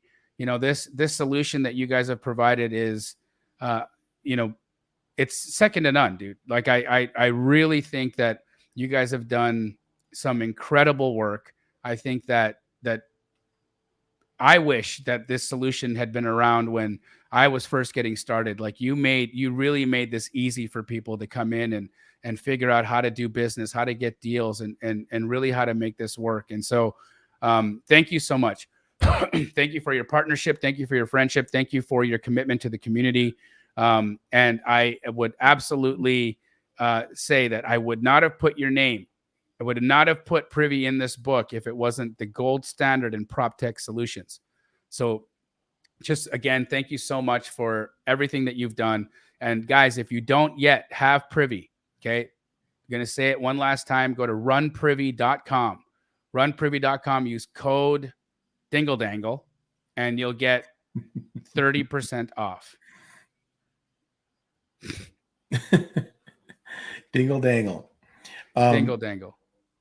Thank you so much, man, for having me here. I really appreciate it. I'm so appreciative of you and Emily and the whole team out there for always just being there and being so responsive. I've enjoyed my time with Emily on our own, doing our deal finding sessions and Wholesale 101. And so if you guys don't know about it, keep an eye out for invitations from Emily. We do really cool trainings in the middle of the week, Wednesdays, usually, sometimes it's Thursdays, but just tons of really good content. We had Renee on this last week, and she just killed it on the phone, like giving us insight into what agents are thinking about. And there's always somebody new. We had Rocky on the week before that, and he was killing it on the phone. So make sure you join those. They're a lot of fun. You'll learn a bunch. Yeah, just looking forward to seeing you guys there. Have a great trip, Jamil. Thank you, brother. Love you, Benson. Take care. You too, buddy. Take care, my guy. Bye. See you later. Bye, everyone. Everybody say bye to Benson. Amazing. Excuse me. We're gonna keep it going, guys. I'm not stopping this live until we're through the full 7 hours. Oh my gosh. I don't even know if I'm going to be able to get through this without going to the restroom. Maybe I can. Maybe I can. I don't know. I'll have to say. Kendall Murphy said, I bought the book on BiggerPockets and the wholesale contracts folder is empty. Oh my God. All that shows up is the video of the 7 ethical steps to ethical wholesaling. No book to be downloaded. Who do I contact? Kendall, I am so sorry about that. I'm not BiggerPockets, but I will help you. If you please email Damji Media, DAMJI Media @gmail.com.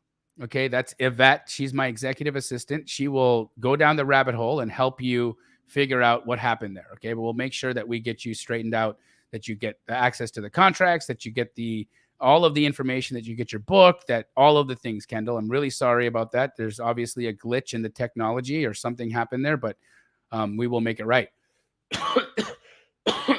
All right, on we go. We're going to soon have some of my other friends here join us. And so I'm going to keep on the Q&A here while we're still waiting for some people. So give me a quick second here as I get through to some more questions. Congratulations to all of you who have taken action on Privy today and joined it. I think that's incredible.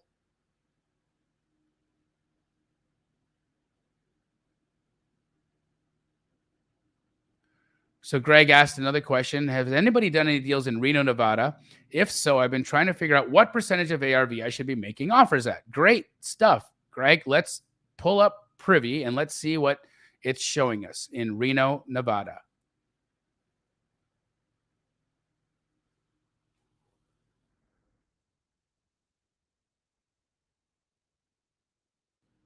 All right.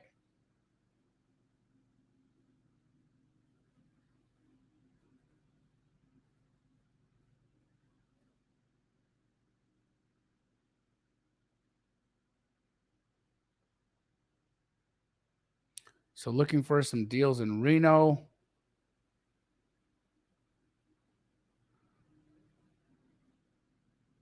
There's got to be more than that. Maybe Privy's not in Reno. I think it is, though. I'm going to go back here. Let's just...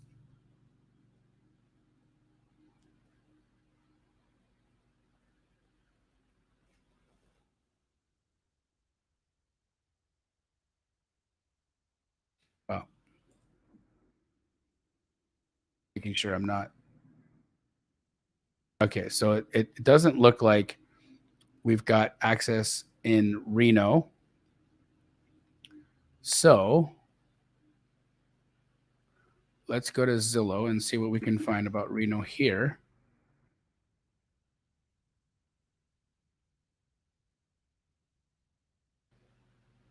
See if we can find any flips and see what percentage of ARV those flips were bought at.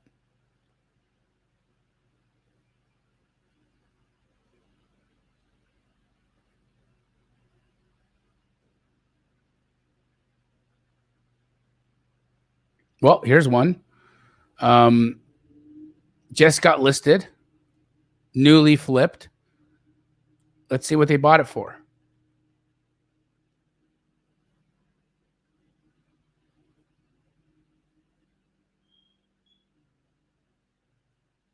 $218, listed at $325.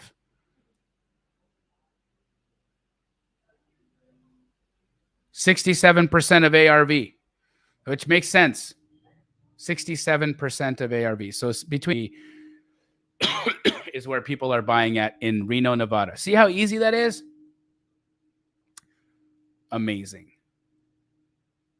We want easy. We want easy. Yeah. We want easy. Let's go. I will absolutely be bringing back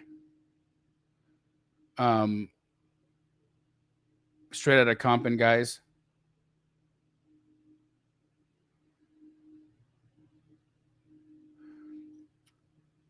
This will be available on YouTube for replay. So I think maybe not. Maybe not.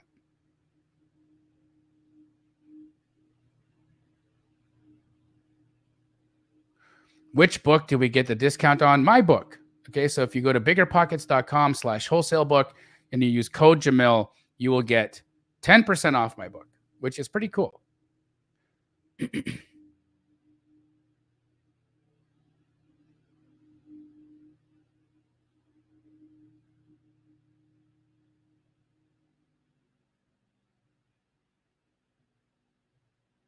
Venus Pope has a property for us to look at in Flint, Michigan. Happy to help.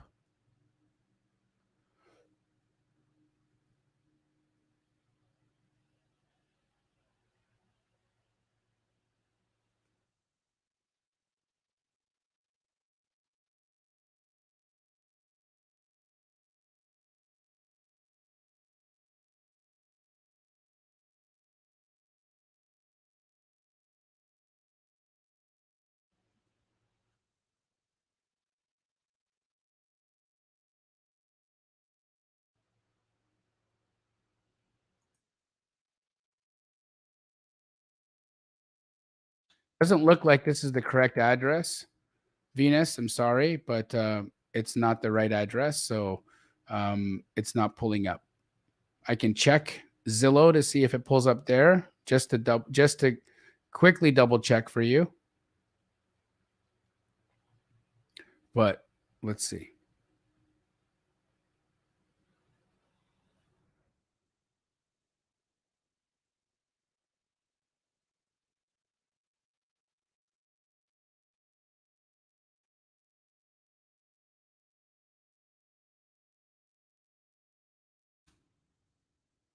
Nope.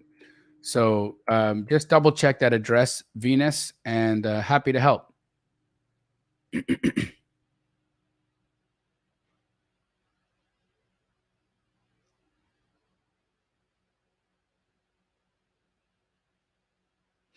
Just remember to keep putting your questions in the chat. If you want me to get to your question, just put in 3 question marks before your question, and I'm happy to answer. Just again, I need to know that you got a question. The only way that I can see them is if you put 3 question marks before your question so I can help you out.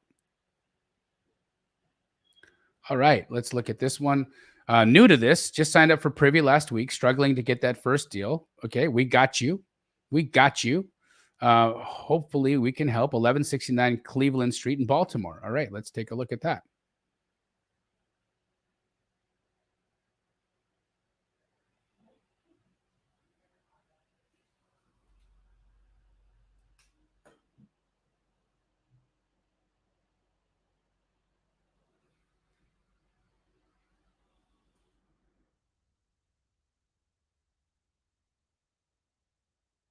$1169 Cleveland Street, Baltimore, Maryland. We got a 2-bed, 2-bath, 1,008 square foot, 3-story row house.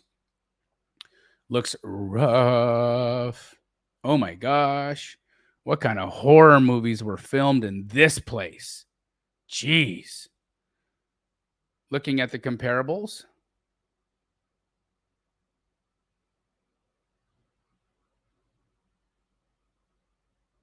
Wow.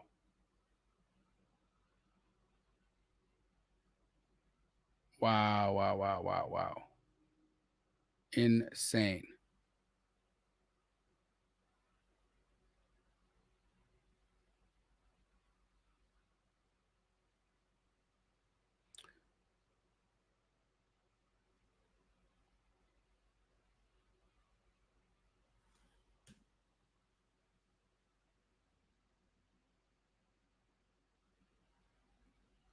What did I do?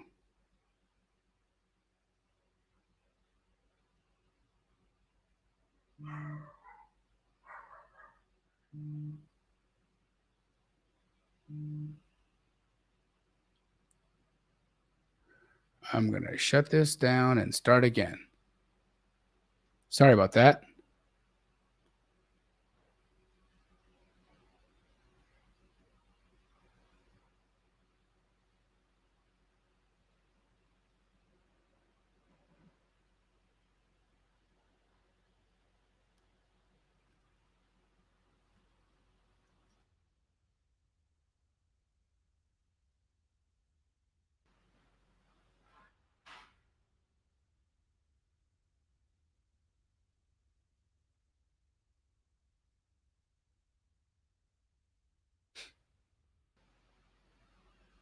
There we go.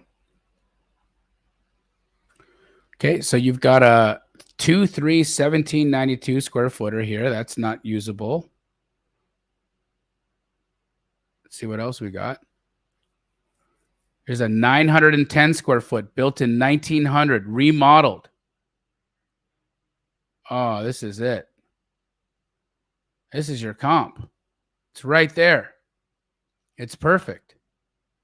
220 ARV. Now we're in Baltimore, Maryland. So, and this is a full gut remodel. So you're going to want to be at 45%. So 45% of that. So if we got 220 ARV times 0.45, I would pick this up at like 99. I try to get it even less if I could, but 99,000 is where I would, the maximum I'd want to pay, 99K.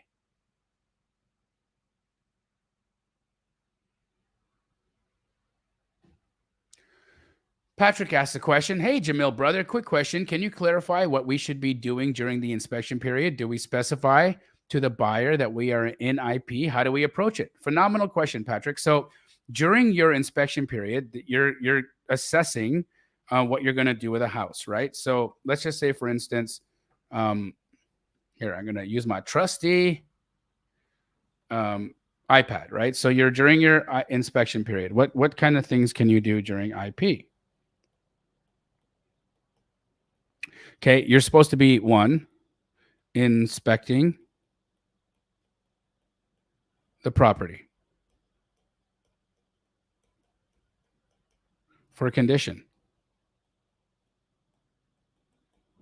Okay. The second thing you'll be doing is showing buyers.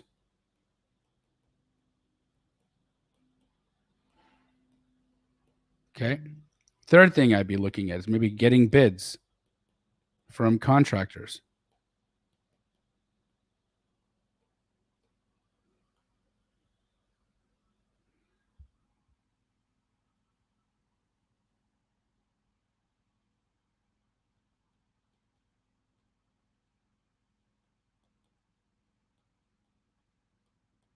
Fourth thing is you could be looking for other uses for the property.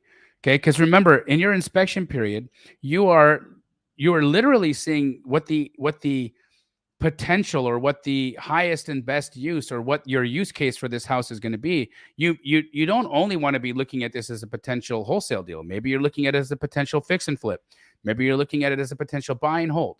And so your inspection period, you should be looking at all potential exit strategies.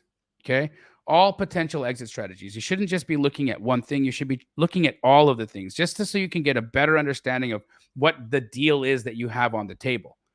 Okay. Now, of course, during your IP, showing buyers is going to be super important because this is where you can potentially make some money, right? So showing buyers is going to be absolutely critical if you are planning to wholesale, but don't forget these other things. Now, here's something that has made me a ton of money. Getting an inspection on the property. Oh my gosh. I use a national company called Inspectify.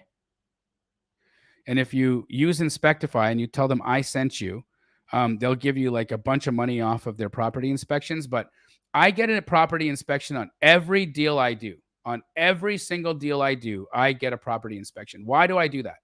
Okay, because just for instance, today I'm in the middle of a deal. I sold it. Okay, I'm in a wholesale deal right now, and I sold it, and I made $10,000 on my wholesale fee, which is great.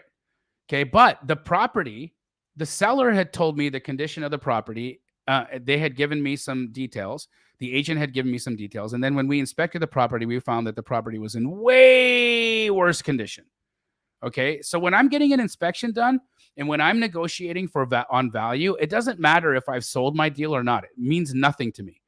Okay. I buy and I offer based on the condition of the property. Okay. So based on the condition of this property, my offer should have been $20,000 lower. So I went for a renegotiation and I got it. Okay, so I made $10,000 originally on my wholesale fee. Then I got another $20,000 taken off. So I made a total of how much? $30,000. And you want to know what my inspection cost me? $250. I spent $250 and I got a $20,000 reduction. The ROI on that was incredibly high. So that's what I would be doing during my inspection periods. Okay, on we go. I'm going to introduce to you guys a very, very special friend from the Astro Flipping community. She is, by far she's a licensed agent. Okay. So she brings to the table the perspective of looking at these deals from, or wholesaling from the perspective of being licensed, which is really important. Second thing that she brings to the table is how do you manage these conversations? How do you do agent outreach in a way if you are licensed? How do you manage that? How do you use your license to your advantage? But then she's also working with a bunch of my other Astro Flipping community members and helping them with their deals, right? She's helping them find buyers. And she's been so incredibly helpful to a bunch of people in the Colorado market that I have been bringing her on to my live streams and really wanting people to get to know who she is because she's, in my opinion, one of Astro's best. And so I'm going to bring Corianne right on. Hi. Hi. How are you? Gushing. I'm fantastic. Thank Nice you to for see you. such a nice intro. Of It's really course. nice to see you. You're deserving of it. You're just one of the people that I have a tremendous amount of respect and love for. You've done such a good job in the community and you're killing it in your business. It's just so good to see what you've been doing. Tell us a little bit about you, Corianne, for those who are just joining us that have never put eyes on you. Tell us who you are, Absolutely. what you do, where you live, all what Ooh, you all had the for fun lunch, all the things. Okay. Well, I mean, first off, I'm an artist. I've always been an artist. I graduated from a really cool school up in Chicago, School of the Art She Institute. painted this, by the way. Yeah, right there. That's her painting. Funny enough on that painting, and I don't think I ever told you this, I never signed it. Why? I never signed it because I knew someday I was going to be in your house and I would sign it then. Okay, well, better come over here and sign it. Right, absolutely. So first off, I'm an artist. I'm also a realtor. I'm like more a wholesaler than I am a realtor, that's for sure. And I live out on an 85-acre ranch in the Colorado mountains in the San Luis Valley. I love hanging out with my chickens and in my garden. And I wholesale so that I can be here in the middle of nowhere, while also like hanging out with all my friends all around the world and helping them, while also helping like people who don't know what to do with their homes. That's what I do. Which is pretty great, right? Like, I mean, pretty incredible to be helpful to people, to make a great living doing it, to live out Yes. in like the mountains. And you know, I follow Corianne on social media, and it's really neat to watch her. Like, she's got a big greenhouse, and they're, you know, what are you guys growing right now other than weed? Ooh, okay. So we have some strawberries that are going really well. Did you know that like Moffett, where I live, is like the weed growing place?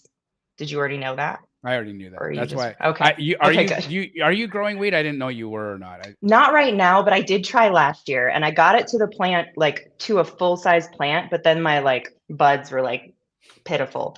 And then once you grow it, like you have to do this whole process with it that I didn't know what to do. I was too much of a noob. So one attempt down and it was dead. And this year I'm sticking with the things that like I know, Yeah, that you actually strawberries, use. Strawberries. blueberries. Okay. Yeah, exactly.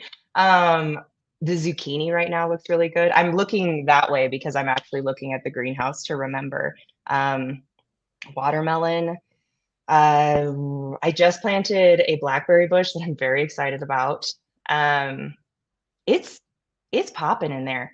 It took me 3 years. This is our third or fourth summer. My husband would know that exactly. And last year we thought we were going to get a greenhouse started, and it did not happen. So it feels extra special to be in there. And I started to switch my habits of like, instead of just waking up and opening my computer and like being something for somebody else as quickly as possible, I go to my greenhouse and I've been writing and sitting on a little swing in there and doing a lot of Matthew Ferry meditations. So Amazing. it's been really Incredible. great.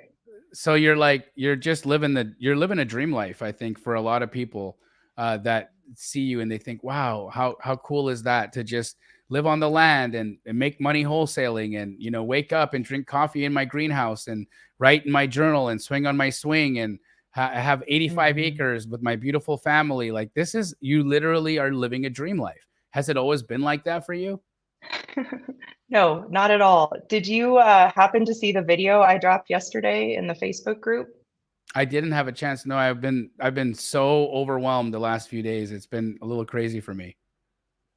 I'll give you the short version now, but I mean, the Astro community is such a safe place, and I've had to kind of warm up to that because I naturally gravitate towards being a leader in places, and that's burned me very often. So I think I was kind of hiding a little bit from like our whole Astro family until I started to realize like nobody was going to hurt me here. Like I was really in the safest place that I could possibly be.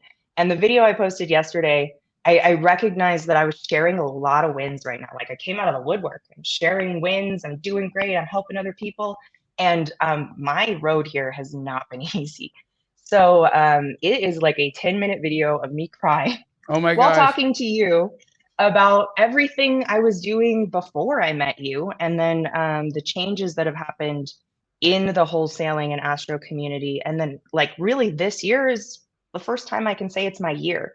Like I'm consistently making money. I'm looking towards a future of having a family next year, like really growing that and those kinds of things that being an artist, like you're scared you're never going to have the freedom to have. Like you have to choose, are you going to be a creative person or are you going to have a life you want?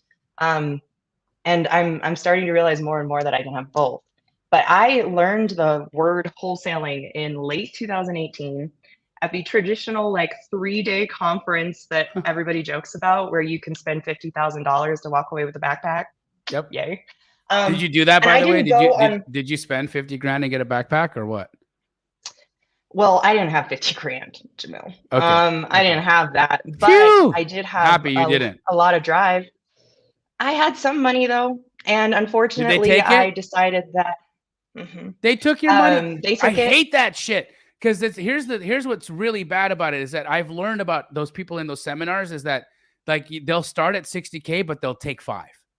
You think But about they make that, it like, sound like you've got to like protest for it. Like I gave a speech, like that basically. is so disgusting. I'm so sorry.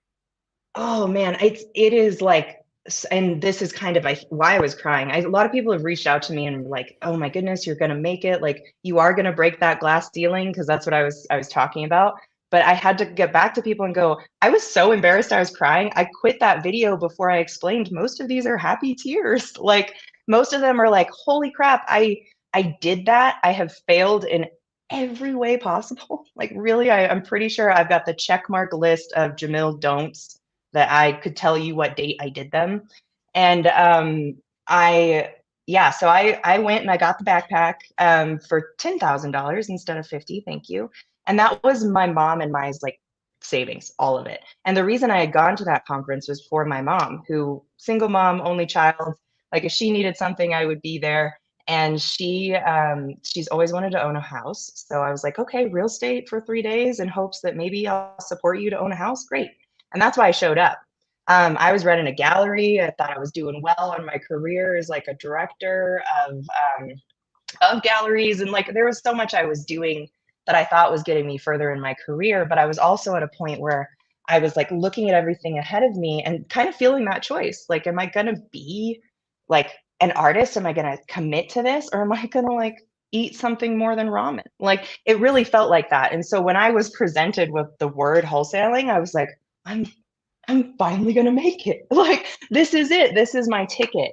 And I know so many people that feel that way. I get to talk to them all the time now, which is really wonderful, because I'm like, I really went through 3 years of kind of hell and back when it came to wholesaling, and I got up again. And I like so freaking proud of that, Janelle, because I'm here talking to you. How cool. It's amazing, and you're killing it. I mean, like you are doing so well, and not only are you doing well for yourself, but you've taken and brought so many community members with you. I mean, the family that you built with Daryl and Paula is just like, and Paula again, she's like my little sister in the community, and she took a little bit of time gaining her stride, but watching you two go right now is just like, holy moly. You know, you guys are, it's crazy. Walk us through your last deal. Just walk us through your last deal that you're happy with.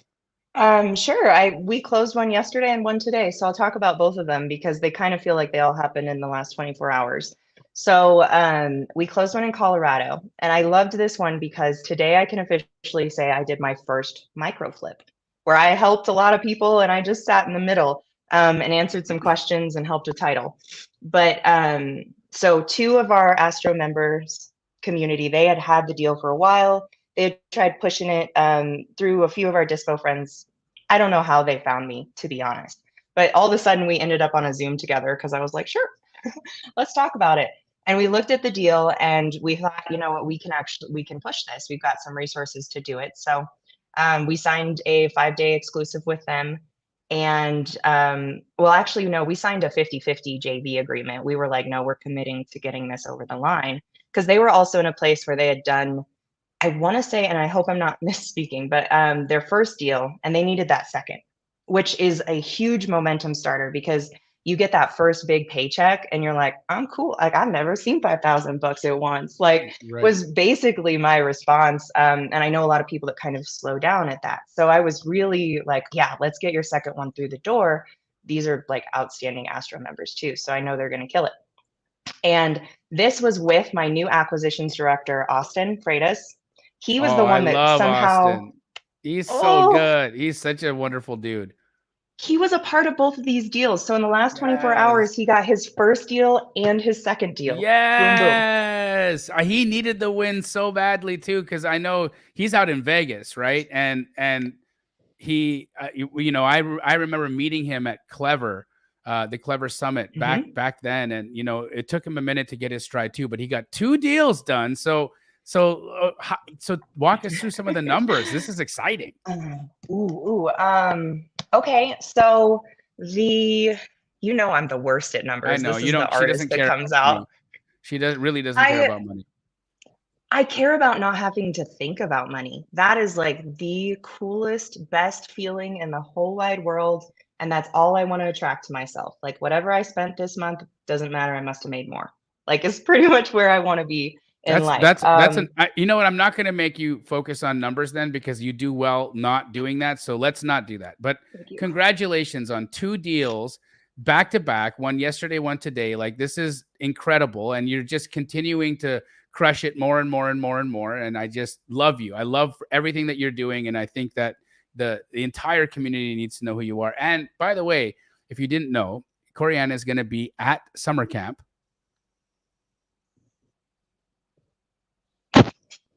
You're not allowed to make me cry on a live feed. You're going to be at summer camp.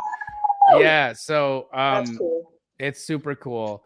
There are so many people that are trying to get their hands on a ticket to come out. It's nearly impossible. You have to be hand selected by myself, Pace Morby, or Jerry Norton. And Corianne, I know you didn't know this, but you are coming to summer camp. So if you want to meet Corianne in person, she will be in Kalispell, Montana, July 26th through 29th.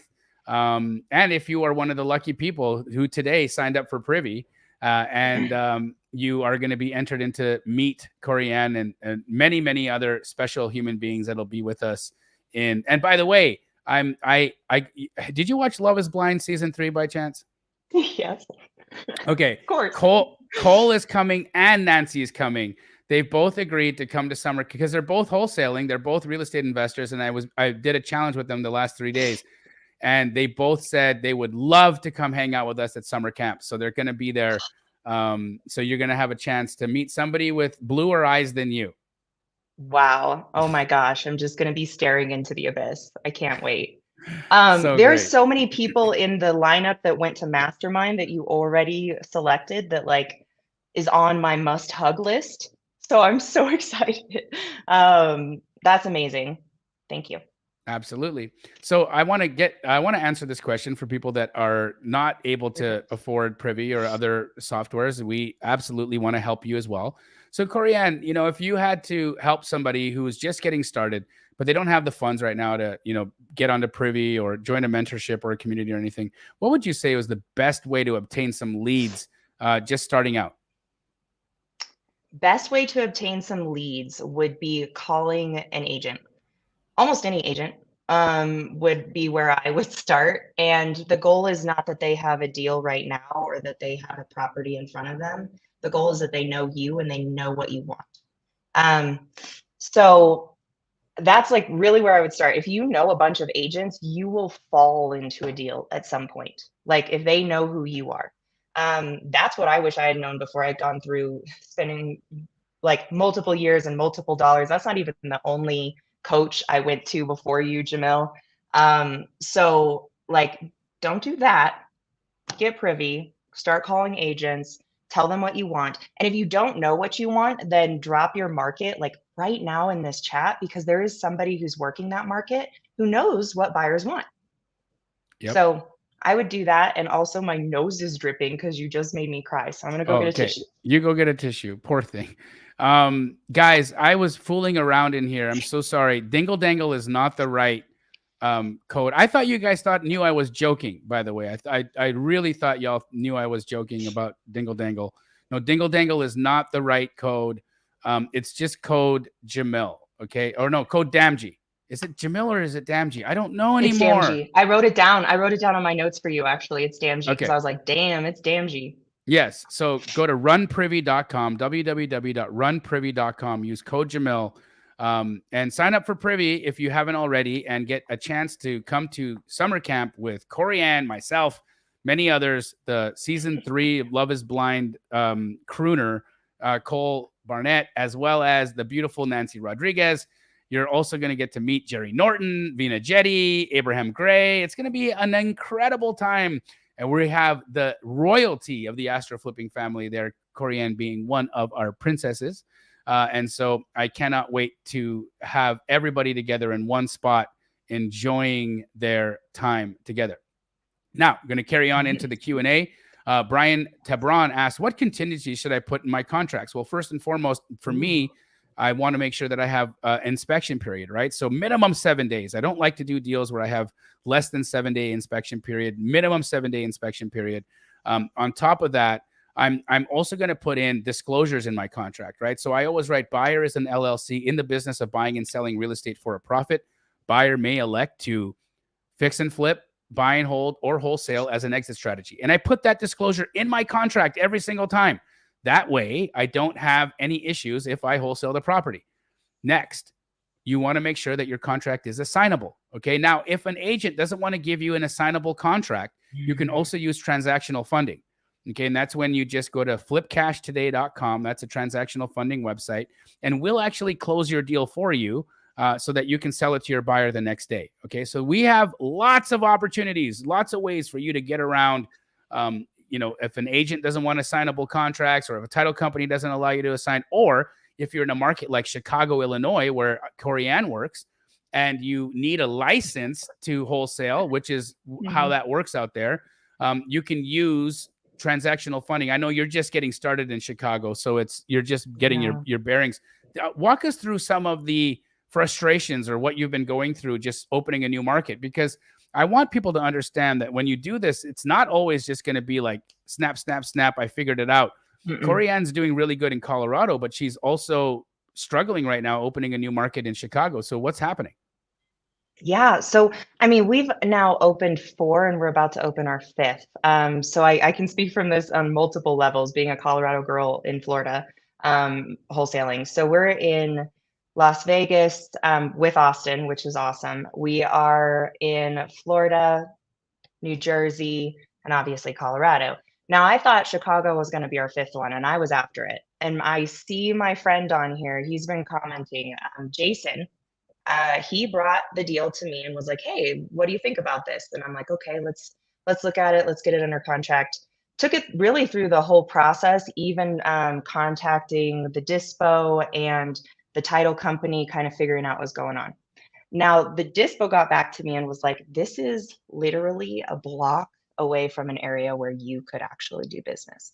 He's like, "You are on the wrong block. You are it's crime, crime, crime, crime, crime. It's not going to work." And the funny thing is, I know Chicago there. My husband taught in South Chicago. I knew that I was in like an area that could be a concern. But when I showed my husband this area, thinking, maybe we'll pick it up and sell it, he was like, "I wouldn't let you walk the street."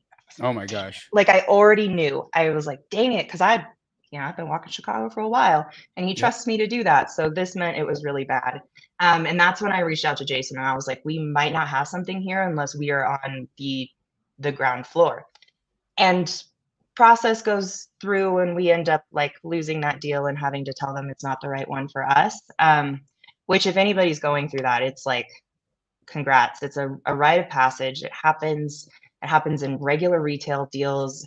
The sooner you can let that roll off your back like water off a ducky, the better. So like that was kind of the situation. And I want to get that's one of my agents. Sorry. That's actually a deal I need to negotiate about $40K lower than what I have right now with that particular agent.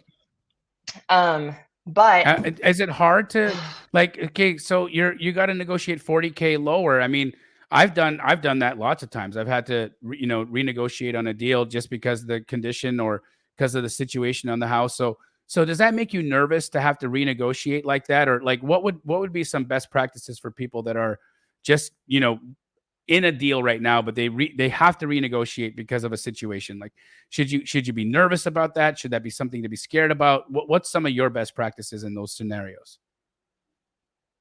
I can definitely understand being nervous about it. I think anytime you're going in and you know that somebody might be disappointed, like, you are naturally going to be there.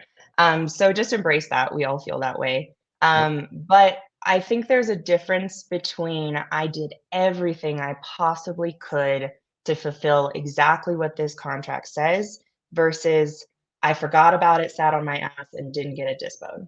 Excuse me if I'm not allowed to curse, but it's okay. So you're fine. Okay, great. I'm working on my words.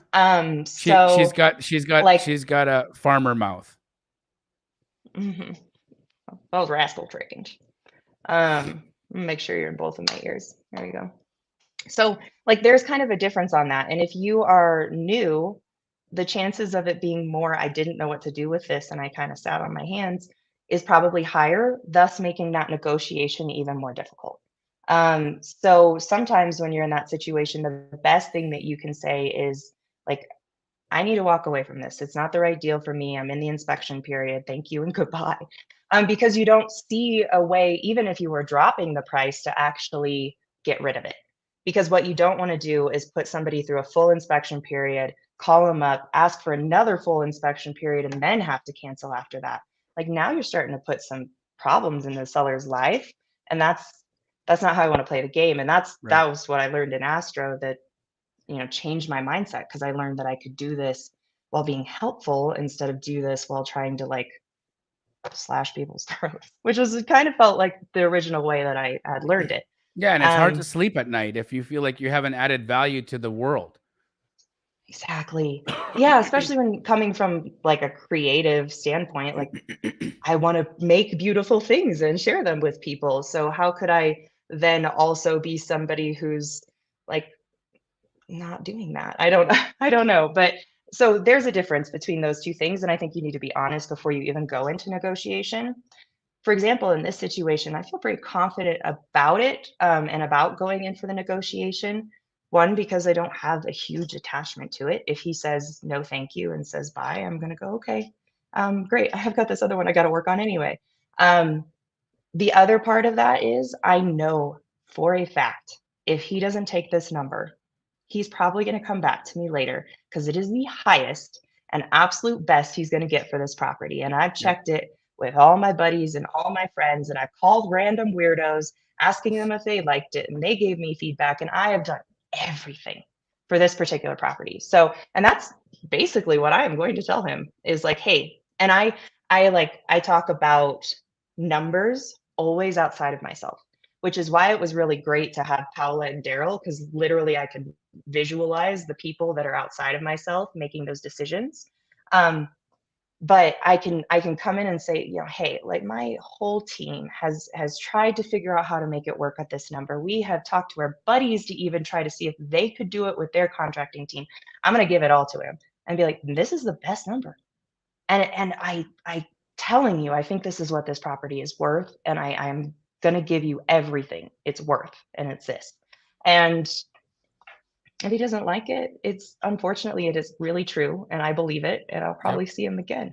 That's it. And sometimes you got to be okay to walk away to see if something can find its way to you again later. Because again, look, if it's not going to work for you, right? If they could do better somewhere else, God bless them. And I hope they do. Exactly. Right. Like if I'm not the right solution for you today, that's okay. It's not going to hurt my feelings. In fact, I want the seller to do what's best for them. Always. I want the seller to because at the end of the day, that seller could be my mom. That seller could be my grandma. And let's think about it. If it's my mom, don't I want my mom to get the best price for her deal, for her home? So I look at everybody in every situation like that's my family. Like this could be my mom or my grandma on the other side of this. I'm gonna do right by everybody because I like sleeping at night. I like thinking that I've done something good in the world. Right. So if I'm the best solution for you today, great. If I'm not, great. Go try something else. And if I'm the right solution for you in a couple of weeks or in a month, amazing. I have this happening right now with Monique. Monique sent me a deal and she said, hey, I feel like because this house is so clean, it's like it's original, but it's so clean. I think my clients could do better on the MLS. What do you think? What do you think I should do? And I said, Monique, I love you. List it. List it on the MLS. Go try. She's like, you won't be upset? I'm like, no, are you kidding me? Of course I won't be upset. I want you to do what's best for the client. And if it doesn't work on the MLS, come back to me in a couple of weeks and I'll give you my cash price. That's it. And we just, like I just said, we just completed our 390th deal. We're almost at 400. Can you imagine that? I've already done 400 deals with one woman. One real estate agent over 10 years. Amazing. Guys. Isn't that just insane to think about? Insanely cool. It's super cool. And all of you guys could do the same thing with an agent. Corrine could be your Monique Walker. Corianne could be your Monique Walker. Why wouldn't you want her to be your Monique Walker? She could be. She could be the person that could be bringing you opportunities. It could be her, but you're not letting her because you haven't reached out to her yet. You haven't made her a part of your team. You haven't made her. So you're doing deals where exactly? Okay, so I'm doing deals in Vegas. We just closed one yesterday. I'm doing deals in Colorado, anywhere from Fort Collins down to Pueblo. But honestly, the more north you go, the better I like it, the better buyers I have, like Fort Collins area. I do Florida all the way from Orlando, Tampa, Miami. We cover all of Florida. And then we just started New Jersey. And so New Jersey is the one I'm experiencing the like, whew, it is hard to start a new market. And like, I know nothing about the East Coast. I'm such a Midwest girl. And like things like that I've had to learn. I asked so we brought a really cool guy on to be our acquisitions director in that area because he's from Delaware. So he knows the general area. And today, I'm just going to tell you guys how dumb I am. But today I asked him, what's You are not TWP? Yeah, thank you for correcting my words. How silly I was in this moment not knowing this. I asked him, what's TWP mean? Because it's everywhere. And I keep saying like, let's go to Madison TWIP. Like, I didn't know. And it's township. In case anybody wants to know. Oh my God. Madison TWIP. What is the state TWIP? Well, I mean, it says TWIP and then New Jersey. So I'm thinking I'm just playing with you. I think that's hilarious. We're just going to get into some questions if you want to hang out with me a little while longer and answer some. Yeah. So somebody named Probably said, do you ever lock up deals at whatever it's being offered at on the MLS, even if it's been sitting for 50 plus days, if it makes sense in terms of what people are buying off of in terms of percentage of ARV? That's my answer. Sorry, I would say no. I don't do that. I will not listen unless I'm going to plan to flip it myself. I'm not going to lock that up because a buyer is not going to buy that. You need to provide a value proposition to a buyer. And if something's been sitting on the MLS for 50 days and it's not selling, there's a reason. There's a reason it's not selling at that price. It's overpriced. So either the condition is wrong, it needs work, more work than what you think it does, but a buyer is not gonna take that deal. So I would never lock something up like that's been sitting on the market for 50 days. I would never lock it up at MLS list price because no buyer is going to want to take that from me without there being a discount. But then that's a negotiation chip. It's been sitting on market for 50 days. This is clearly not the price. Everybody's seen it. And you can even say that like, hey, I'm trying to bring value to the people I partner with. So have you just seen how many people are in the chat here? By the way, you look stunning. They're all just talking about how beautiful you are, how wonderful you are. They're like, Corianne is the shit. Like, you've got so many fans in here. Look at this. What is happening? Oh my gosh, I'm just happy to be here to talk to you. I could just probably sit here and answer questions and talk all day. Jason, who just popped up on the screen, is like, he's got my heart because he's also an artist and he's about to get his first deal. I know it. It's going to go through full loop. And then you also just brought up my angel, Miss Paula. Yeah. Person I love most. You're very loved. You are very, very loved. Look Thanks, at this. everybody. I love this lady. I really do love you back. Wow. Wow. Amazing. Love your story. It's just like, it's like there's more people just saying that they are in love with Corianne than there are even asking me questions. So you're doing something. Thank you. You're doing something to my chat here. They're all like, they're gushing over you. Detail said, can you please give me the name of that inspection company again? Yes, it's Inspectify, and tell them Jamil sent you and they will give you a deal. I don't have a link or anything, so just go check it out. Ashton is a part of the Astro Blaster community and really wants to come meet Corianne at summer camp. I'm all about it. So, Come meet Corianne, me. where would you say is the best place to find buyers? Oh, Privy. I mean, honestly, it's just on Privy because I mean, first off, if I'm looking at a property to find out if it's something that's a deal for me, I want to know if there's buyers in the area, if there's any investment activity at all, and I immediately get that on Privy. So if I don't see anything in the area, I'll straight up tell the agent it's not the area I want to buy in. Nobody else wants it. So go there. I agree. Totally agree. Kendall Murphy said, how much effort, sales skills, creativity, relationship do you put into creating a deal versus just letting the raw numbers dictate what is a deal if something doesn't pencil out? Kendall, I'll tell you, I Love this create question. deals all the time. Sometimes I'm in a deal, it's not working out. So I have to go and get an inspection, and then I got to talk to buyers, and I got to see what they want to do. And then I talk to the agent, and I'm like, look, I can't make this work. My numbers aren't coming through. I'm talking to buyers, potential deal partners to bring to the table, and they're not able to make it work. I'm trying to, fandangle the numbers here, but I'm going to come to you with my highest and best number, but I need you to prep the seller that we're going to need some movement here. So I work on creativity all the time. In fact, you can make way more money creatively working your deal than just focusing on raw numbers. I would say 8 out of 10 times. What do you think, hon? Whew. Well, okay, so I'm a creative person and I showed up here in this world of numbers and data. Of course, I spend most of my time on creativity and relationship. And the reason I spent about 3 years falling flat on my face was because I thought it was a numbers game.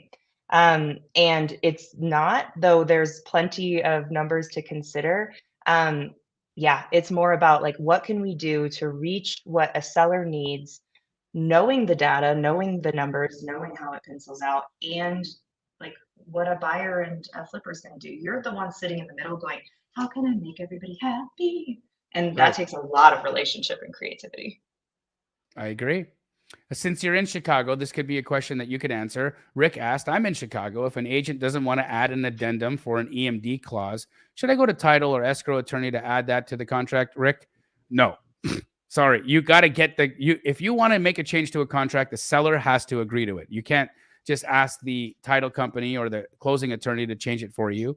You're going to have to work through the seller, and that's going to be through the agent. But I imagine, the EMD clause, are you talking about because you don't have EMD and you want to be able to make EMD be due after inspection period? Or if that is the case, you should connect with a gator lender. And maybe somebody can lend you EMD. What are some of the creative things that you're doing, Corianne? If you don't have access to earnest money, if you got a lot of deals going on, how are you like dancing around the EMD thing? So the easiest and best way to dance around the EMD thing is to put it at the end of your inspection period. I mean, why put me through the work of wiring, transferring, and doing all those things? Because I get it back if I cancel in that inspection period anyway.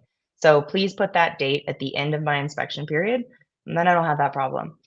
Sometimes that does become a problem if you're not talking the agent through it, or maybe you're going through a buyer's agent, and now you got all these people that have to get through that. And then I go to a gator lender or I utilize my own funds, but you better be ready to protect them within that inspection period, especially if you're using a gator lender. Take care of them. Rogue Steve said, oh man, I forgot. This was an all-day thing. Y'all are wild. Yes, I have been here since 11 o'clock in the morning, and I'm going to stay here until 6.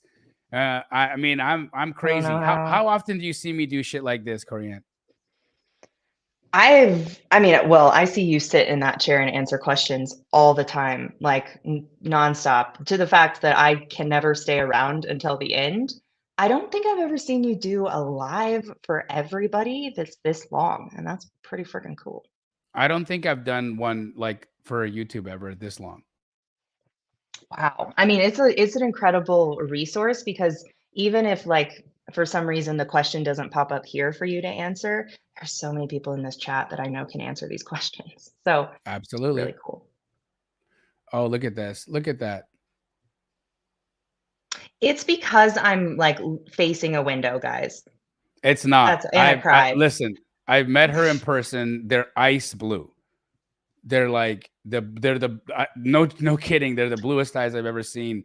If you know who Cole is, they're very similar. They're just, you got these Frank Sinatra eyes over there. It's like, you know, does your mom have those? Your dad? Who gave you the eye color?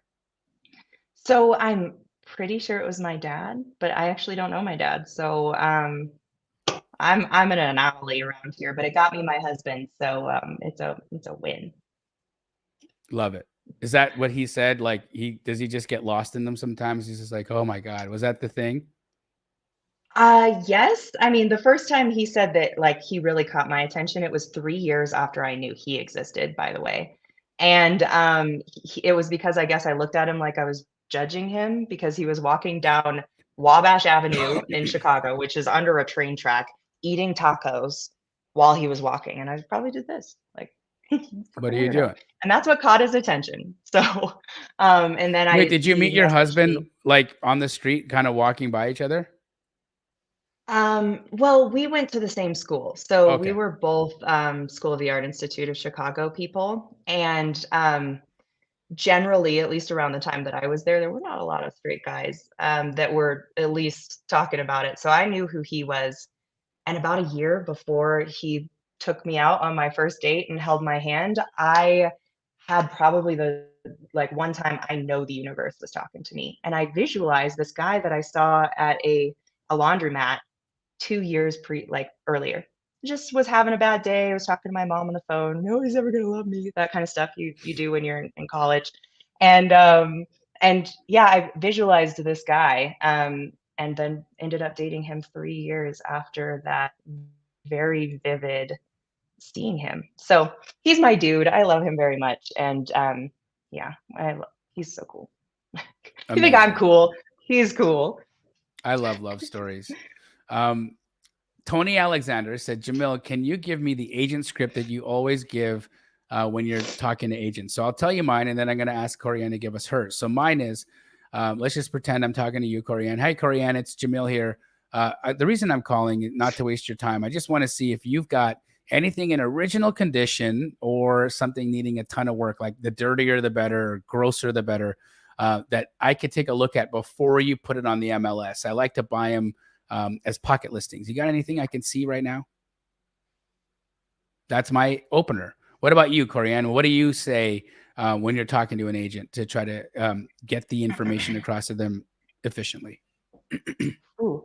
Well, I first want to preface that I text first. So anybody that I'm on the phone with, by the time that they're talking to me, I have some warmth. They either want to know who I am or they possibly have a property I want to look at. So that brings a lot of ease. Agents are super busy. And for myself, anyway, if somebody needs my attention right now, I prefer text. Like I want to know that you need my attention and then come to you when I'm ready. So that's personally like how I even start. And then if I'm getting on the phone with them, normally I'm like, hey, my name's Corey Ann. I'm with Blue Jay Holdings. I'm one of the acquisitions directors here. And I noticed that you were reaching out to my executive assistant, Ron, and I wanted to have a conversation with you to make sure that we were connected and that we could talk about future properties and money making together. Something like that just says, hey, this is who I am and I want to make some money with you. That's so good. That's incredible. I hope, Tony, that you wrote that down.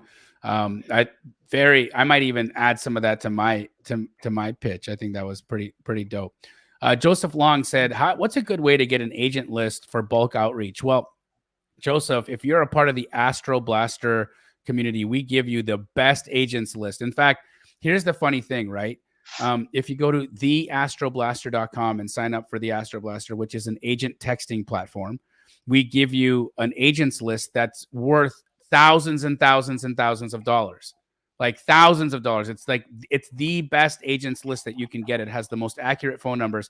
So you could even say, okay, well, and you're not even buying Astro Blaster, you're just getting the list. Like it's such a good value. Do you use Astro Blaster by chance, Corianne? I don't. You gotta start. Why? Because Daryl Arias, when he came and found me in Paola and put us together, built something very similar and very, very cool. So it is that same premise of like texts go out, follow-ups go out without me, and it is incredibly valuable. Has it been helpful to you in your business? I get to have it from Daryl. Yeah, it's great. Do you use it a lot for what you're doing? I mean, the beauty for me is I don't touch it. Everybody else touches it and then sends me what to do. But that's the beauty of having a team. The thing is, I would not be doing what I'm doing without that method. Like Right. I needed Daryl to find me, put me with Paola, but then give me that method because what he did was he said, you know what, you're a little bit of a fragile flower. You'll cry at anything, and you don't want to like continuously have to like build yourself back up after a bad conversation. And now that turnaround for me is incredibly quick. Like I could go into any phone call and let it go afterwards. Like I understand the protection that this Right. is. You can't touch me. And I didn't know that when I first met Daryl and Paula, and I needed to be told that I was good at relationships, that I was good at having conversations, and that they would give me warm ones. And that changed my game. Beautiful. Going on here, guys. Get your There's a questions in the really chat. good question in Yeah. here that says, I don't know the It's- difference between Astro Blaster and Astro Flipping. Oh, Farheen, sorry if I'm I'll saying that let. incorrectly. Hassan. You'll let me answer it? Yes. He's got something important if he's not right here. So the difference. So Astro Flipping is a community and an education and basically a great door into all things wholesaling. Astro Blaster is a platform that allows you to create relationships with agents or buyers that's texting and then allowing you to create follow-ups when you're not there. So for example, if you're in a W-9 or something like that, invaluable resource because it's doing things for you while you got to be doing other things. Who doesn't want that? Better than I could have said it. So if you have any other questions, guys, by all means, I should have some Astro Flipping team members in the chat. If not, you can just go check out go.astroflipping.com and get more information about how to join the community. Corianne, I just want to ask, how valuable has the community been for you? Incredibly valuable, necessary. And I don't think I've been with you since 2021, I want to say, so almost 2 years. And I didn't really utilize that for probably a year in. And that bad on me. I would have been here a year earlier, honestly. It's a different world than anybody I've ever been with or communicated with, and I feel it from so many people that I've never even seen in person, and that was cool, like, community, 100%. The other thing, though, that, like, Astro Blaster changed or not Astro Blaster, Astro Flipping, don't wanna confuse anybody, changed my life in is that it was all mindset first. And I needed it. I've like the first year where I wasn't with the community, I was just going through my own ups and downs in regards to my beliefs on who I was and what I was allowed to have. And I needed the training that I got in that first week to continuously to come back to remind me that that's something I could change. Right. Like if I could change my brain, then I could change my surroundings. If I could change my surroundings, I could have everything I wanted. It's So, real. and I'm still working on that, you know, I'm by no means can say that I have everything I wanted, but I really like what you said where you're like the less you need, the more you get. And I'm feeling that more and more that I'm just like, I don't need much. Like I never thought I was going to be out here in what I consider the middle of nowhere. But it really does just kind of remind you, yeah, I need some food to grow. I need some people to talk to. You don't need a lot, but it's hard to know that when you're struggling and you're hungry and you've got a mindset that you're supposed to be poor for the rest of your life. So yeah, I needed that, and my God, I wish I had found it in 2019. I really do. I feel like I would have wasted less time. And then in the same token, I have to go, everything happens for a reason. Exactly. I mean, protected in many ways, like that I was able to continue pouring money into different directions as much as it was scary and hard. I at least got to join Astro Flipping to find that out. I had a family that was willing to bet on me for the fourth time. And say, hey, yeah, maybe this one is what you need to get what you want. And that happened to be the case. It was people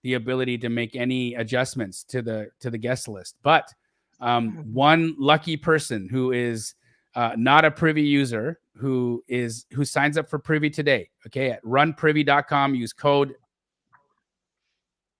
what? Oh, DMG. Sorry. So use code I was reading the DAMG. comments.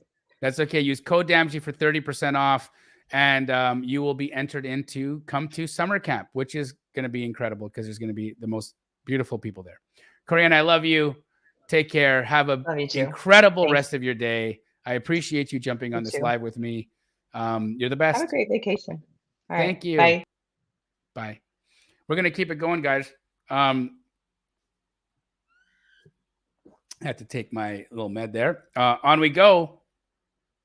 James Hill asked, what is that website for transactional funding? It's flipcashtoday.com. Flipcashtoday.com. It's a transactional funding company of mine where we will help you close your deals with our cash, and then you can resell them to your buyer.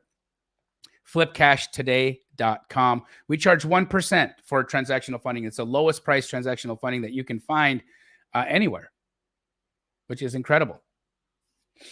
We're going to keep it rocking and rolling here with the Astro flipping community. And I've got just one savage of an individual that is going to show and explain just how he has overcome so much adversity to become one of the most valuable, successful Astro flipping community members that we have. This guy has been through so much in life. I don't want to steal his thunder by telling you the incredible challenges he's had to overcome. But now, he is a student leader in the Astro community. He was just at the Astro Flipping Mastermind, also an attendee at summer camp. I don't know if he knows that he's being invited to summer camp, but he just found out right now that his name is on the guest list and that he'll be joining us. He is from Atlanta, Georgia, none other than Rocky Zidane. Rocky, how are you, bro? My brother, how you doing, sir? I'm doing really great, dude. How are you? Man, I'm blessed. I woke up this morning and I had air in my lungs, and I couldn't be more grateful. I really couldn't be more grateful.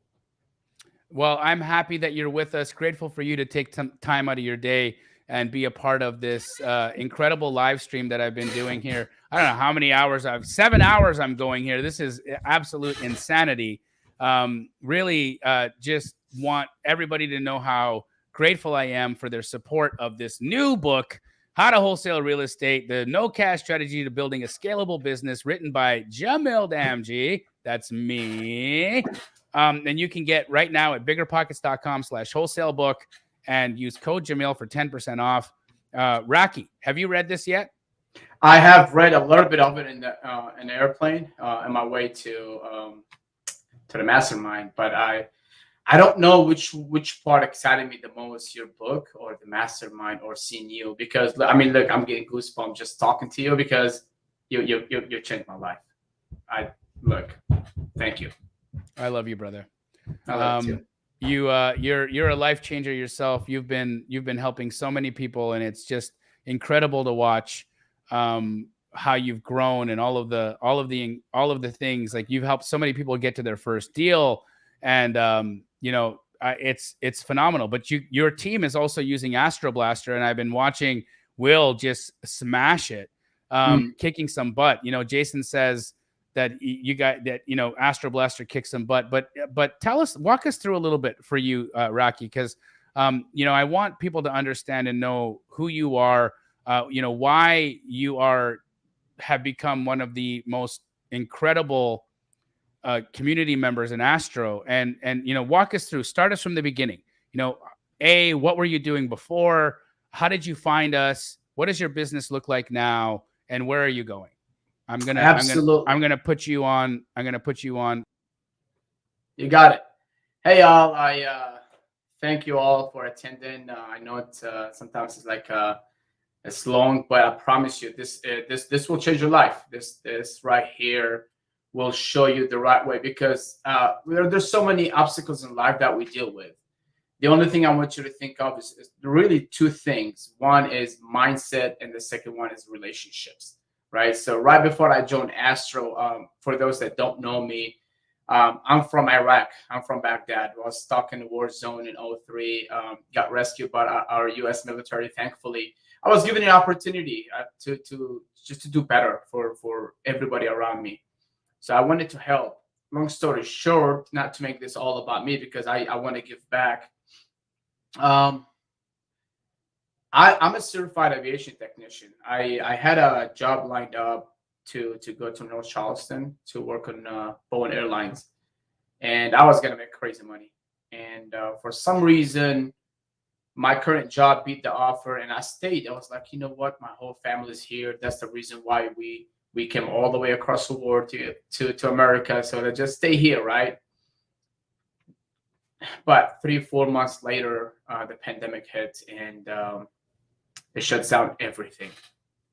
So with myself going through war zones and overcoming the biggest obstacles, mindset was huge for me.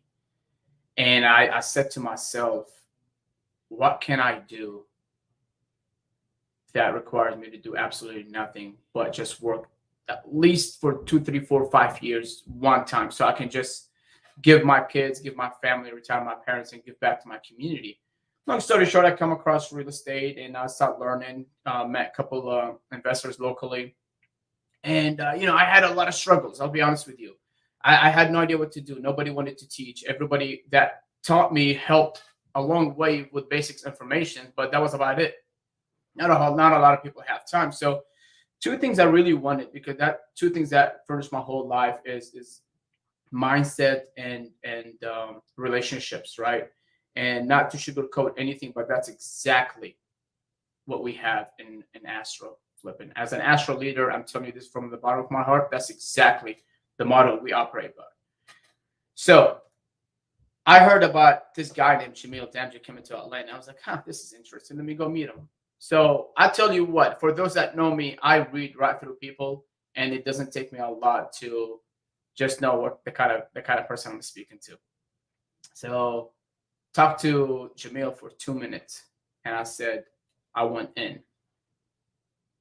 Just 2 minutes, all it took me talking to Jamil face to face, and I say I went in.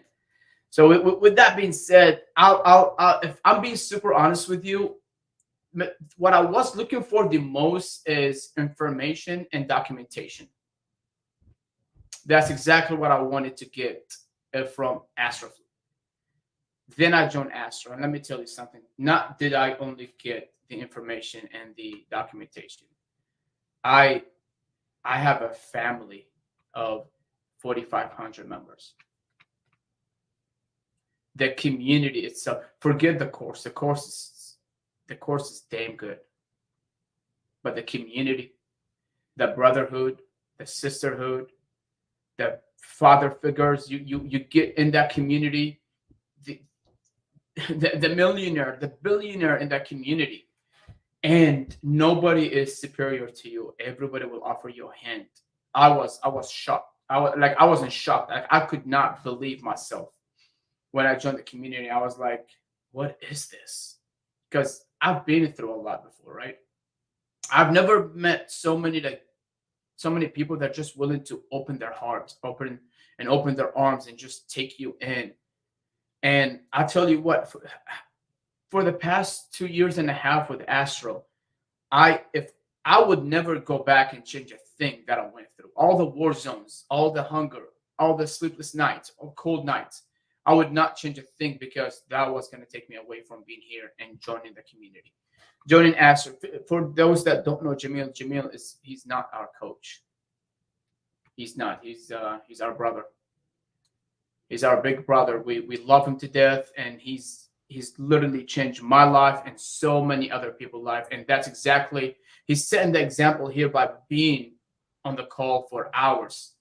And we only given the bare minimum. We're here for 30 minutes showing support, but what we're doing is we're trying to be like Jamil. We want to give back and take you guys in under our wings. And I'm not selling you Astro Flipping, guys, but I'm telling you from the bottom of my heart, from somebody who's super transparent, somebody who operates with ethical energy, positive energy. And guys, if you want to change your life, join Astro Flipping. We'll take you in. I appreciate that, bro. But you know, at the same time, not everybody can you know, be a part of it. Just, you know, I get it. Sometimes for you know, finances don't allow it, and it's cool. You know, it's not, doesn't bother me if it doesn't work for your life right now. You can find you can't get the community in the book, but you can find a lot of what I teach in the book, right? And so again, everybody's at the stage they're in financially, motivation wise, you know, interest level wise. You may not even be super interested in wholesale. Might not even know if it's the right thing for you. Well, find out, right? Find out if it's the right thing for you by going to biggerpockets.com/wholesale book and buying my book, and see if this is the right thing for you in your life stage right now. But Rocky, I want to get to some questions with you, if you don't mind, because you're just such a wonderful human being, and you've got so much knowledge.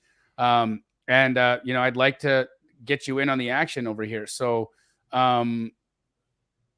let's see what people have to say. Fire at me. I know they're showing a lot of love, so I'm truly. There's so much love in the chat. That. There's so much. One guy was a little salty in there. He was like, "They try to charge me money to be a part of the community." Oh no. Well, I mean, I don't know. Did you go, when you go to college, is that free? But I can tell you this, that the people who leave Astro Flipping make way more money than people who leave college. Just saying. Tell them. Just saying. Elvia said, "I want to meet everyone at summer camp. Can we do a comp?" Yes, Elvia, let's do a comp. Okay, put your addresses in the chat. I'm still here to comp. We're going to do... You just got Jamil excited. What did you do, El? I love comping. Here's one in North Carolina for Brienne Tabron. Let's take a look at it. Let's see right now. We've got 1005 Westover Drive. Let's see. Rocky, you can be my eyes and ears, and we can do this together. Absolutely. Are we using Privy today? We are, yeah. What's the address again? It's 1005 Westover Drive in Greenville, North Carolina. Cool. 1005 Westover Drive, Greenville, North Carolina. It's a 2-bed, 2-bath, 1,008 square foot townhouse. 2 stories, 1983 built, sitting on it's a townhouse, so we can't see the lot size. Been on the market 11 days, and look at this condition. This house needs work. My gosh. My gosh. This house has had better days for sure. Let's take a look at some comps here. We can't see a ton, so we're going to go to settings, and we're going to see if there's any adjustments that we can make. Here we go. All right. So taking a look, we need to find some townhomes, and none of these are townhomes that it's showing us. So I may actually take this over to Zillow to see if I can get better luck on a townhome. So I'm going to just stop the share here, start again.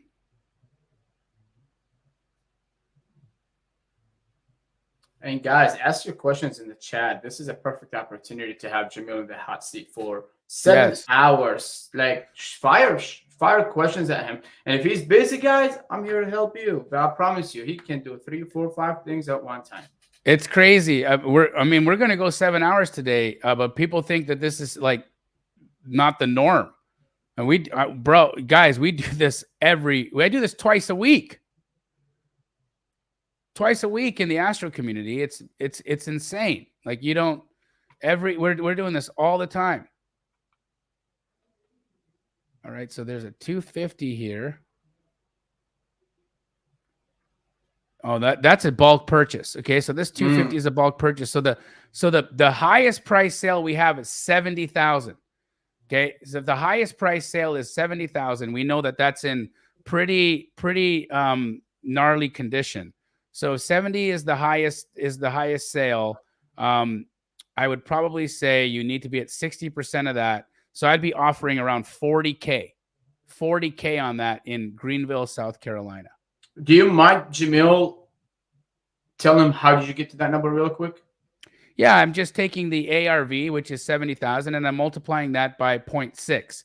Why 0.6? Well, I know North Carolina is very, very popular, but I also know that this property needs a good amount of work. So what I did is I adjusted for condition.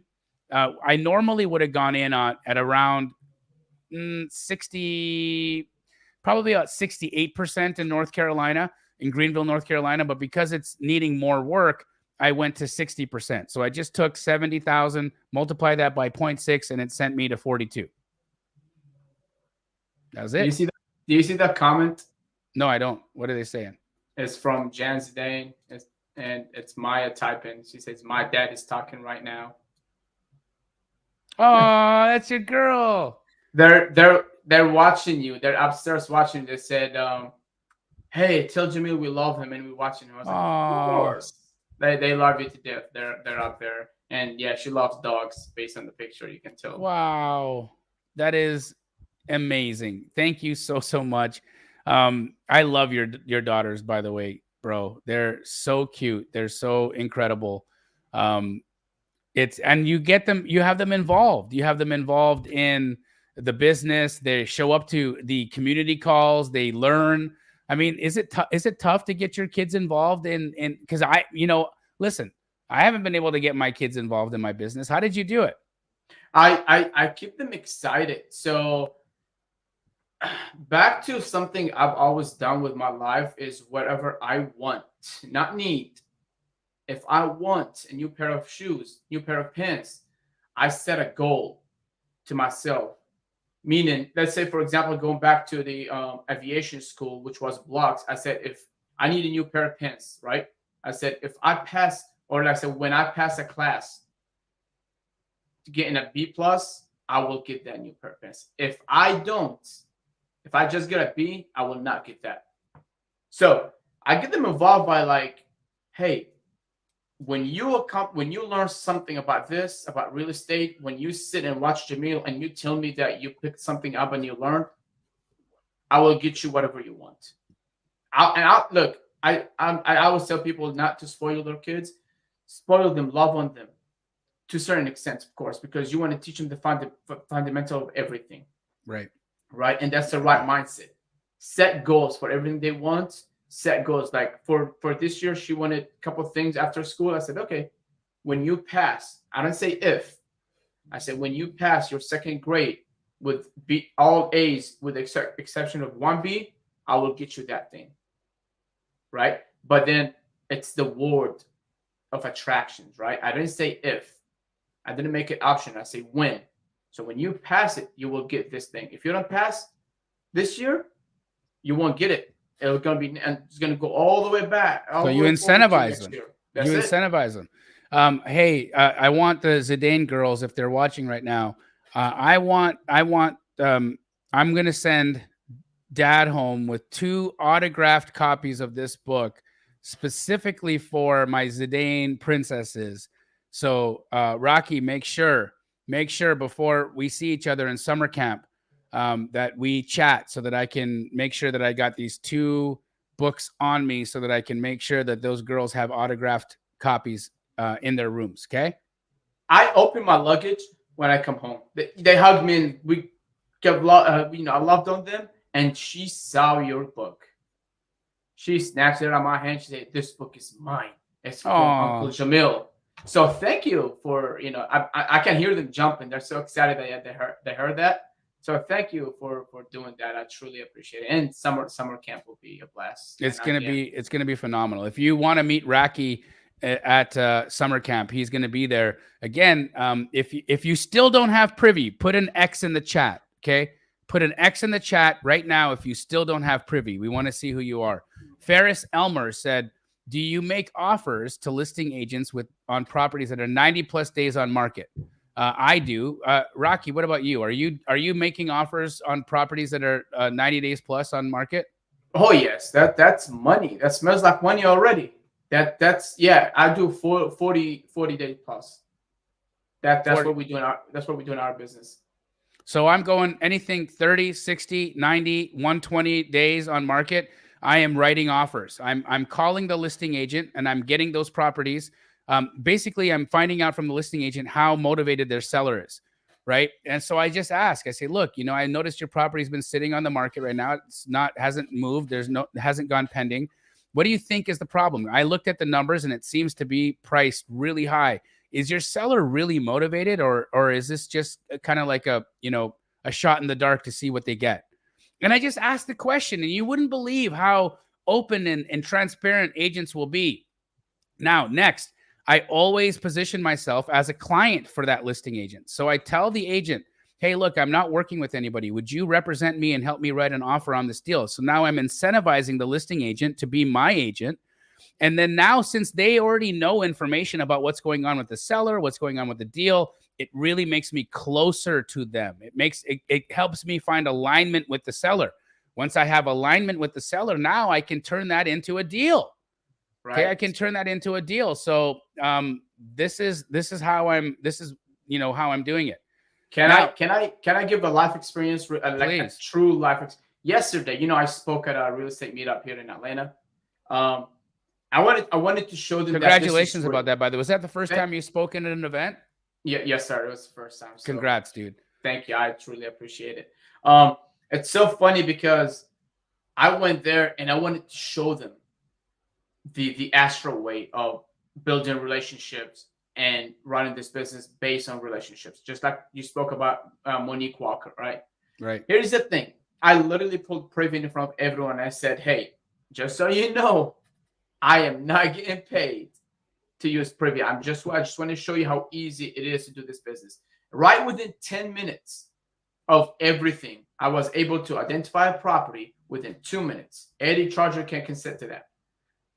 Within 2 minutes, I was able to identify a property on Privy, days on market. And I called the agent, had an honest conversation, sent an offer. She's discussing with the seller this morning, and then we should be rock and rolling. Amazing. And that happened all on a live? On the front of everyone. They were literally recording everything. Wow, dude. Wow. And that's just like that. And so again, when you think, and when you look, what's your average profit per deal? Per deal? It's pretty much almost average across the United States, 15,000. So you're on average making 15K. How many deals are you doing a month right now? Here is the thing. We, as of now, we're literally just had a discussion. We're not doing quantity. We're doing quality. Well, you're doing quality deals, but you're doing big deals though. I've seen some of the, heard some of the assignment fees that you get. They're big. They're like $50,000, $70,000 deals. Like this guy does $100,000 deals routinely. Yes. Speaking of Astro Blaster, brother, not to interrupt you, on Father's Day at 10:30 p.m., a relationship we established through Astro Blaster text us and said, seller signed. 10:30 p.m. on a Sunday on Father's Day. Next morning, went over there, took a buyer, sold the deal right there and then. We made $33K. $33,000 using Astro Blaster in one day on Father's Day. Yes, sir. Unreal. I mean, and I'm not just sharing this, guys, so that you guys buy this stuff. I'm sharing it because it can change your flipping life. What would $33,000 do for you? What would $90,000 do for you? What would $5,000 do for you? Some people watching this right now would be like, dog, just give me $500. That's it. I just need $500. You know what I mean? That's what I'm saying. Like, this is what this is, right? Like, this is a game-changing situation. It's a game-changing opportunity for you. And some of you guys are not taking advantage of this. I prefer you way Astro Blaster. Oh, look, Enrique. I've known him a long time. What's up, dog? Look at Astro Blaster. This is, man. Do you remember Enrique? I think I do. Yeah. Man, he's an Astro OG in the community. He hasn't like 400. Yeah, he hasn't been around in a minute. He's making too much money out there, I imagine. So he just showed back up. But Enrique, Astro Blaster is a texting platform that actually one of the Astro students built. He invented it so that he could text agents while he was in class in high school. No kidding. Okay. He was 15 at the time.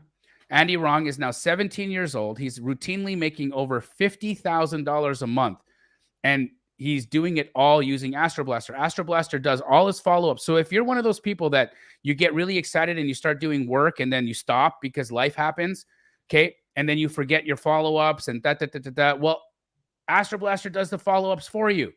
So it's insane how much what kind of ROI is coming from it. Yes, Astroblaster is it's different from Privy. It's different from anything else. This is for people who have full-time jobs. If you got a full-time job, the Astroblaster will absolutely change your life. I'm putting the website address in the chat if you have any desire to check it out. People are just killing it. They're making so much money using it. It's like the game changer. The Astroblaster.com. Go ahead and check it out. It's only $1,000. It's $1,000 and it'll change your situation. Like, no kidding. It's not even mine, but why I got involved, why I'm helping Andy with this was because it's changed so many students are getting deals or doing business because of it. I couldn't deny it. I had to. So this person's got a full-time job in healthcare. You use Astroblaster and it'll do the work for you while you're at your job. Right? Will Coggins, who's his partner, he's using it right now. They're using it right now. He just made $33,000 on Father's Day. Remy's making like $60,000 a month using it right now. Like, it's just stupid. It's stupid. What kind of money is being made? Right. One question I was asked yesterday. Wholesaler named Melissa. She said, I don't know how to keep up with all the follow-up. I forget who I spoke to last week. Right. I have a CRM that I have everything in, but if you're talking to 50 people a day, how many people you'll remember to follow up from last week? None. Right. None. But the Astroblaster has an automation tool where it does it automatically for you. And when they respond, you get a notification and you just jump on it and you close deals. Kimberly, OG Candy Mac, Facebook user, Jamie on Green, Maza, you all don't have London Crouch, you don't have Leroy Ash, you don't have Privy yet. And it's sad because you're missing out on the best tool. Go to runprivy.com, use code DAMG. You're going to get 30% off and you're going to get entered into a chance to come to summer camp and join Raki, myself, Corianne, Cole from Love is Blind, Nancy Rodriguez from Love is Blind is going to be there as well. Pace Morby, Jerry Norton, Vina Jetty, Abraham Gray, myself. I mean, this is like one of the most incredible experiences that we're gonna have. Right, they're raffling off. By the way, they're gonna raffle off. It's so full. Summer camp is so full. They're raffling off a ticket. They're starting the bidding at 5,000, and I heard through the grapevine it's probably going to sell in the like near 30 grand for one ticket to come to summer camp. For one ticket, it's crazy. But how much someone's life will change, Jamil? I know. Let's just be honest about it. I know. Right? I know. You guys surround yourself with people with such high integrity, and they doing it. That's the thing. These are not actors. You're right. They're doing it. They earn the business every single day. I work specifically with Atlanta Keegley here. I know they're doing it. So this is no sugarcoating. There's no filter. Guys, you surround yourself with these people. $30,000, you can't get that back in one deal. But what I'm saying is you don't even have to spend it. Just exactly. Come join us. I'm gonna make that drawing in the next day or two. And I would love to see you there. If you join us on this live, I'd love to see you with us in Kalispell, Montana, July 26th to 29th. Obi asks, are you making offers on properties under 30 days that are listed on the market? What are you doing there, Rocky? I honestly, I don't, because I find myself as a problem solver more than anything else. Because again, it's relationship business. I want my agents to perform at their top, right? So if I see struggles, that's when I offer my service. I don't want to go compete, locking up a property that's been in the market for 10 days and then don't know what to do with it. Last thing you want to do is walk to turn your back and walk away from two things that I care for the most. One is every time you lock up a property, just think of the seller. The seller in their head saying, okay, we're selling the house. Let's start packing. Let's start packing. If you're just going out there just throwing offers just to go under contract with hopes, you sell it, you're in the wrong business. I'm sorry, but you're in the wrong business because you shouldn't be hoping for anything. You should understand everything, analyze anything you do. And when you lock up a property, just think of that. The seller start packing. Last thing you want to do is have the seller unpack. Second, your agent. One agent can make you millions of dollars. Jamil spoke about this earlier. I'm telling you, we locked up 2 houses side by side from the same agent. That agent brought us a buyer to one of our other properties. That agent just sent us 2 deals today, right? So the second thing is I want all my agents to get paid. Right. That's why I don't go that route. Love it. S.A. the chef said, this guy charged middle-class people $7,000 out of their savings for a course, bro. Can I get this? Yeah. I put it on my credit card when I joined. But if you don't work, it wouldn't work. The course won't work for you because it doesn't do the job itself. You have to work. You have to sacrifice something, guys. What I wanted to just say to this guy, hey, bro, don't join the community. I'd prefer you not do it. In fact, what I'd really like for you to do is to connect with people that are in the chat here. Do work with people that invested in themselves and see what it looks like for you to do the same for you. Just connect with them. They're willing and they're ready, willing, and able to help you out, bro. I'm not telling you to join my community. What I'm saying is connect with people in my community so that they can help you, that they can change your mindset. Because you're sitting here focusing on that it costs money because you think that life is not a value exchange. You just think that everybody in the world should just be giving you shit for free. That's the entitled attitude that you're walking around with, and that's okay. It's okay to have that. It's okay to have that perspective. But I would imagine that perspective is probably the reason why you're in the financial situation you're in today. Just saying. Now, bro, listen. I'm only saying this to you because I want to see you change your situation. And I don't care if you become a client of mine or come into my community. But what I do care is what happens to you and your kids. Okay. And so if you are financially unable to be a part of the community, connect with people in here. They will walk you through to get to your deals. They will help you.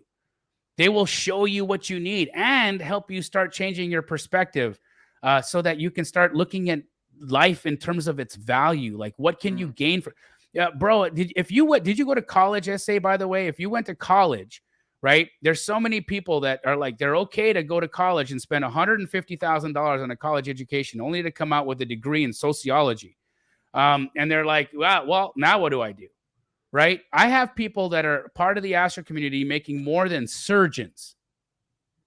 Okay, making more than surgeons on a month-to-month. They make more money than a surgeon makes in an entire year in 1 month. Mahmoud and John make $500K a month.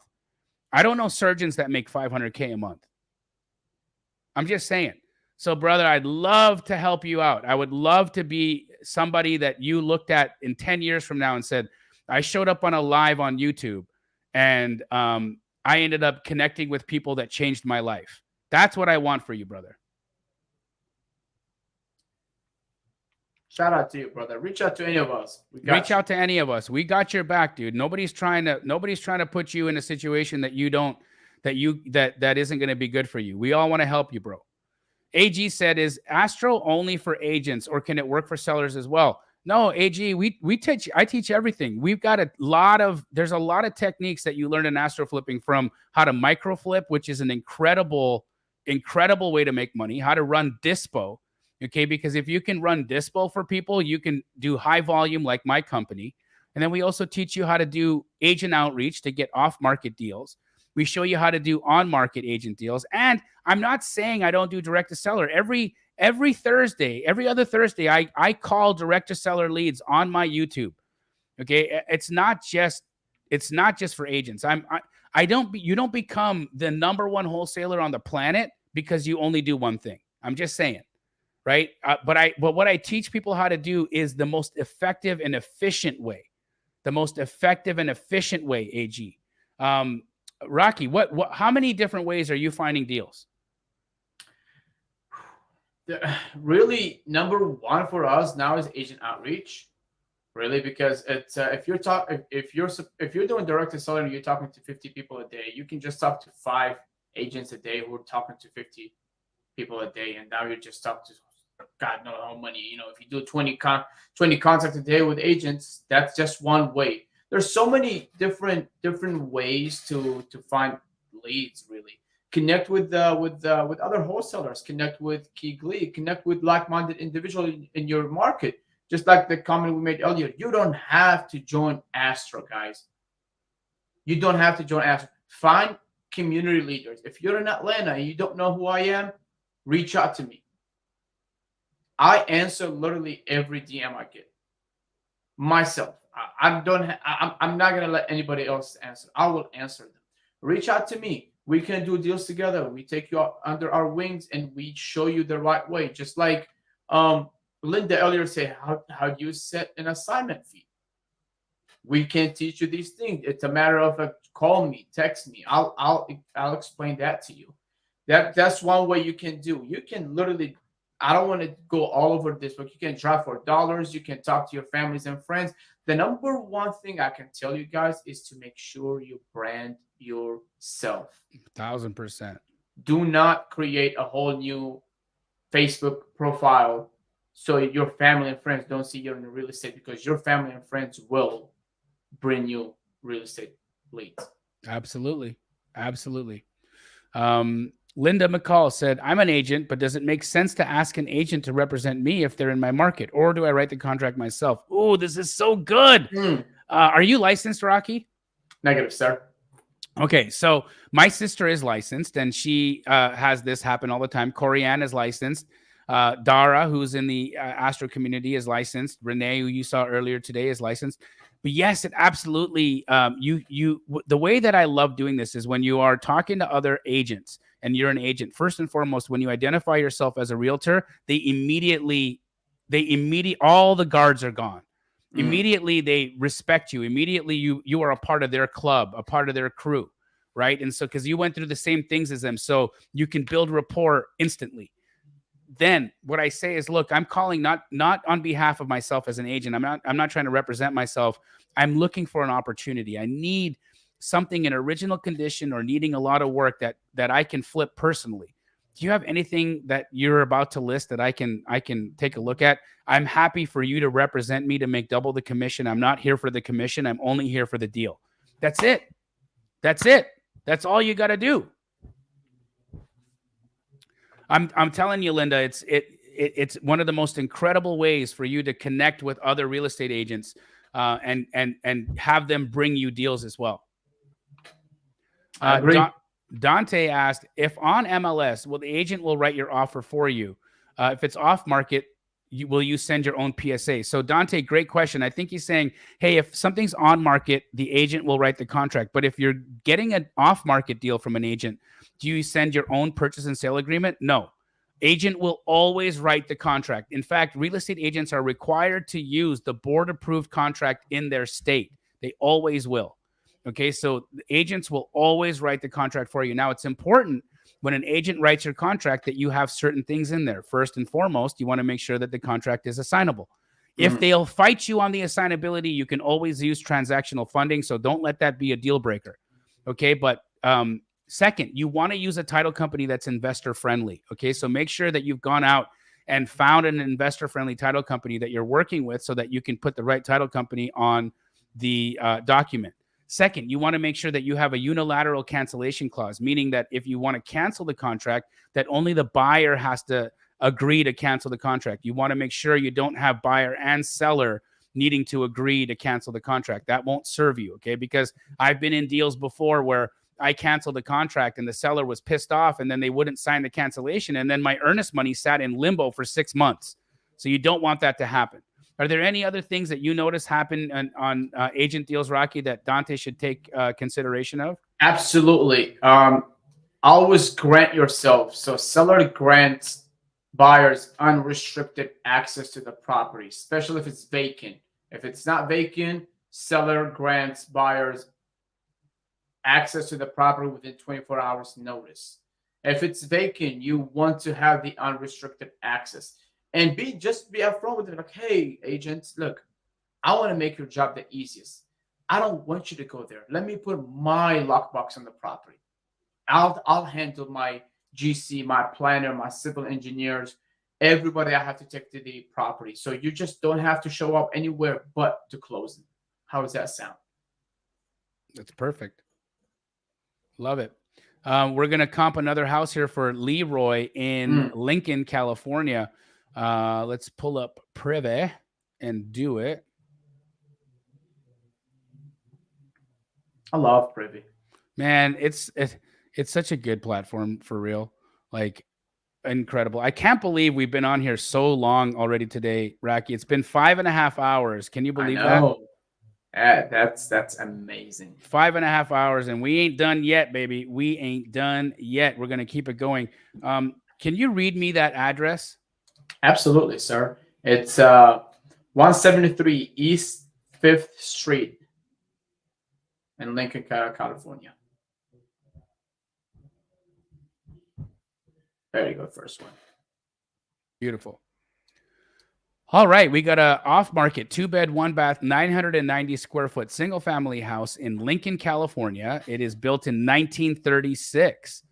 Let's take a look at some of the comps here. Not a ton that we can see, so this isn't going to be like one of those really pop-in markets, it doesn't seem.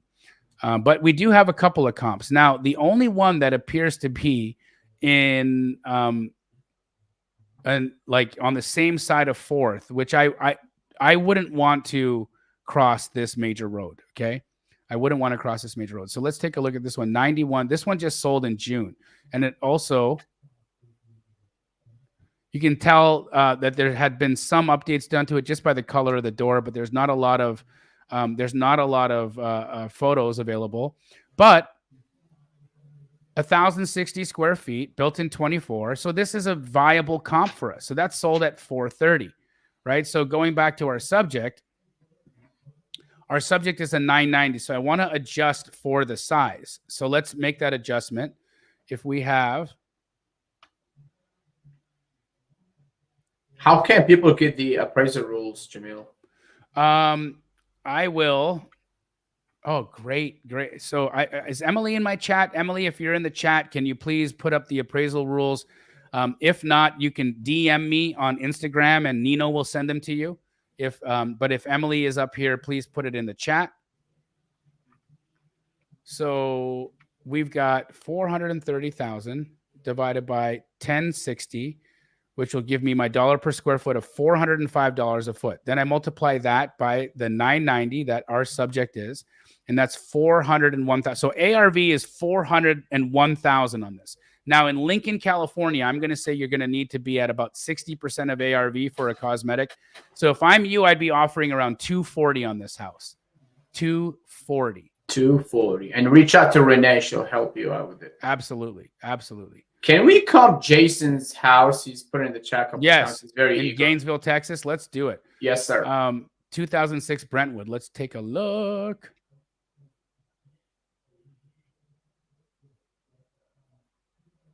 Are you doing a book signing, Jamil? Nah. Okay. Farheen Hussein. He is not doing a book signing.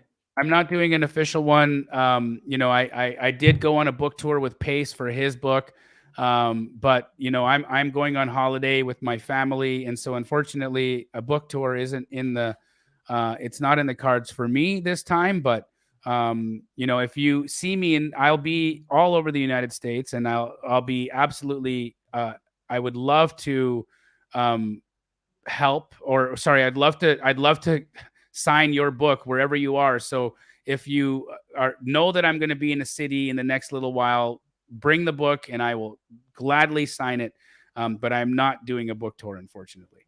Gotcha. And for Arturo Corian's last name is Wright, Wright. HT. That's her Instagram, since you're asking for it. Awesome. So here we got this house in Gainesville, Texas, 2006 Brentwood Street. This is a 3-bed, 2-bath, single family, 1812 square footer, built in 1974, sitting on an 11,000 square foot lot. Right, here's our subject. So that 66 is not going to be relevant to us. Let's take a look at this. We have a sale, that 1980 build on a 12,000 square foot lot that just sold on Ashland. Let's take a look. This is an original condition house. Okay, so not an ARV for us. So we're going to keep looking. But now I know that we're above 289. Let's see what's active at 3. Ooh, look at this. This is really going to look. This is a full remodel, bro. Oof. Full remodel, and they haven't sold it. 79 days on market, and they haven't been able to sell at 317. So I'm honestly, that's really telling. That's really telling. That tells me that the maximum, this 289 number over here, this is probably ARV. So these pictures are probably not updated. So I think your ARV is probably 290. If your ARV is and again, just to remind you why I'm saying that. Look, 317, house is much bigger, 2,000 square feet, fully remodeled, sitting 80 days. This 290, smaller. So that means that this must have been a remodel. It must have been remodeled. Otherwise, this thing at 317 would have sold in a minute. Okay? 289 is our ARV. Now, if 289 is my ARV, how much do I need to offer? What's my offer got to be in Gainesville, Texas? So let's go 290. I think in Gainesville, Texas, you probably need to be at about 60% of ARV for cosmetic. So if I'm you, I'd be offering 175 on that one, brother. 175. 175. Texas. Reach out to Fred. Shout out to Fred. Yeah, reach out to Fred Gamble. He will absolutely. Vince, if you have an address for me to look up in Toledo, Ohio, I'm happy to help you, bro. Thank you so much for the support. Thanks for buying the book. Thanks for signing up for Privy. And hey, this guy might be joining the community. Vince, join. We'd love to have you in it, bro. Let's go. Look at this. The Sylvan Art of Healing is hanging out, fishing at the lake, listening to us. How cool is that? How cool is this? Look at that. So much love for you in here, by the way, Rocky. You're probably looking at the chat, but so much love. Jason Ballman said he already has Flipster. I've never actually used Flipster. I know Jerry Norton is the founder of Flipster, and so I imagine it's a really good platform. I don't know if it does the same things as Privy. I'm not sure. And so what I can say is I know Jerry Norton, and Jerry Norton is an incredible human being, and he wouldn't have created something that wouldn't be helpful to you. So I would stick with Flipster. But also, you know, if you've been watching us demo Privy here, and maybe it's a good idea to have both. And I don't mind doing another live on your YouTube, Jamil, if Jason wants to hop back on sometimes next week or the week after to show demo of Privy, so you can compare it to what you have. Flipster is nice. I know Jordan Norton, and it's a pretty good tool as well. And to answer Facebook user question, I do not do sub 2 or the creative deals, but I do have partners who do that. Michelle Gaines was saying it's not what something costs you, it's what something can make you. Great opinion there, Michelle. We just got folks saying, look, this community is incredible. So again, Essay the Chef, sorry you are in your feelings about the fact that something costs money. Sorry, I don't know what else to say. Zach Martin said Astro changed his life. I don't know. I get a message like that from Rocky once a week. Bro, you changed my life. I love you. You changed my life. I love you. I love you. You changed my life. Like, I get a message from him like that. I just got one from him, I think today, that said that. Like, it's I hear this all the time because their whole worlds are being transformed from it. So I'm not upset that you think that or that you have an opinion essay. I really think you need to open your perspectives up and really look at what you're leaving behind by having a narrow perspective. Absolutely. And guys, literally we have at least if not two, one coaching call every day in the Astro community. They all start by being grateful and showing gratitude. So that's one thing that Jamil taught us, and that's something that we teach every single day. Here's a great question. Aaron Gamboa asked, so sometimes you're talking to an agent and they say, submit an offer. And he's wondering, how do we do that? Right. So when you're working with a realtor and they say, submit an offer, Rocky, what do you say to them? I usually just tell them, I always want to learn the story because I'm interested in hearing the story behind what's going on, especially if it's a house sitting in the market, because that's where we target. Hey, how can I help you? I don't want to just submit an offer and it goes into your spam, or you just don't look at it or whatever. Let me put a voice to it. Let me help you so you can help me. And I'm always being coachable. I'm very humble when I talk to agents. I'm like, if I go wrong somewhere, please coach me. Show me where I went wrong. And they like that because now they start to open up. But if you're coachable and you show them that you really just want to help because you're genuine, that will really break all the ass. Because the reason they say that is because probably they get a lot of calls every single day and they just throwing offers at them and they don't like it. So, right. If again, we got still 250 people here have been hanging out with us for 5.5 hours.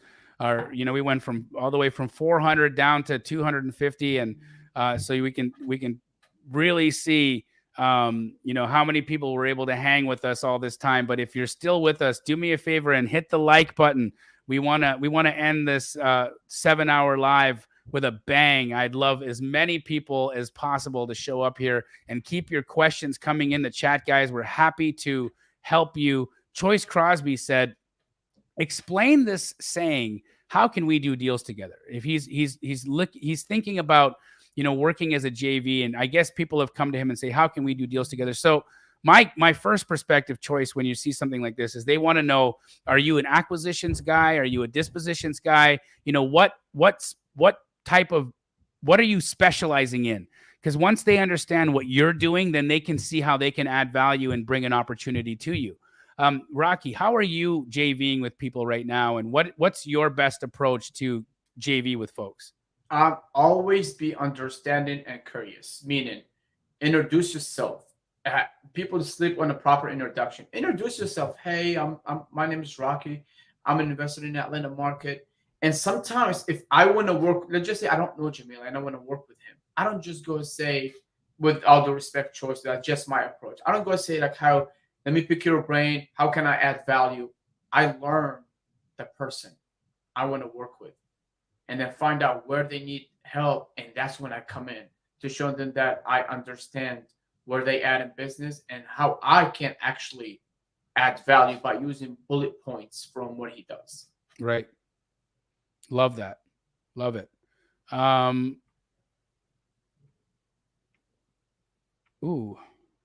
Mona Hale said, hold on a second. Wait, I thought if something is off market with no agent involved, that you would have to write the contract. Is this misinformation? No, that's not misinformation, Mona. If there's no agent involved and it's off market and you're talking directly to the homeowner, you will write the contract. Okay, then you will be writing the purchase and sale agreement. And if you don't have a copy of a purchase and sale agreement, you can download them for free at jdamji.com, www.jdamji.com. I've got a whole contract bundle available for you there, jdamji.com, and you can get contracts. I'm going to try to answer this for Rick.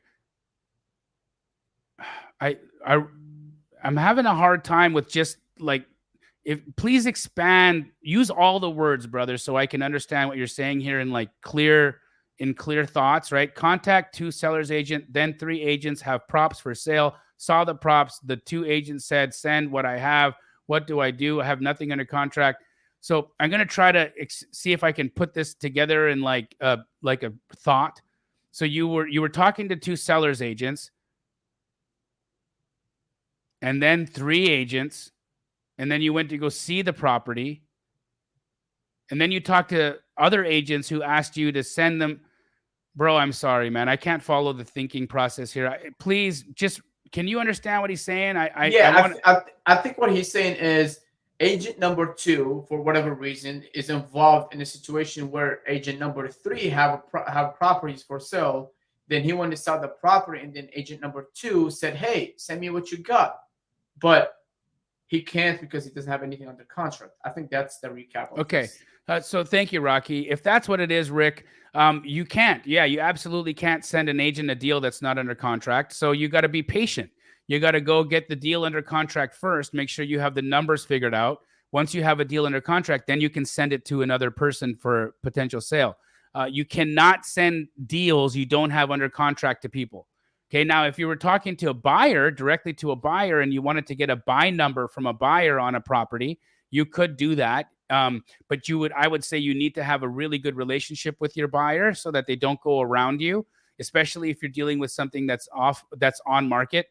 But if you're dealing with an off-market property, then you may have a buyer that will give you a buy number. Now, Rick, my company, Keegley, we'll give you buy numbers all across the nation. Okay. And I have franchises across the country, and we have a very good reputation in this town and in this country. We don't go around anybody. Okay. That's not my business model. So if you want a buy number from a Keegley franchise, send me a DM on Instagram. Happy to give you or connect you to my franchises.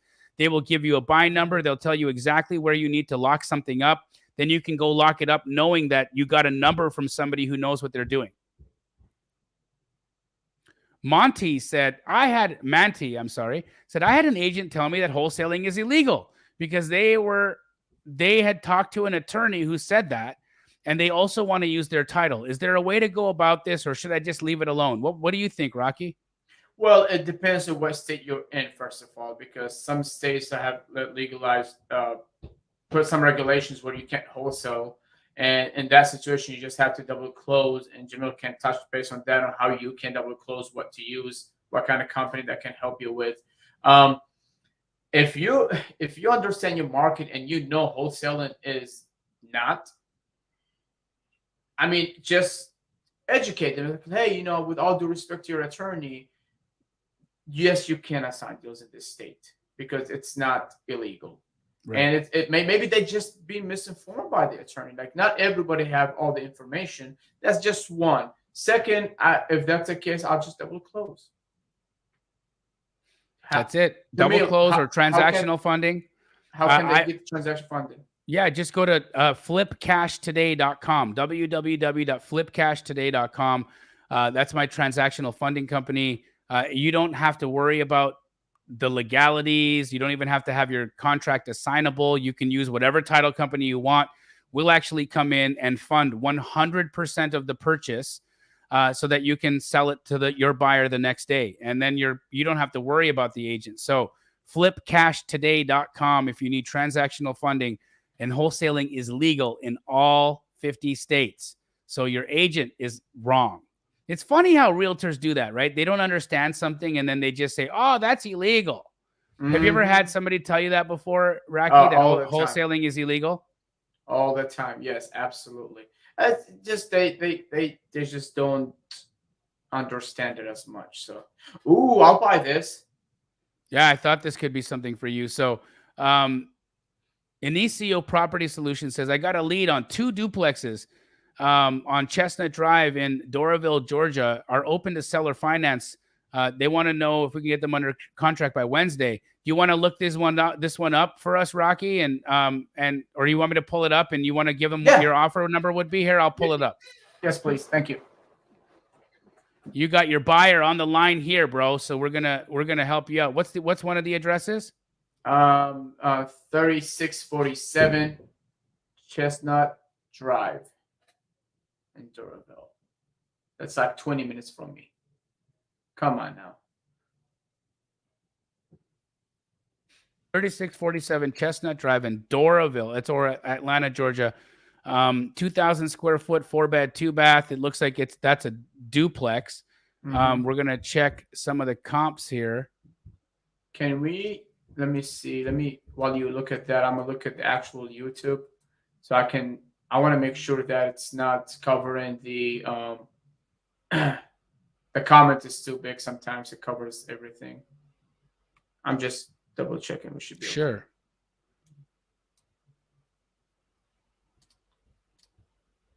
All right, can we remove Here we can we remove the comment, please, sir? Because it's covering half of the screen. I'm so sorry. No, you're good. I got you. There we All go. right, perfect. So here we go. Here's some comps. Let's look at something that's that's pending right now. So we got a pending here at 375. What else have we got? Ooh, what's this 545?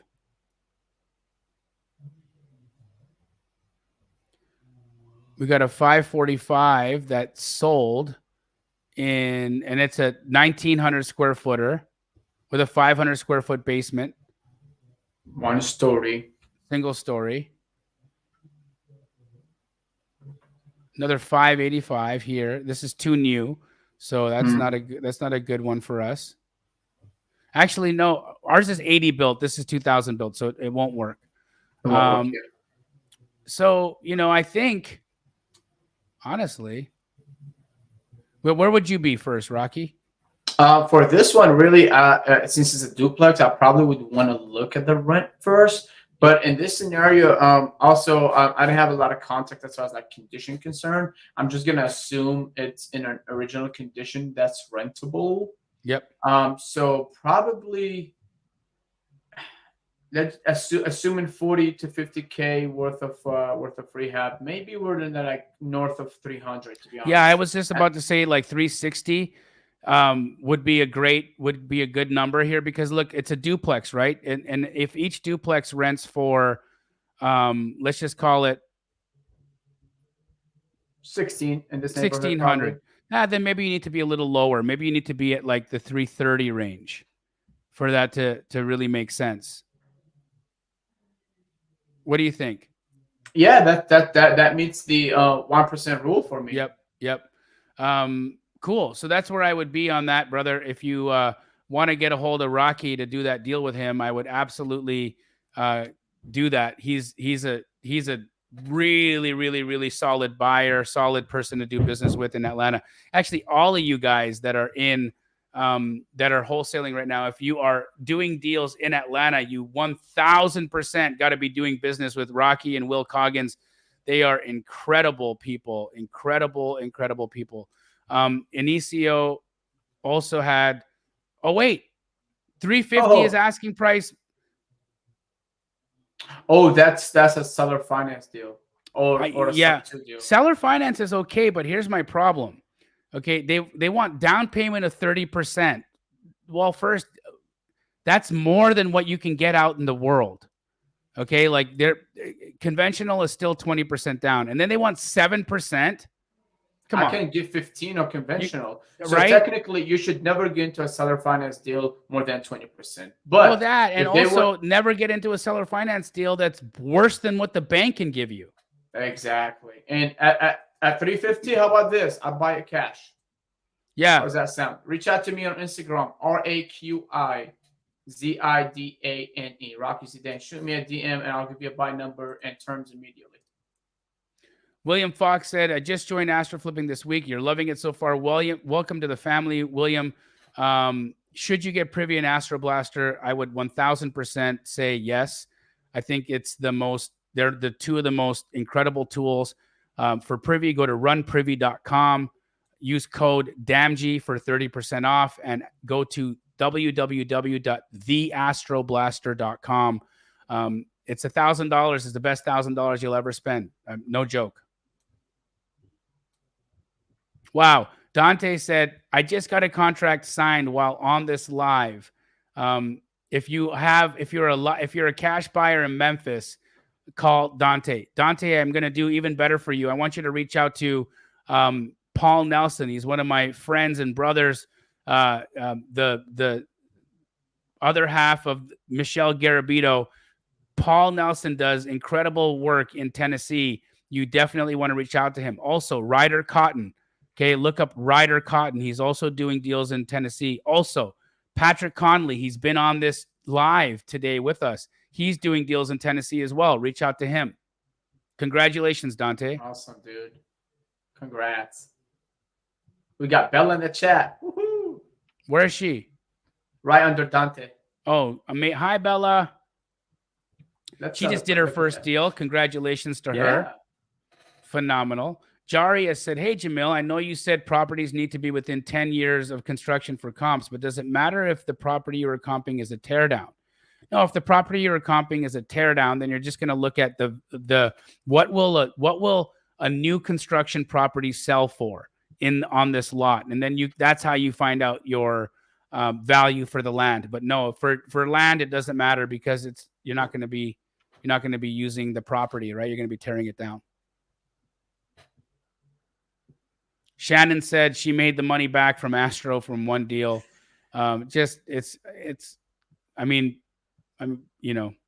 Somebody said if I use Astro Blaster or Privy, I'm using both. Rosalia. Hi, Rosalia. I love her, by the way. She signed up for Astro Blaster today. She's ready for the transformation. Let's go, sister. Love you. I love her so much, though. Hey, why is there so few likes, guys? Come on. You got all these people watching this, and you guys can't give us a like. Give us a like, baby. I'm gonna like it myself too. Come on, there you go. Rocky is the nicest person in real life. Amanda Mesa, I love you, sister. It was so fun to have you at the mastermind as well. She's amazing. And this is true. When somebody doesn't have skin in the game, they don't do work. Man, you know how many people have sent me a message saying, hey, yo, teach me how to wholesale and I'll cut you in on my first deal. I used to, in the beginning, I said yes to that a few times. And then I'd be like, teaching these people and then helping. And then all of a sudden they disappear and they wouldn't do anything. And then I realized, oh, I got it. You won't invest in yourself, but you want me to invest in you. You're not going to show up and do work for you, but you want me to show up and do work for you. Got it. Understood. So entitlement again. Insane. Not obligated. That's it. Edward said, Jamil, appreciate you being on this live today. Appreciate you joining us, Edward. We're near 6 hours on this, and so we're going real strong here. But Edward said, do I write offers on properties that are pending? I don't. I always say to the agent, hey, if it doesn't work out, reach out to me and I could potentially be a backup, but I don't I don't put in offers on pending properties. What about you, bro? I don't. And if you have time to call them up and say, hey, I would like to place a backup offer. If you have a VA doing it for you, let them do it. If you don't have time and you really laser focus on, getting those leads and converting to deals, don't waste your time, to be honest. Have you ever done any driving for dollars, Rocky? You know what's ridiculous? What people sleep on? Your mailman. Did you know your mailman actually drives for dollars for free all day? Yeah. Just talk to them. You can talk to them a couple of times. Have I done it? Yes. I took my daughters from the car and showed them exactly what we're doing, what we're looking for. So they're both looking outside the window while I'm looking in the front. I was just driving the neighborhoods looking for driving for dollars. But mailman gets you majority of your leads. So what are you using to skip trace when you are driving for dollars? What's a good tool that you like? I like batch, to be honest. Batch leads pretty good. There's multiple. There's best skip tracing. There's so many. Now it's so big that you can literally go on Google and just put skip tracing companies and you have it. Agreed. Yeah, I think the best data that I found is batch leads. So you go to batchleads.io/Jamil. I got a code for everything. And you'll get a discount there. I think you get it. Actually, don't use my code. Go to batchleads.io/off-market and get a 7-day free trial. That's what you should do. It's better than using my code because I don't have a free trial on my code. Go to Batch. Yes. They have a Driving for a Dollar app in there now. And they do have a Driving for a Dollar app in there. So batchleads.io/off-market. I love Batch, and it doesn't matter if you use my code or not, but I would prefer you get 7 days free. So get the 7-day free trial and use that. It's incredible skip tracing, by the way. And if you don't have money, You can also go to truepeoplesearch.com. Truepeoplesearch.com. It's not the best data, but it's as good. It's the best for free. It's the best data that you can get for when you don't have money. Right, absolutely. And also, guys, with batch, I've used it before. You don't have to create a whole list. Have it change? I'm not quite sure. Not that I'm aware of. But I used to skip trace just one singles. property. You can skip trace single properties at a time on batch for sure. Ethan asked, when's the announcement for the raffle? I will announce it tomorrow on my Instagram, as well as you just look on my Instagram stories tomorrow. I will have a winner selected tomorrow, Ethan. So excited for that to be announced tomorrow on my IG. So if you're not already following me on Instagram, go follow me on Instagram at JDAMJI and find out if you won the raffle today. That would be great. I would have to see you at summer camp. Jamil. Yes, sir. If you use a transactional funding and you only have 24 hours to get a buyer, how can you ensure that buyer will close so you can pay back the fund? So you can only use transactional funding when you have a buyer locked up. You can't use transactional funding when you have to still look for a buyer.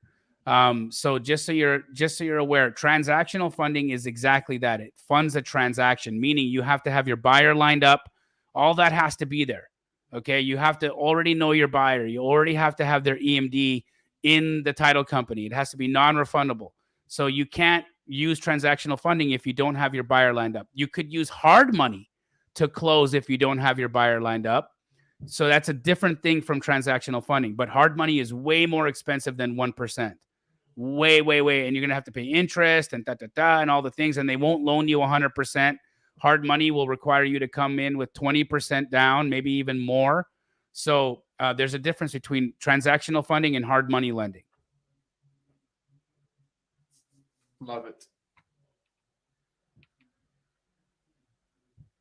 Let's check this one out in Mesquite, Texas, for Lynn Ramsey. Pulling this up for you right now, Lynn Ramsey. Thank you for joining us today. It is 3208 Berkshire Drive. Right, the first one. All right.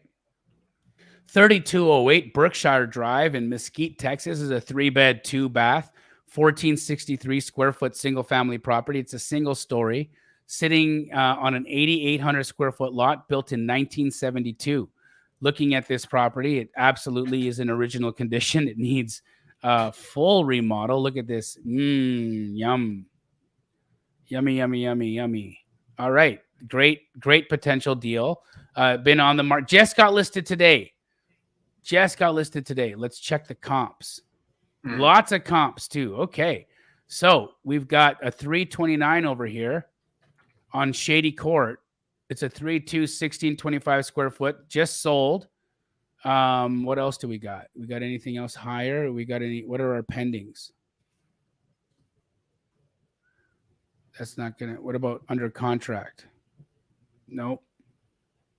So our highest sale is a 329 that we have.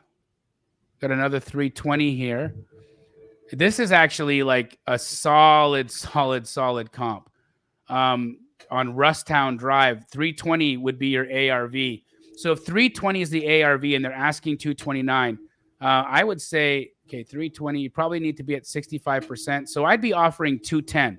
So they're asking 230. I would be offering 210 on this one. And reach out to me. I got a perfect buyer for you because Hade actually buys very nearby.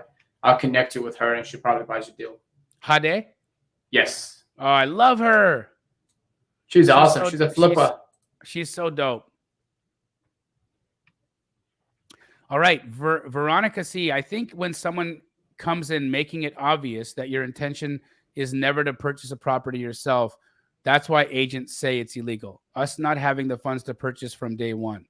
So Veronica, I don't know. I think it's maybe, but an agent shouldn't be lying and saying something is illegal just because you're wholesaling. It's just that they don't know. I think they don't know the legalities. It's like they live in this world where they don't understand what you can do, the power of real estate. In fact, Veronica, I once did a deal with D.R. Horton. It's a publicly traded company, okay, listed on the stock exchange, right? America's national home builder.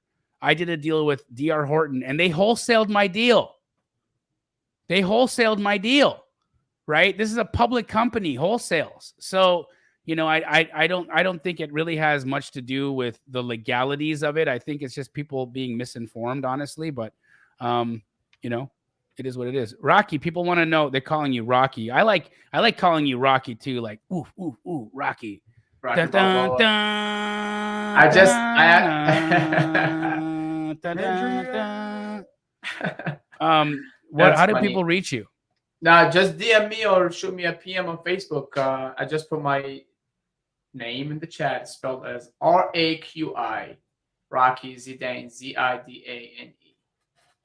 AJ Modig said, "What about in Oklahoma? I thought wholesaling was illegal." No, you just need a license. Mm-hmm. You just need a license. So it's not illegal. It's just is regulated. Difference between illegal and regulated. Now, AJ, you could also use transactional funding to wholesale out there. And you wouldn't need to be a licensed agent. You could just go to flipcashtoday.com and use 1% transactional funding, and you can wholesale all you want. So not illegal out there. Just need to do a little bit more work. That's it. Take a little more. Oh, Adam said sometimes people just give you crazy numbers because they just are messing around. You ever see sellers that are, just trying to fish for high numbers? That happens a lot in for sale by owner. So Italian Dream says, I'm an agent, but don't have my license hung at this time. If I use Privy and at a later date activate my license, can I update my account? Absolutely, you can. Absolutely, Italian Dream. I'm going to Italy here in like a few days. I'm so excited, bro. Dude, we just talked about it with the mastermind Astro community and Astro group that we were taking probably a cruise going around Europe. So that would be neat. Probably be a stop. You guys want to come meet me in Europe? We would love to, dude. Come meet me in Rome and let's have some spaghetti together. Let's do it. Dara just closed a deal, by the way, from the Astro community. Let me tell you what she sent me. She always throws me off with that Rakesh number. I was like, I know. What? I was like, Dara's awesome. I'm so happy. I love her. She said she just made $18,300 today on one deal. In one deal. Yes, on one deal. Congratulations, Dara. I love you. It's so nice to have you in the Astro community. Hi, Heather from Sub 2. How are you? Nice to see you, love.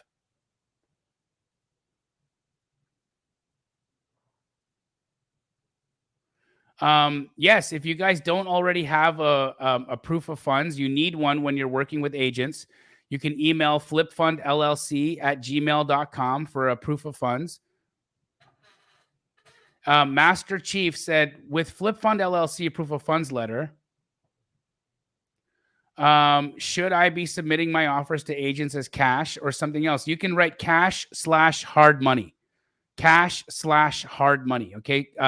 My private money is also considered cash, but you should put cash/hard money. It's the more appropriate thing to put on there. Just right. In case. Like also, in the state of Georgia. Go ahead. Sorry. Also, if for whatever reason, if you need to get out of the deal, then I can issue you a loan denial, and that will help you get out of the deal if you need to. So it's always good to put cash/hard money just in case for whatever reason you need to pull an escape hatch. Also, like I was gonna say, in the state of Georgia, you have to put that right now. Vince said, hey, brother, do you have a buyer I can connect with in Ohio? I have a 5-property deal. Yes, I do, bro. I absolutely do. I'm going to give you a number. I'm going to say a phone number here on the internet. Oh, my God. Do it. You want to put it in the chat as well? I don't think you can. Yes, I can. I got it both open up. I got you covered. Okay, 330-603-9200. 9923. 9923.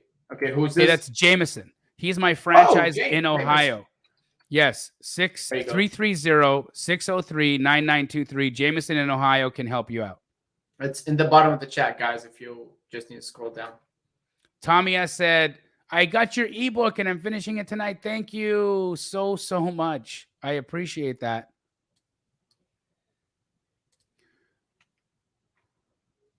What a community you've built, Jamil. It's so crazy, bro. I love this so much. We love you, man. Thank you for everything you're doing. Man, it's my pleasure. AJ said, what do I say to your IG so I can get all the Keegley offices and the app? The app you just find in the App Store. It's Keegley Investments, Keyglee Investments. Download it in the App Store, and then just DM me and say, hey, please connect me to Anthony in your franchise team so I can meet all of the franchises, and my team will help you out there, bro. Sean said, being in this chat is better than listening to any music in the gym. Wow. Hey, let's go, Heck baby. yeah.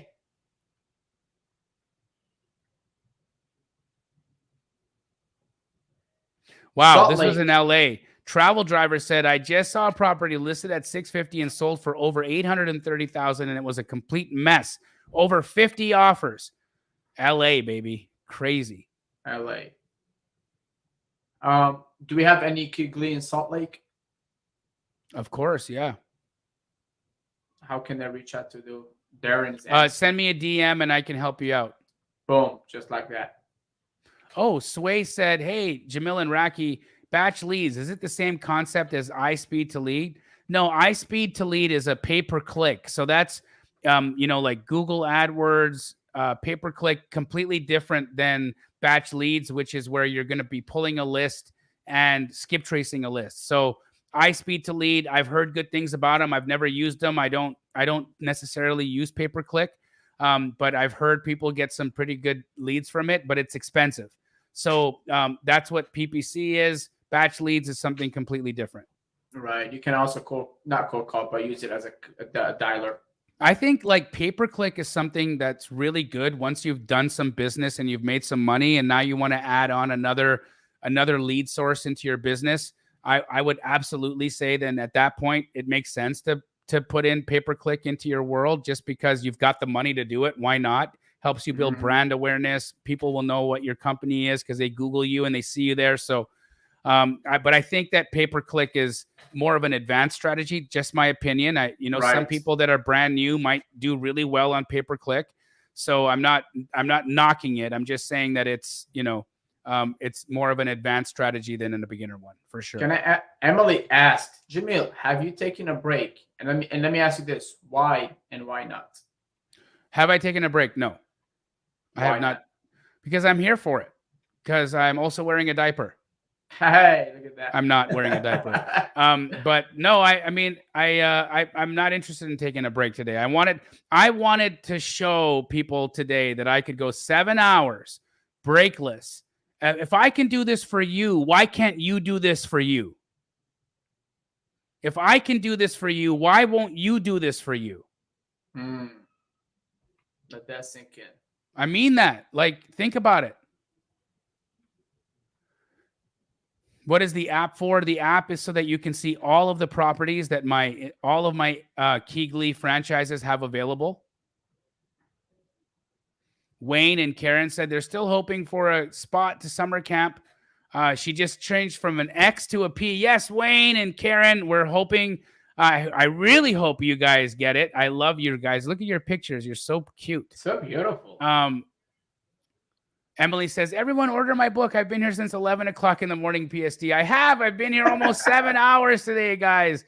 And I'm going to keep going another 40 minutes, another 42 minutes. And then we're done.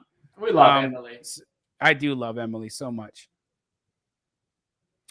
Rocky, I'm gonna let you go now and bring on Michelle in a minute here, but I wanted to very just quickly tell you how grateful I am for you, bro.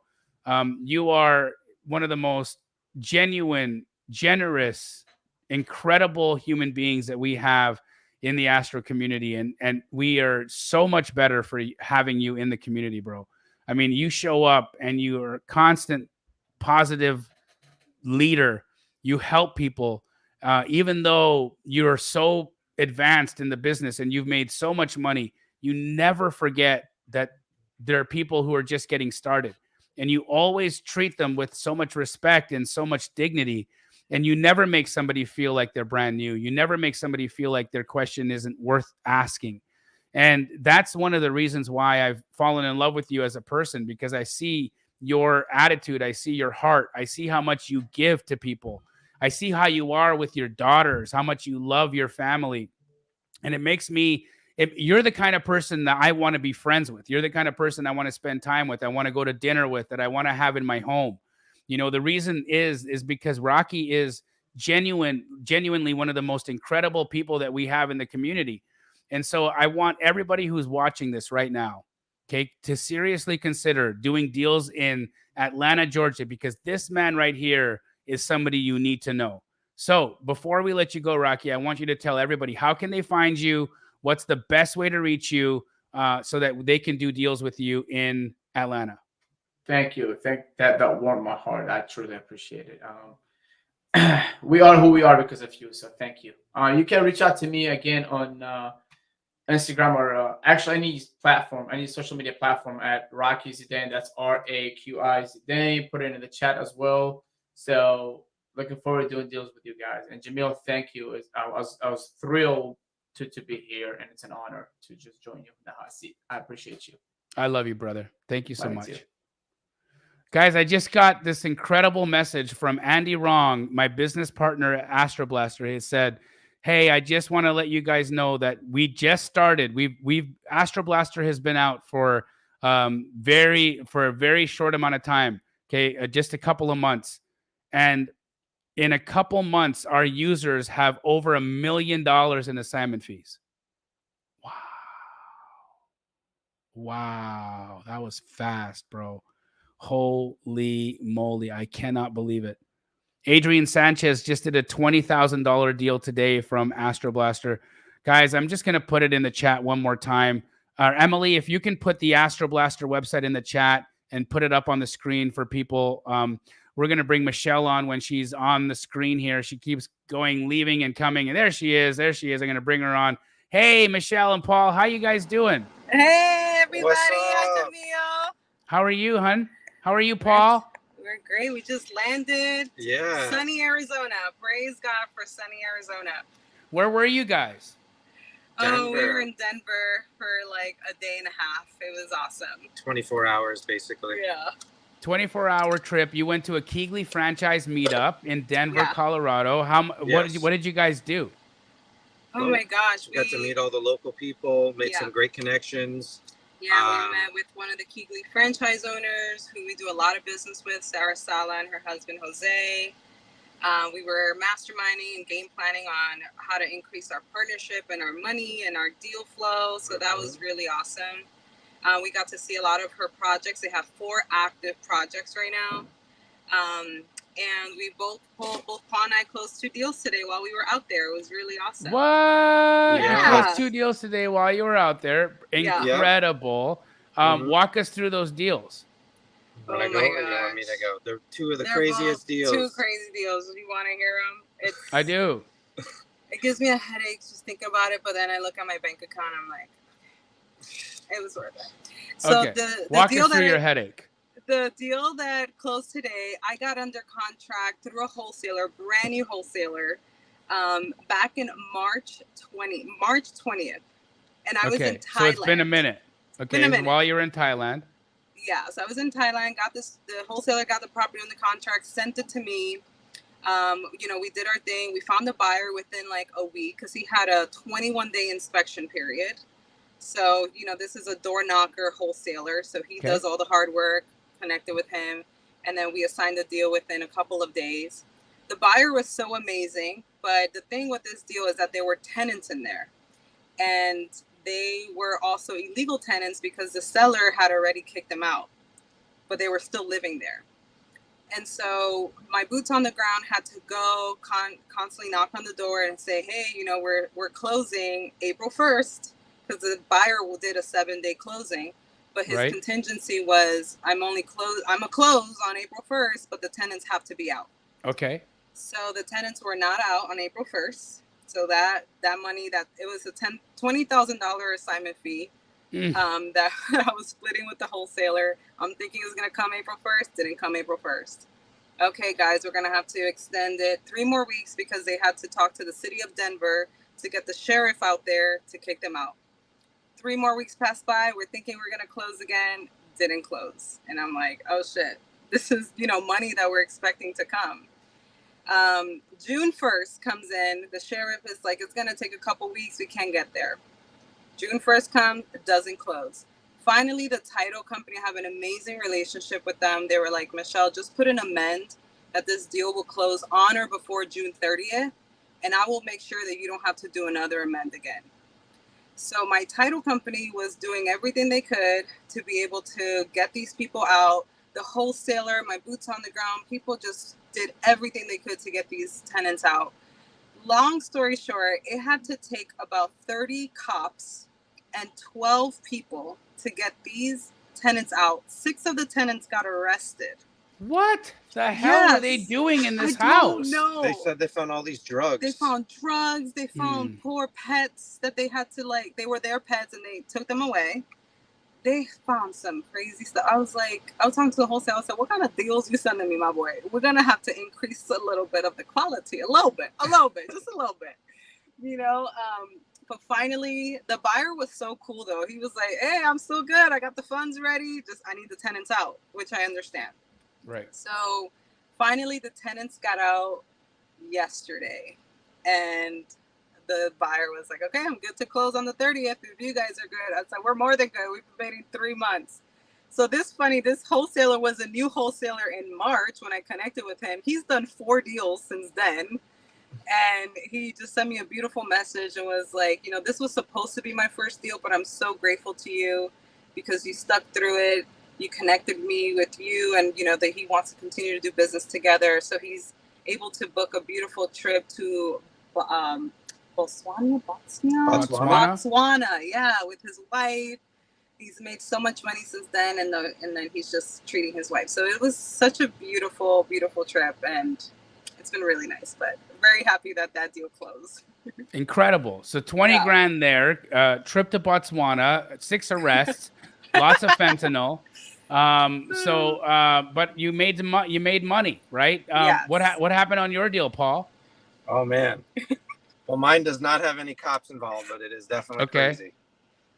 So this is actually my first Astro Blaster deal. Yay! Oh, sweet. Okay. Yeah. You did an Astro Blaster deal. Amazing. Yeah. Tell us about it. Well, it's also a micro flip. I partnered with Matt Duke on this deal, and this is actually his first deal that I helped him close. Yeah. I've been working with him for months on helping him and just trying to guide him because, you know, he's worked really hard and I wanted to see him win.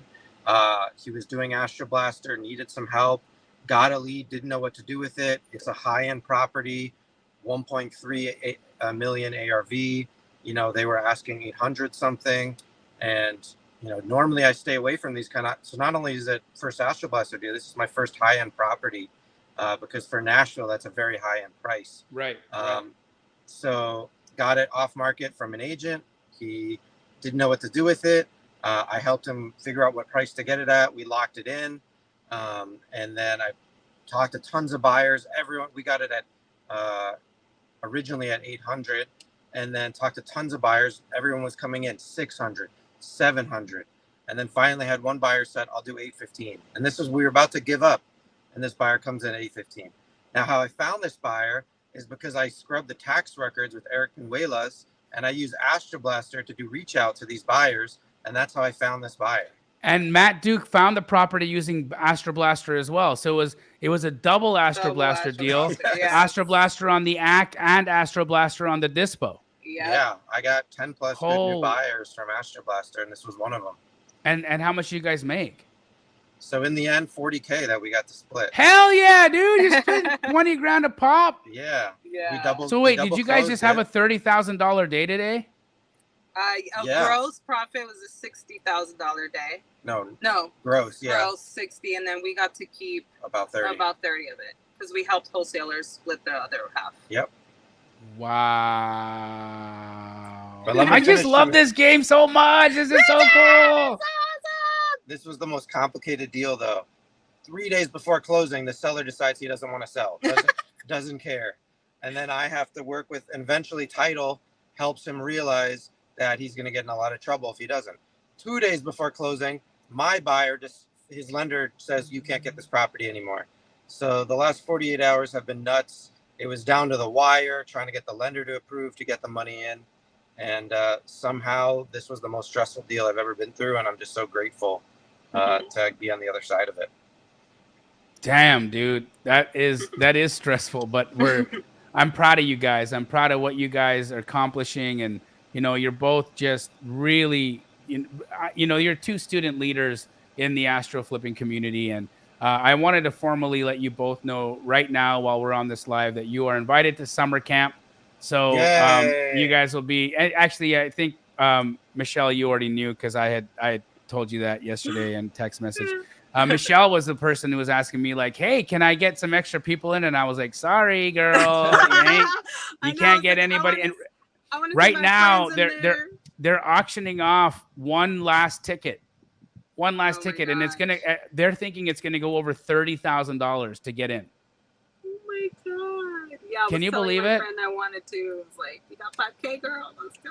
It's not even 5K. It's like it's over. It's already over 15 right now. Wow. So I'm sure it's gonna hit 30.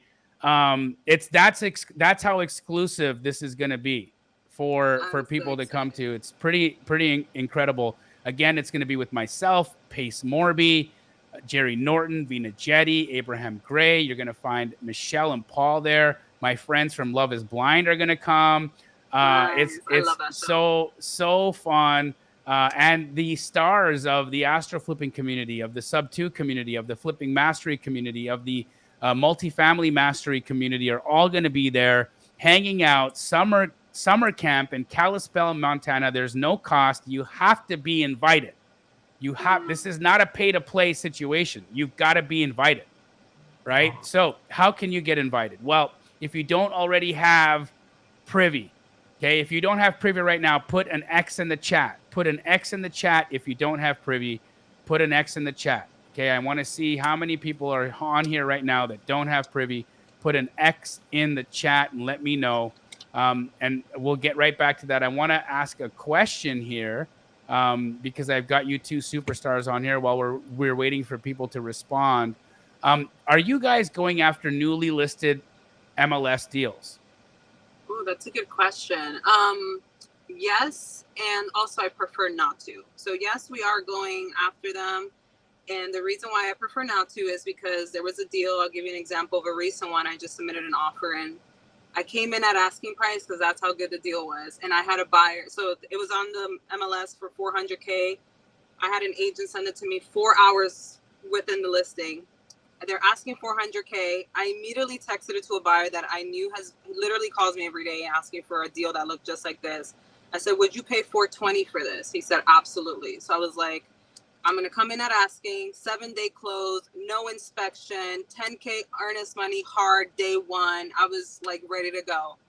The listing agent calls me and is like, you need to come in at $465 to be considered. I'm like, why?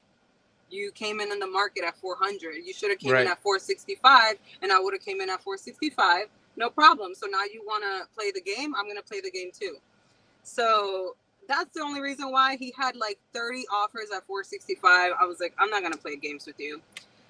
So that's the only reasons. I don't really like to compete. But on the other side, we go after 30, 60, 90-day deals that have been sitting on the market a long time. And I actually build a relationship with the listing agent.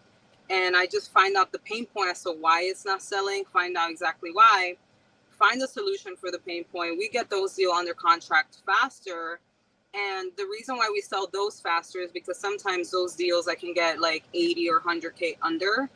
And the buyers are like, how the hell did you do that? You know, and they're able to then buy. See, it's always about the buyer wanting to see that you were able to do something they couldn't. Right. Okay. Exactly. Listen to what Michelle just said. The buyers ask, how the hell did you do that? Right. They're not going to ask that when you have a property listed at 400 and you're sending it out at 485. That's wild. Or at 475 or something because you had to overbid to 465. Your buyer doesn't want that deal. Right. There's no value to them. They don't see the value in overpaying. So I agree. I think going after freshly listed properties on the MLS, especially in hot markets like right now, the market, look, six months ago, I would have said absolutely. Today, I think it's not necessary. In fact, what I would have loved to have done would have been to get that property before it listed by doing agent outreach, right? Do agent outreach and you can get that shit before they put it on the MLS. And now you've got a pocket listing and you could have got that at 400, just like they wanted. Yeah. I've been getting that a lot recently. People in my team doing agent outreach where we're getting deals. Hey, they're going to list it today or they're going to list it tomorrow. Let's put it let's grab it before they put it on the MLS. Hell yeah, dude. Yep. Yeah. That's the best way to go about it for sure. There's a question for you from travel drivers. What markets are you guys in? Let everybody know what markets you two play in. Well, it's Michelle and Paul. Paul, you gotta oh my God. Michelle and who that guy? Who that? So we are in the whole state of Colorado. So Denver, Colorado Springs, Pueblo, Fort Collins, Greeley, like the whole state. We have buyers there. And then I am in all of Tennessee, Nashville, Chattanooga, Knoxville, Memphis. And then together we are working in Texas. We just launched in Dallas and Houston. Phenomenal. Guys, look I want to show you how many people are on here, have been with me for 6.5 hours. Oh my goodness. Okay, yet they still don't have Privy. Look, we have Domice 1, Mike, Linda, Dana, Michael, Edward, Joan, Average Joe, Sean, Rob, Wayne, and Karen. They took action. Jarius hasn't yet. Can you look? People are going to be like, yeah, but Jamil, it's your code. So, I know that you're biased, but really, what has Privy done for you guys in your business? Please share that. Oh my God. You want to go? So for us, like we only hire people that have Privy, that are proficient in Privy, and that understand how to use it and know how to find deals in Privy. The good thing about Privy is that it's so easy to use that they tell you the deals already. So for us, all of our acquisition people are on Privy, and their focus and their workflow every single day is to send us 4 to 5 properties on Privy, and we have 5 to 6 acquisition people doing that. And so lead generation, that's people's number one problem in any business, is lead generation, and Privy solves that problem right away. You also can get access to listing agents' information right away. And I've also found some amazing buyers on Privy as well. So you can do both sides of the business using one platform. There's a lot of different platforms that you have to buy, acquisition for this and disposition for this, and Privy handles all of that. So it's such an amazing tool. And this is one of the many ways that we use lead generation, but it is the number one way. So, thank you for that. I think that was a really eloquent synopsis of all of some of the things that Privy does, because it's not all of it. But what you guys use it for is different from what I use it for. And see, that's the beautiful thing about this, is that this platform has so many use cases. But I'm just surprised. Look at this, right? Like we've got, okay, and Sway said, hey, I bought Privy today, but it's saying it's 30%, but it's just 20. No, Sway, if you go annual, if you do the annual, you get 30% off. It's only 20 if you do monthly. Okay, so if you spring for the annual, you get 30% off. That's the best deal. So now Maza, Elva, Leroy, Jarius, Rob, Average Joe, Sean, all y'all need to get on this right now, okay? Right now, because now is your last chance to get the discount. I'm going to put the link in the chat. It's www.runprivy.com, and you're going to use code DAMG for 30% off the annual. Go and do it now. Okay. Don't just sit there. And one of you is going to get a chance to come to summer camp where you're going to meet the beautiful Paul Nelson and the beautiful Michelle Garabito. They're going to be there at summer camp. Corianne will be there at summer camp. Rocky Zidane is going to be at summer camp. Will Coggins will be at summer camp. I am going to be at summer camp. Pace Morby will be Yay. at summer camp. Jerry Norton will be at summer camp. We also, I mean, this is such an incredible, it is, I'm just so excited about it. I'm Me so excited too. about summer camp. I can't even begin to like tell you guys, like I'm going to Europe for like 3 weeks before that. And Yeah. I'm just as excited about coming to summer camp as I am Europe. Oh my gosh. Yeah, we'll be in South America. Yeah, we'll be in South America. And we're literally flying back from South America straight to summer camp. It's going to be awesome. Insane.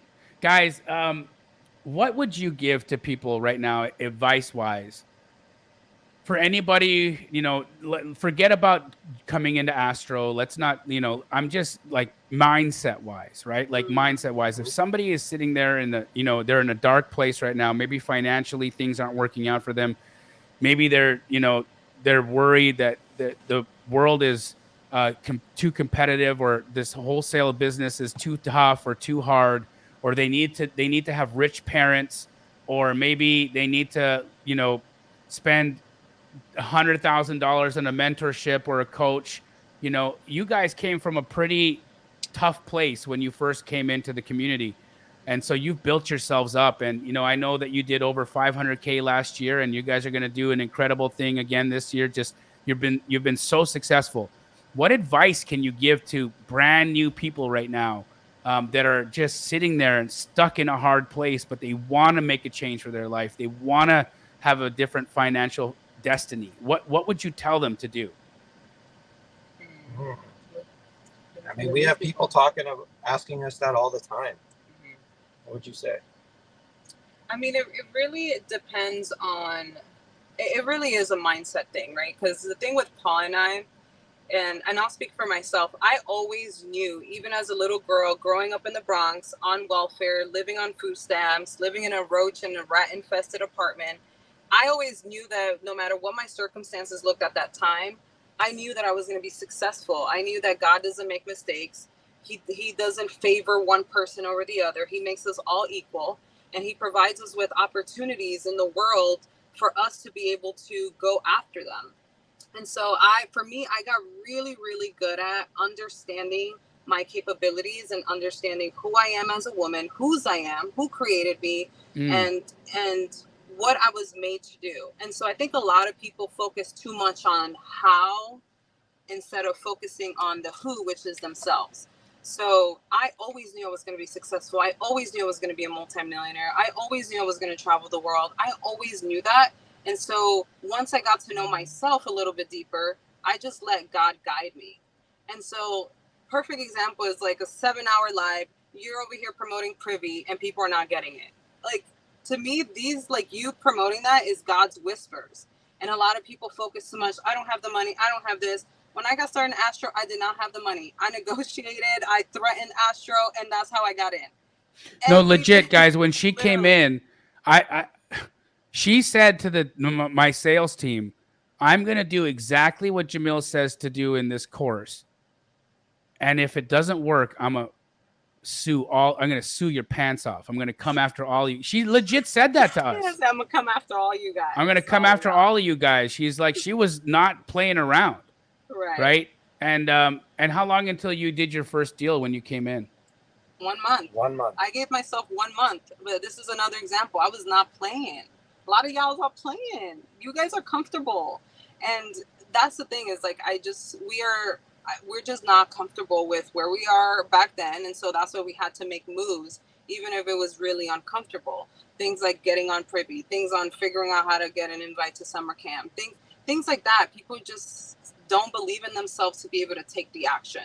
So I would recommend just taking some quiet time to really prove to yourself what you're made of. And sometimes that doesn't start with real estate.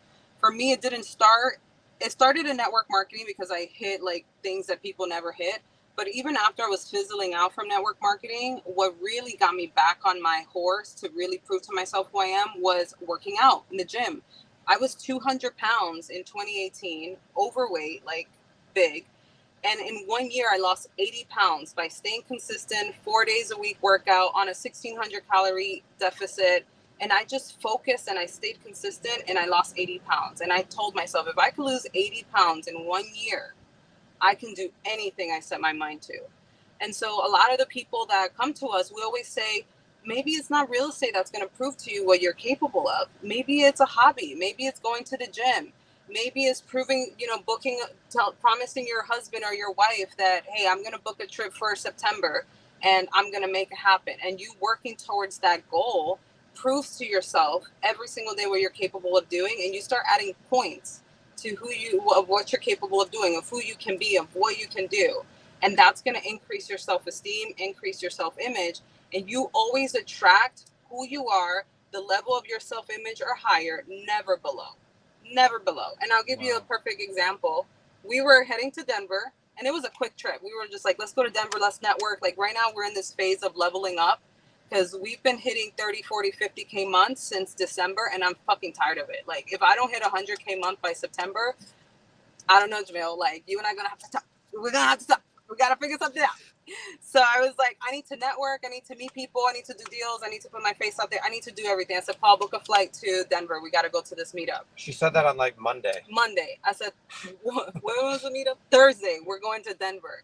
So, like when I get fired up, Paul is like, I need to book a flight quick or Michelle's going to like kill us, So he books a Frontier. What the fuck is a Frontier? I've never felt Frontier. It's like the ghetto Spirit. It's worse than Spirit. But because Paul and I's energy and vibration is so high, we fly business class everywhere. We make six figures. We are constantly working on ourselves, elevating ourselves. We're praying. We have an amazing relationship with God. God is in the center of our life. We literally got to Frontier. It was chaos, madness, very low quality, low vibrations. Our energy rejected it so much, they didn't let us on the plane for whatever reason, overfueled, whatever. We were like, you know what? Forget it. We booked a private plane to Denver and we got there in 1 hour. Your energy and who you are will always reject things that are at your level or belower, but you will attract things at your level or higher. So we just have to focus on leveling up our mindset, leveling up our hearts, leveling up our vibration, leveling up our energy so we can attract it at that level or higher. And that's really what I recommend. Legit. That's Literally. real. Yeah. That is real. You said it. I said it. I mean, Yeah. they were just like, F it. We're going to just hop on a private jet and go and just take care of what we need to take care of. I mean, but the fact that you guys have the capacity to do that, right? Like it's, and I've watched you guys travel around the entire world. I mean, look, they live a life that I'm envious of. I'm not kidding. They legit do. They legit, I see them all. They were just in Thailand for a month meditating in places I would have like died to be in. Like I want to go to that what is it, the White Palace? Oh yes, yeah. You would love it. It's oh my God, man! Of heaven. Heaven on earth, and in the bottom you see you'll see hands. We have to take you. We'll take you one day. You see hands coming out in that church, and it's basically people that are living hell on earth, reaching out to the gates of heaven, which is this temple. Jamil, you will freak out. You will freak out. I can't wait. Honestly, I can't wait to go with you guys. I know it's going to be an incredible time. Just you're beautiful people. You guys are such beautiful people. I feel honored to call you guys friends. I know that we've been through a lot together, and that we have been able to watch you guys grow and do some just insanely beautiful things in your lives. And it's just getting started. You're just getting started with your success, with your journey. You're going everywhere. And I want you to remember that. I want you guys to know this is just the beginning, and you did $500,000. Did you do $500,000 last year or more? Yeah, we did 600K last year. Our first year in Astro, our first 6 months in Astro, like after signing up in Astro, we did 100K while living in Mexico. So that was nice. And then we went to the mastermind a year into Astro, and everything we learned in the mastermind blew us up. And that's when we crossed 500K that first 6 months, and then 100. He quit his job April 1st. And then that last 6 months of last year was another 100K. So it was total 600K. And this year we haven't calculated. I think it was been a couple hundred already this year. So it's been really nice. It's incredible, and you're gonna keep growing. You're gonna keep getting there, and I love you guys. I'm proud of you both. You know, it's you're everything this community needs and wants, and as you can see in the chat, people are just gushing over you guys. You know, Ketsa says Michelle and Paul are real people. Thank you guys for the love. You inspired Sean. He just went and got the annual subscription. He said, thank you guys so much. You're inspiring and motivational. Also, to whoever was saying, I think it was travel drivers, that the code doesn't work. Just try again. Go to runprivy.com, use code DAMG, and 30% off annual should work. Try it one more time, please. What else? Oh, Corianne Wright said, Michelle and Paul, your vibes are what I want to be around. You're gorgeous people, wonderful humans, beautiful photos on your social media. She's a huge fan of you guys. I actually know Corianne because of you. You first introduced her to me on the Astro calls, and so I'm so grateful for you guys having shown me her, because she's just a beautiful human being as well. But you guys are incredible, and you deserve the world. You deserve every single blessing you get. So thank you for jumping in today. Thank you for being a part of this. I love you guys so much. I got 20 minutes left here, so I'm going to drive us home, but I love you guys. Thank you so much, and I'll see you all in summer camp. See you in summer camp. We enjoy Greece. Enjoy the views.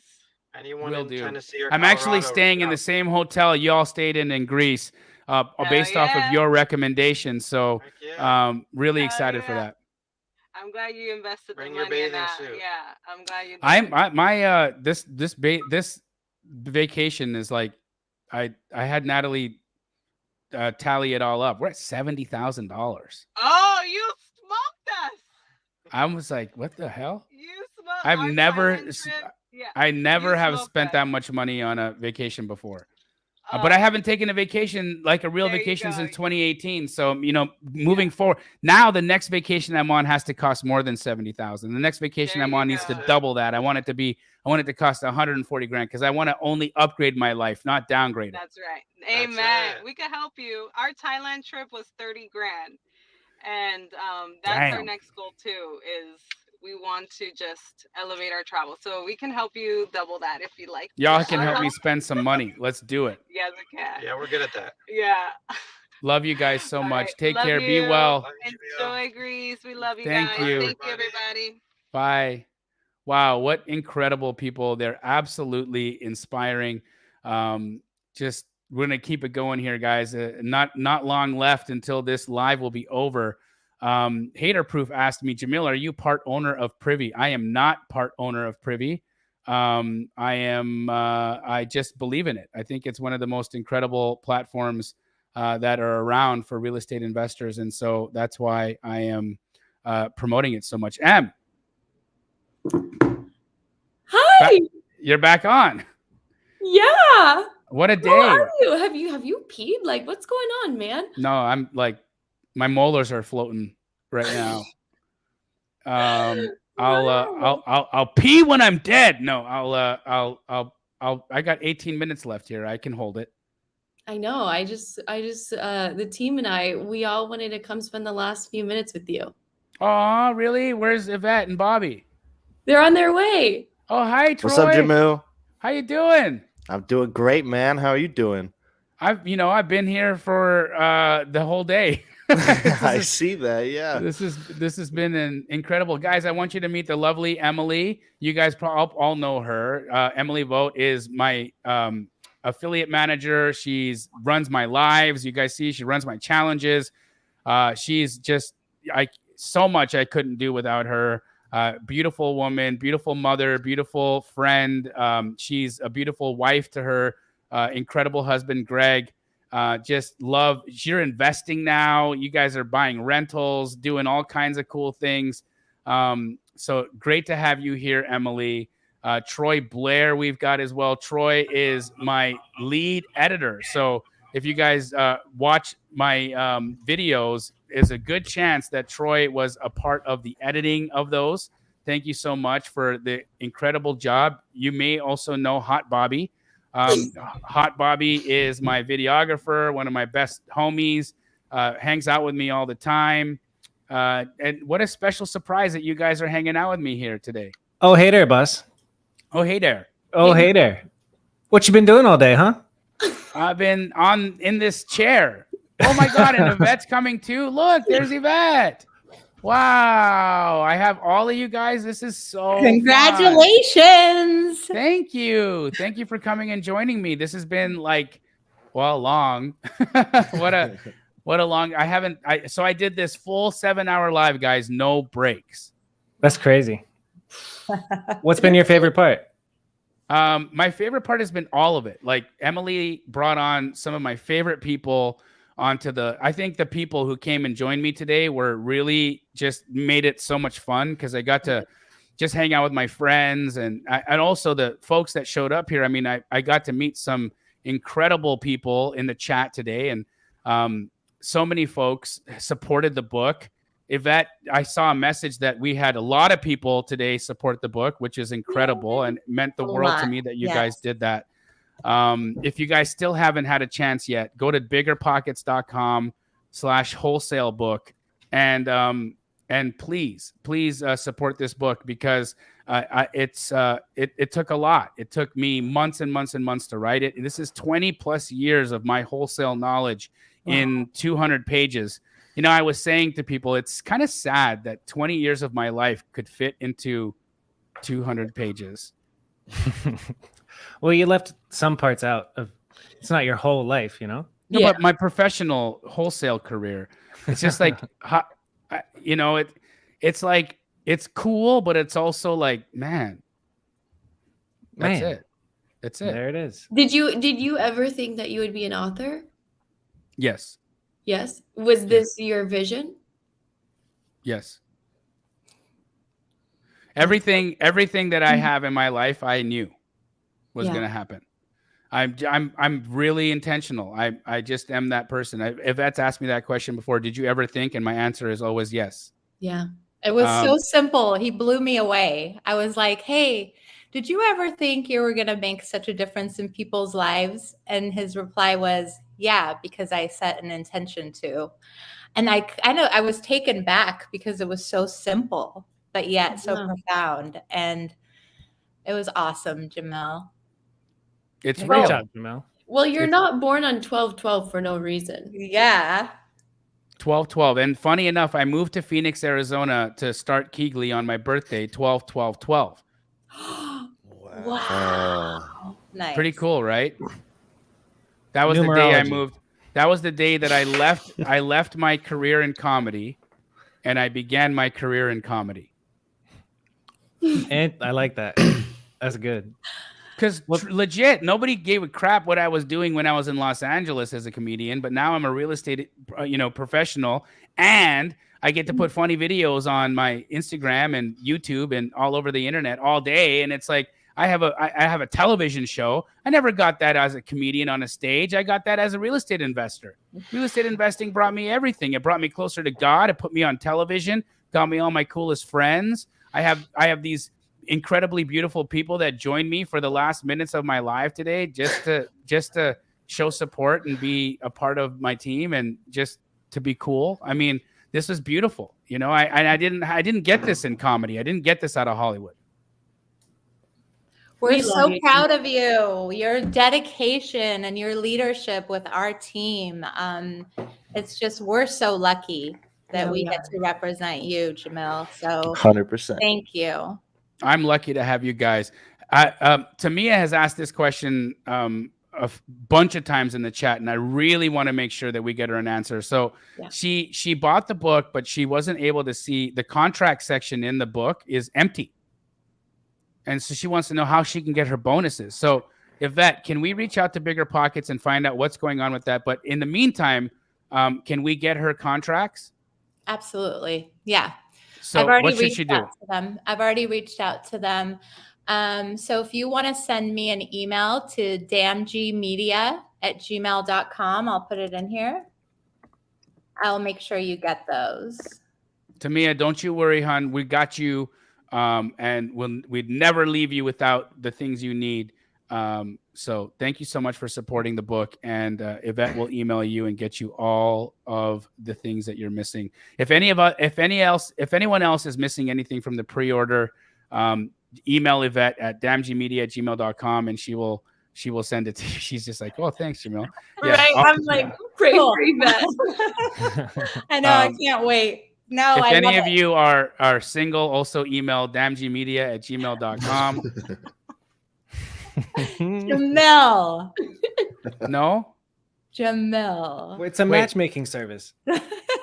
Apparently he was doing some matchmaking earlier too on the with call. Benson. Yeah, I was trying to hook Benson up. But no, it was funny because yesterday I was with Dina Jones, and she said, hey, I know some really awesome people that I want to connect to Yvette. Ooh. She's like playing matchmaker for you too. So like there's a lot of people out there trying to get Yvette laid. Oh my God, you guys. And horses are dope. I like horses. This guy's got 7 of them and does construction. This is fun. 7 horses construction.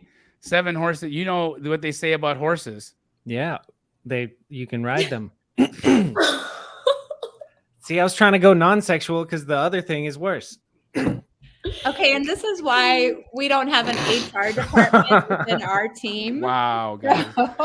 This is hilarious. I don't know what's happening here right now. I think you've been on the live for this is just a glimpse of our team meetings. Yes. Yes. Oh no, Cameron. Rob, yes, you can also email Yvette. Also, Rob, if you're single, email Yvette. She'll get you the contracts. She's also Yvette. What's your sign, Yvette? I'm a Libra. She's a Libra, and she also likes long walks on the beach. Yep. Jamil, really? It's time for you to get off this live. I ain't going nowhere. I ain't fucking leaving. I'm gonna get on Love Is Blind. There you go. I'm gonna go be a guest on Love Is Blind, so that way I can be on one of your lives. Oh my God, this is so good. But we connected Cameroon and Benson today, so they're going out on a date. Are they really? Maybe. I don't know. I'm making stuff up now. Oh, wow. Yeah. Oh wow. We have a couple Libras in the chat. Yeah. Oh, 7 horses is also a Libra. What goes with Libra? Where's the tequila? Where is the tequila? Hugh is like, where do I pre-order now? I got to get on this date because there we go. So yeah, if you listen, guys, if you go to biggerpockets.com/wholesale book and pre-order the book, you will also you can also email Yvette for the pre-order bonuses and tell her your dating profile. I love you, Yvette. I hope this doesn't go poorly. Getting real weird. I'll be calling you right after this. I'm just joking, guys. I've been on a live for almost 7 hours. I'm a little delirious right now. Oh man. Oh, Bobby, you brought your copy of the book. I love it. That's right. I was reading it before I hopped in here. I'm on page 35. I gotta order mine. Yeah. You don't have a book yet, Emily? Get out of here. Wow, I can't believe you just said that loudly on my live. She said, I still have to order mine. Dude, thanks, Em. Troy's not talking. Right? Really I plead the 5th. You don't even have my book, Troy. I'm working on it. I've been busy today. Yvette, I want you to take off $25 off everybody's pay. Oh, no one's getting paid. Nobody's getting paid until they read my book. Jamil we really have- needs to go pee. It's starting to make him funny.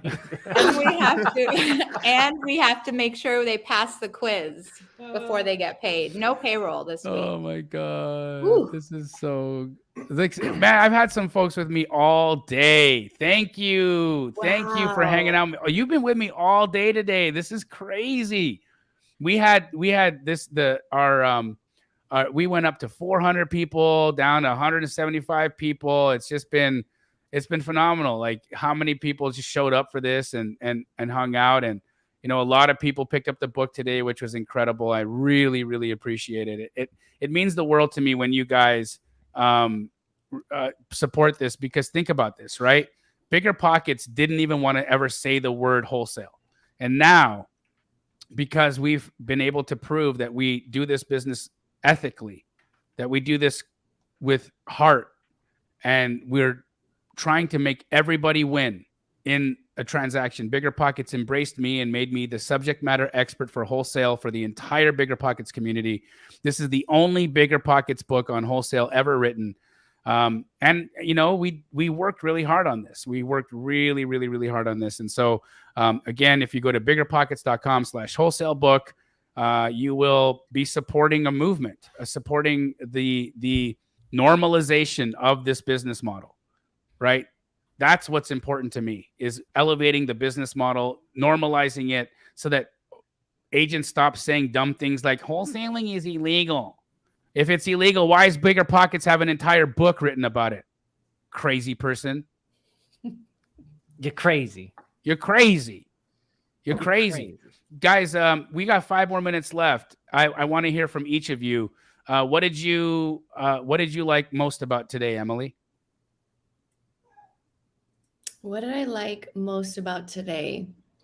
I think in just pure Jamil fashion, you're just showing up to serve. When it's supposed to be about you, it's about others. And I think that's beautiful. Thank you. I received that. I appreciate it. Troy?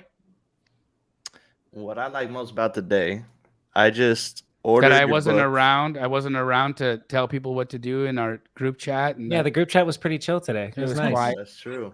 I just ordered your book live on stream, and I used code Jamil, and I saved 10%. Hey, That's my favorite thing about today. That you saved 10% off my book. Yeah, amazing. Using code Jamil. Code Jamil. I thought getting to hear from Corianne, and I didn't know that she lived on 85 acres in Denver. That's so dope. Her life is dope. And then, I know. I mean, everybody who's successful in astro flipping's life is dope. It's incredible. Like Michelle and Paul were on. That was cool. Tuned in a little bit for that. But my main man, Rocky, shout out to him. Seeing him in his element. He came from war-torn Iraq. Like this guy, that guy saw people get blown up in front of him. That's so nuts. He lost yeah. You know how many family members he lost? Like Rocky has been through it. He's been through it. Yet he's so positive. He's so loving. He's so helpful. He never lets his past traumas dictate his future. Yeah. No, he's living on the present, and he makes the present such a beautiful moment each and every single time. I felt that at the mastermind. I hugged him 8 times. He kept saying, "I'm a hugger," and then every time I see him, it's just hugs. You know, it's great. He does make it. He brings you into the here and now really well. Yeah. Bobby, what about you? What did you like about today? You mean the next person? I just listed off everything I liked. I just shouted out Corianne, Rocky, Michelle. I liked setting the stream up for you. Yes, that was tuning fun. in here and there. You want to know what I liked? I liked the one-stop nutrition shake that you brought me, the chocolate peanut butter post-workout You shake. know the vibes. You know the made vibes. from lactose-free, fat-free yogurt. Available now. Use That promo thing's code gotta be Jamil. so warm. It's actually empty. It's not warm anymore. It's empty. Nice. But Brad Holzman sent me a coffee today, which it was really like a highlight for me. My wife came in with a coffee that was sent to me from my executive producer at A&E. He was just like, that man needs a coffee. Which also this shout out Brad. This really, really helped. Really added to my needing to pee. So thank you, Brad, because I've been sitting here for 7 hours, like literally ready to piss my pants. It's impressive and unhealthy. Yvette, what was your favorite part of the day?